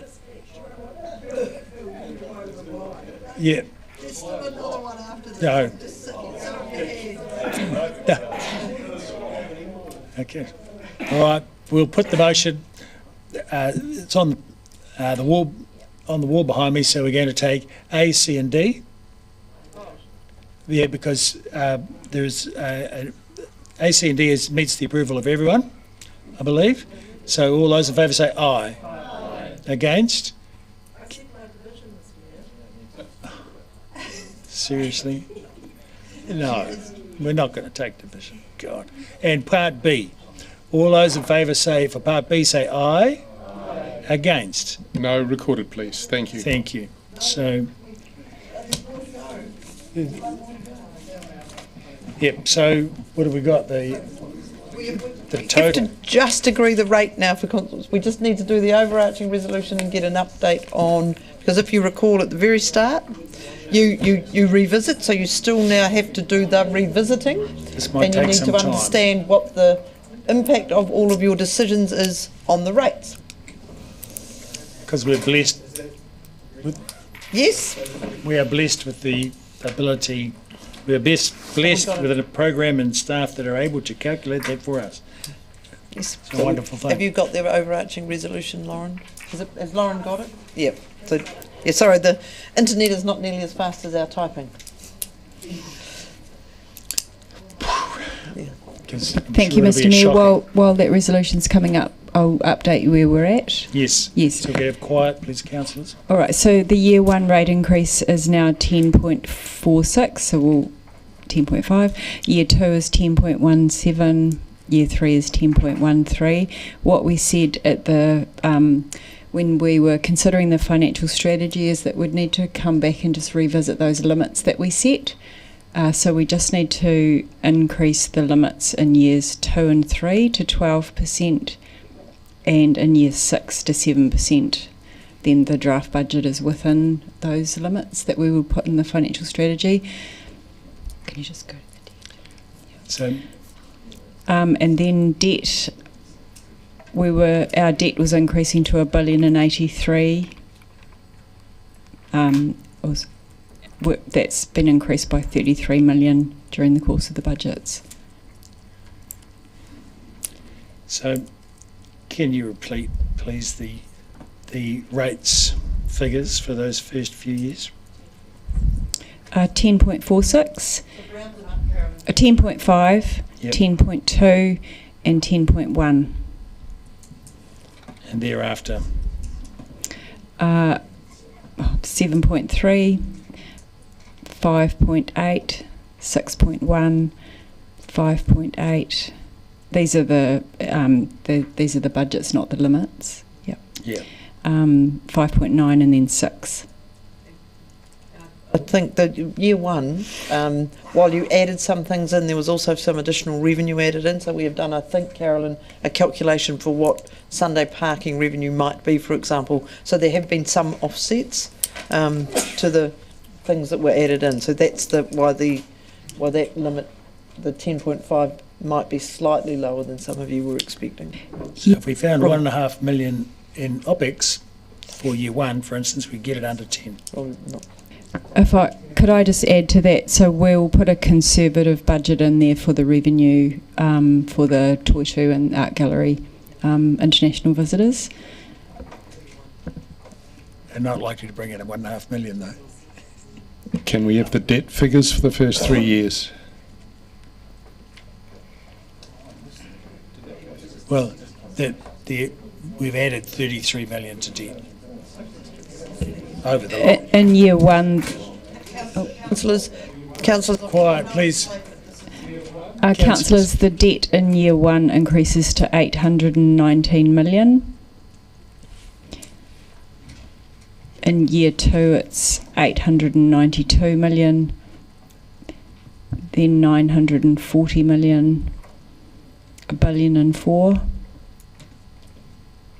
billion, $1.075 $1.095 $1.092, then 1.1, then 1.117. So tomorrow we'll be just updating these budgets, so there will be some refinement to these. Then we can calculate all the ratios and circulate some things around One last question, if I may, please, Carolyn. Do we still get to balance budget in year 2? No, we will do. Yes, any of the changes that we've been making to expenditure, we've been increasing the revenue, so we won't have changed any of the balanced budget. Yeah. Carolyn, could you And also- send us a summary of the things you've just said when you've got them all settled? Is that possible? Oh, yes, we will. Yes. Unlikely to councillors to be the next couple of days because the consultation document will now become a priority. Yeah, and I just have a last question. In year said between 7 to 8, the debt figure, you said 1095, then 1092, is that right? It seemed unfeasible. I may have heard that wrong. Yeah, we've got a reduction. Yeah, looks like we've got a reduction. Year 7, then year 8, which seems unfeasible. But I had a question. hang on, can I just get my question answered, and then we'll come to your question, and then we'll come to Councillor O'Malley's question. If we could just have whispering, so, rather than talking out loud.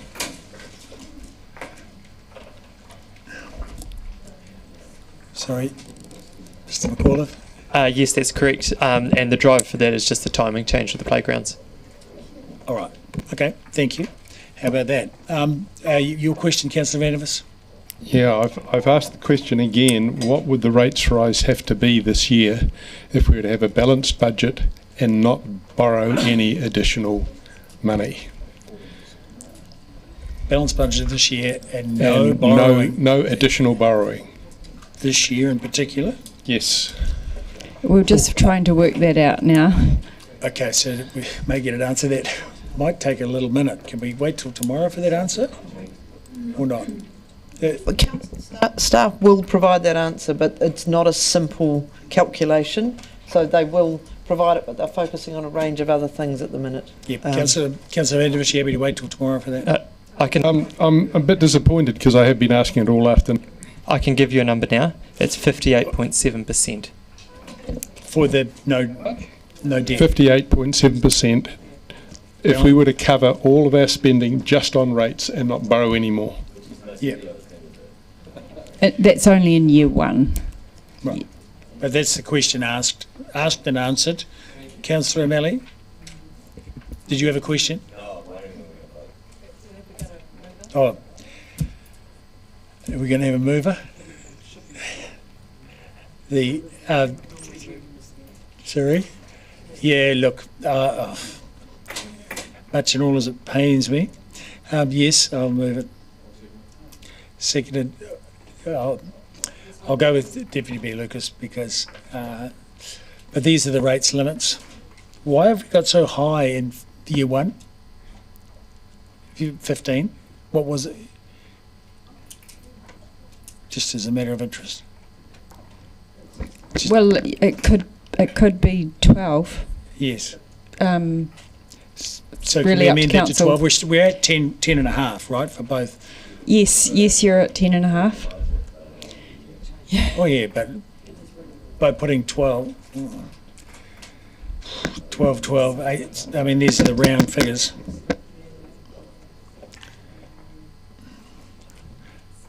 First, well, my preference would be to have 12 right through those first 3 years. Yeah, and so change the line, what, year 1 to 3, 12. The leave of the meeting, if everyone's happy with that, it makes no material difference for consultation. Does it make a material difference when we come back and when we've seen the consultation and people wanted to put more material in and we went above 12, we went to like 13? You can change this as well. So you can change your financial strategy based on the feedback from your community. Yeah, if the Seems like a community very says... changeable document for a strategy document. You are consulting on it. And so if the result of the consultation is changes, then that is a legitimate process. If they want more If it makes no material difference later on in the year, that I don't care, it's 12. Yep, I just have 12, year 1 to 3, thank you. We're changing with them the number 15 to number 12. Is that it? Yep. Okay. That makes it easy. It's the same difference, year 1, it's year 1 to 3, same difference. So it's full, okay. Councillor O'Malley, we have a look there, year 1 and then year 2 to 3. Okay, Any comment? No. I'll put the motion. All in favour say aye. Aye. Against? Carried. That's it. Thank you and good night. So thank you to everyone. Cameras can be off. I'll give you a quick update. He's out. It's Yorkie one. So, thank you all, councillors. That's been a long 3 days. So, councillors, very